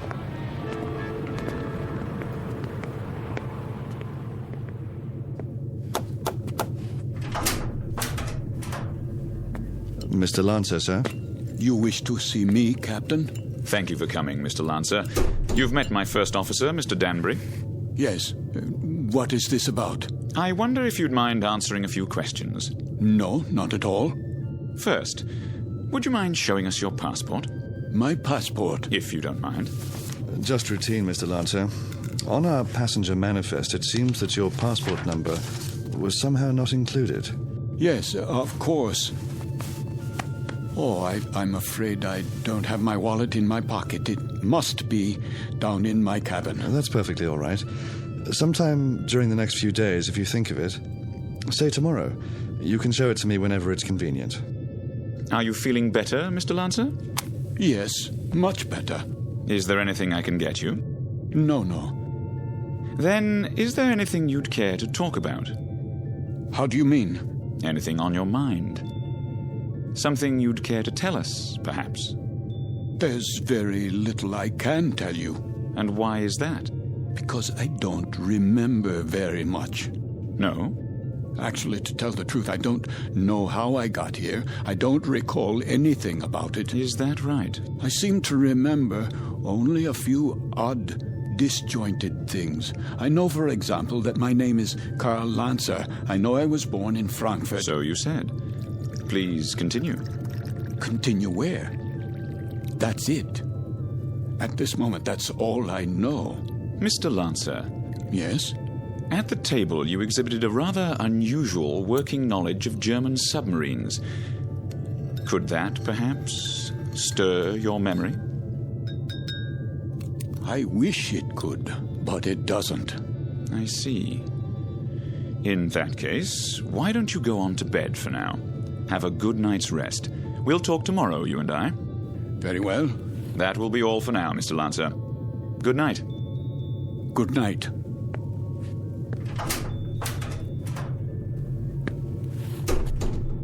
Most peculiar. I'd agree, sir. I'd say he bears watching. Then watching is what he'll get. I told you what he said at the table. What do you make of it? That's hard to say. But as I was going to get him on deck, he was talking to one of the passengers, Miss Stanley. And? He was speaking quite excitedly, in a very loud voice. I couldn't help but overhear. He was saying something about how he knew there was a U-boat out there. It's stalking us. That's what he said. You heard him say that? Those were his exact words. Thank you, Danbury. I thought you'd want to know, sir. Danbury. Sir? Let's keep this between ourselves for the time being, shall we? Yes, sir. And see that a steward is sent down to his room. I want to have a look at that passport as soon as possible. Right away, sir.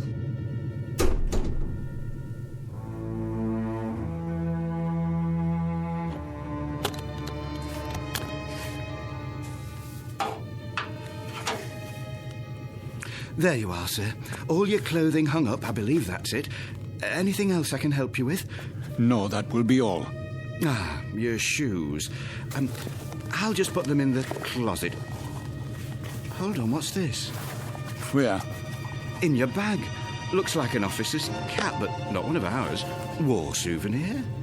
What are you talking about? This, sir. I was wondering if it was a war souvenir. Let me see that. Yes, sir. It's a naval officer's cap.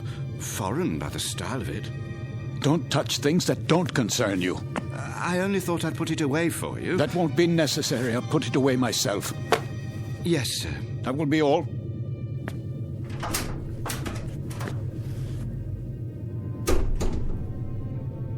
It is a German officer's hat. A submarine commander's. What does it say inside? It must have an identifying label. Yes, here. But this can't be. It says, Karl Lancer, Kapitan, Kriegsmarine.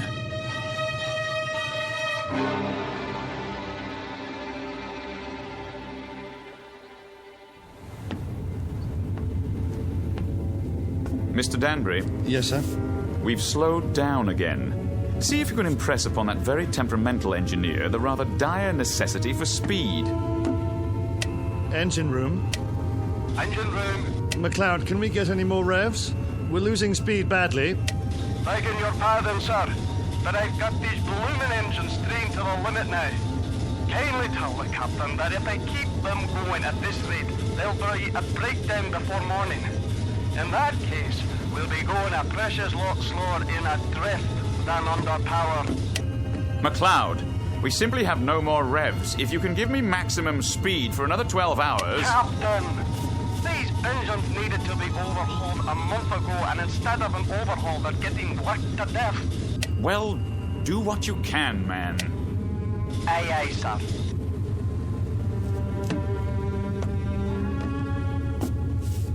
What do you think, number one? Sir? Cheery predicament we have here. If we reduce speed and give those engines a break, we don't stand a chance. And if we keep them going at maximum, they'll break down inside of 2 hours. I don't know what to say, Captain. It's a dangerous call either way. If we could only see through this bloody fog. If they're out there, it won't make any difference. And they're out there, let me tell you. God knows they're out there, waiting like vultures.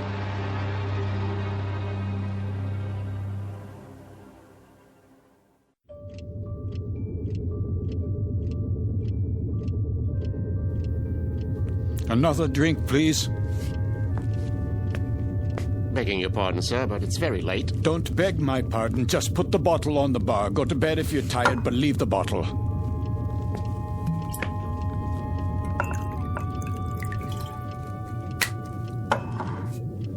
That doesn't sound right. Sir? The bearings. Bearings, sir? Yes, on the engines. They always sound like that, sir. You get used to it. You should hear McLeod on the subject. He's the engineer. Says the engines on this tab were originally designed for Lord Nelson. Is that clock accurate? Why, yes, sir. She's a real antique, that one. Captain Willoughby had her on the old Harcourt Bay. Keeps perfect time, she does.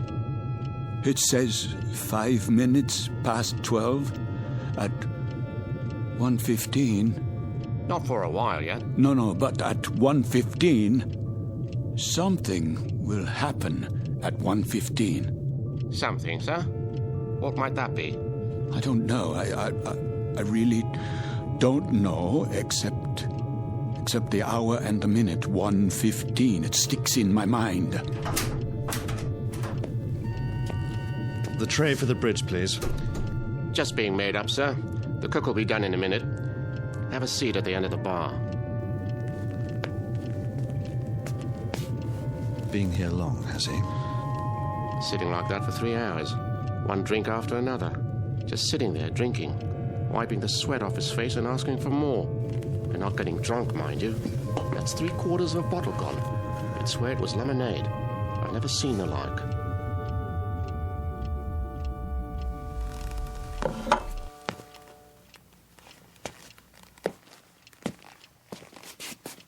Why have the engines stopped?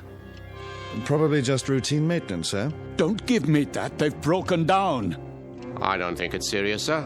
You don't think it's serious? Adrift in waters like these without any power, you don't think that's serious? We're defenseless here. Now we are absolutely defenseless. They'll be repaired, Mr. Lancer. We'll be underway again soon. No, we won't be underway soon. We'll drift until 1:15. That's what he's been saying all night long. You know, of course, how easy it would be for a submarine to... You're a nervous man, Mr. Lancer. I'd suggest you call it a night. Oh, I'm a nervous man. I can assure you that I am suffering from something a little more serious than nerves. I'm suffering from knowledge. I'm suffering from knowing what's going to happen. Really? Now? My affliction comes from waiting and knowing that inside of an hour, a U-boat will surface off our bow with searchlights and a deck gun. We'll be attacked and we won't be able to run away. Here, sir. Sit down, man. How does it feel to you people just standing still and waiting for a shell or a torpedo to smash into you, waiting for the ship to blow apart so that you can find yourself in the water, closing in on you, filling your lungs so you can't scream? I said sit down, man. Mr. Lancer, This kind of talk won't do you or anyone else any good. Here's the captain's tray, sir. Leave it. Is something wrong? The gentleman is ill. He doesn't know what he's talking about. Carry on. Yes, sir. Go on, cook. Back to the kitchen with you.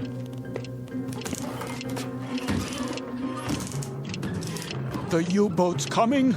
We must get the engines started or abandon ship. That's what we must do. Yes, we must abandon ship. Do you hear me? Why has the clock stopped? Where did you go? Where have you all gone? Why have you left me alone like this? Where? Where is everyone?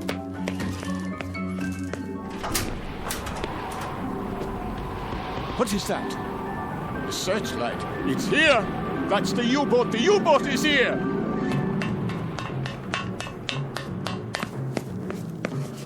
We've got to get out. Off the ship, everybody. There you are. All you passengers, out of your rooms. Listen to me. There's a U-boat. I just saw it. She's going to sink us. Can't you hear me? Why don't you move? Are you all out of your minds? What do I have to do? Do I have to grab you and carry you up on deck? Do I have to throw you bodily into the lifeboats? Do I have to knock you unconscious? They're gone. But where? Is the entire ship empty? Or have I gone mad? A life preserver, yes. SS Queen of Glasgow.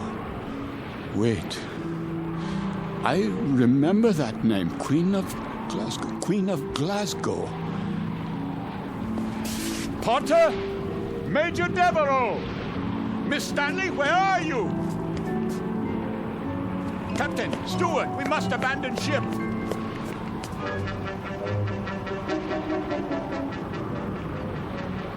Fire fry! Ja, Kapitän. Fire!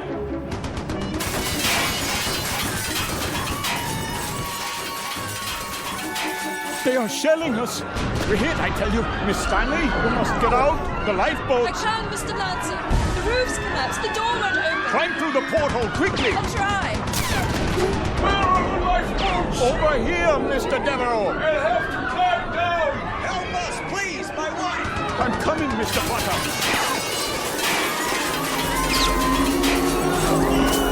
Watch out! The rail is collapsing!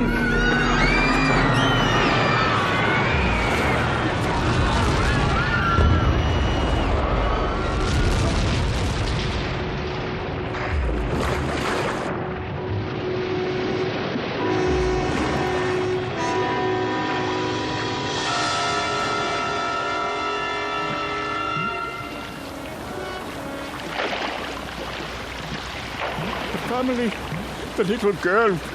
Where? The doll. Here, I have it. Who could do such a thing? Who? Who?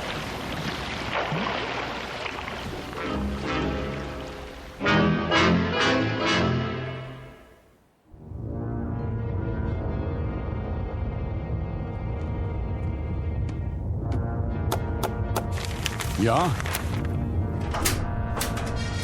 Not much to show, Captain Lancer.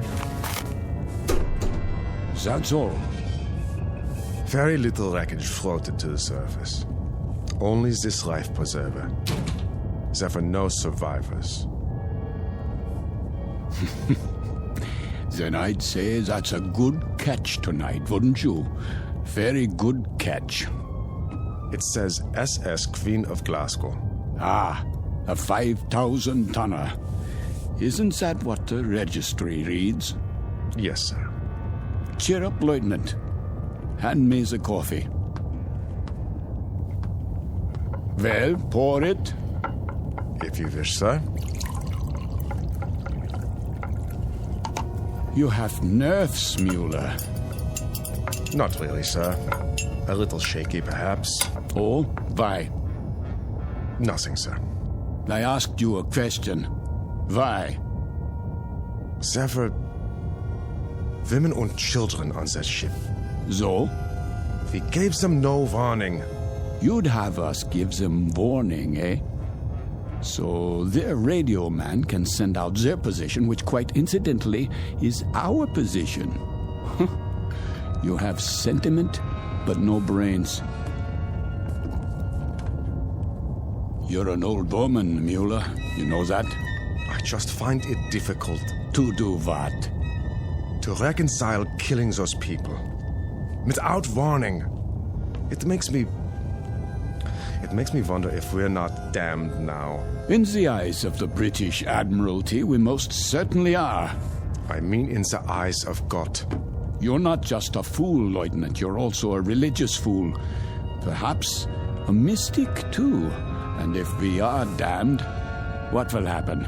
I've had dreams about it. Maybe people like us have a special kind of hell waiting.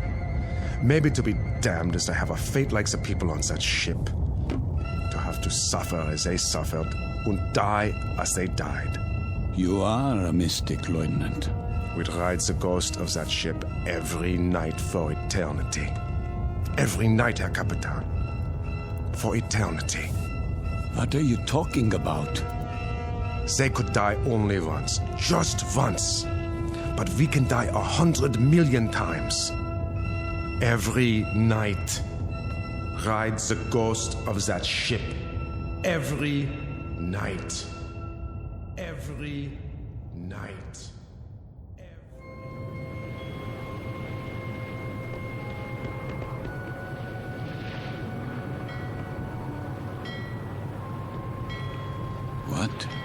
What is this place? The time. It must be late. Very late. Light in the salon. Let's black out down there. Who?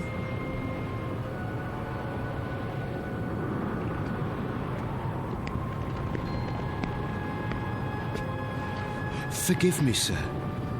Yes? Are you addressing me? Begging your pardon, but they'll be finished serving dinner soon. They? The galley crew, sir. Why do you tell me this? I only meant...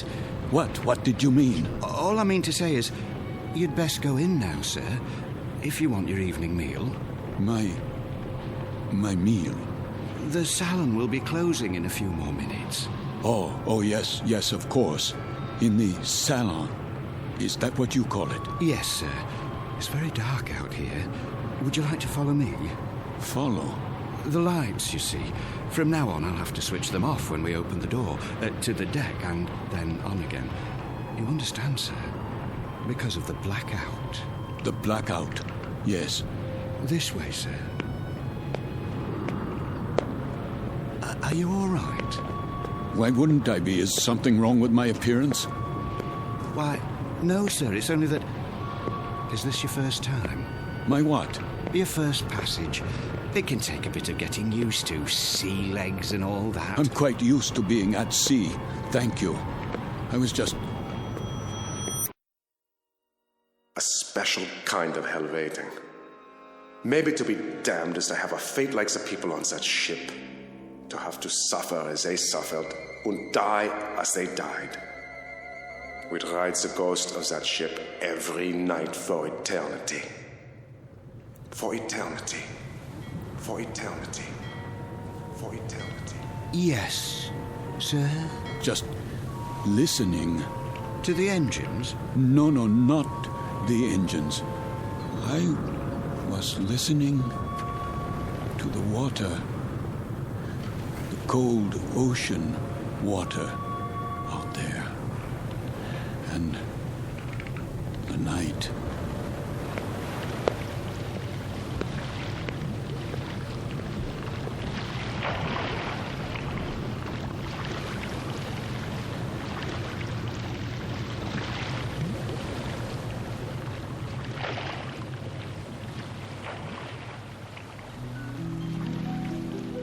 You've heard talk about paying the fiddler, the comeuppance awaiting every man when the ledger of his life is opened and examined.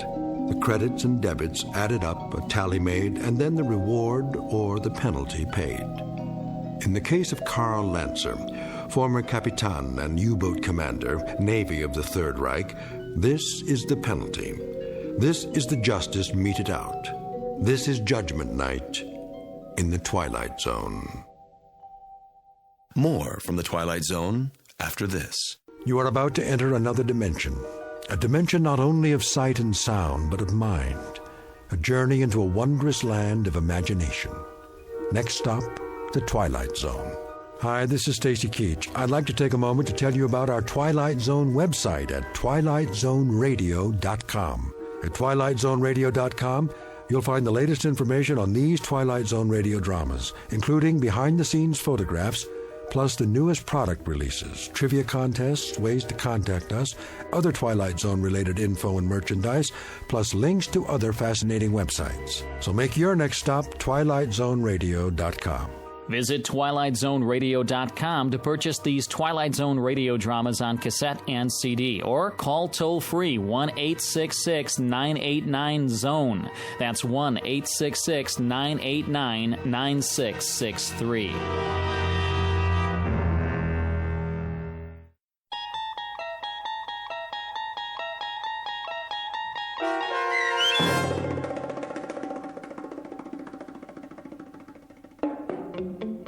Judgment Night, starring Chelsea Ross with Stacy Keach as your narrator, was adapted for radio by Dennis Etchison and written for The Twilight Zone by Rod Serling. Heard in the cast were Nick Sands, Damian Arnold, Richard Shavson, James Houghton, Sarah Wellington, Christian Stolte, Fernette Lebo, Doug James, Martin Astrop, Anna Rose Benson, and David Darlow. To learn more about the Twilight Zone radio dramas and to obtain audio cassettes and CDs of these programs, visit our website at twilightzoneradio.com. The producers of The Twilight Zone wish to thank CBS Enterprises, Carol Serling, Dennis Etchison, Dick Brescia Associates, Claire Simon Casting, Terry Jennings, XM Satellite Radio, Sirius Satellite Radio, our sponsors and our radio affiliates for helping make this series possible. This copyrighted radio series is produced and directed by Carl Amari for Falcon Picture Group. Audio editing, sound design, Foley effects, and mix for the Twilight Zone radio dramas are by Cerny American creatives Craig Lee, Michael Slaybach, Bob Benson, and Jason Rizzo. To learn more about the Twilight Zone radio dramas and to contact us, visit our official website at twilightzoneradio.com. Doug James speaking.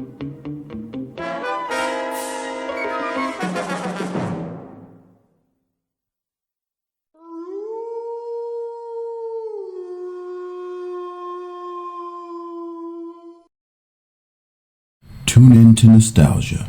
Tune in to now. Golden Radio Hour.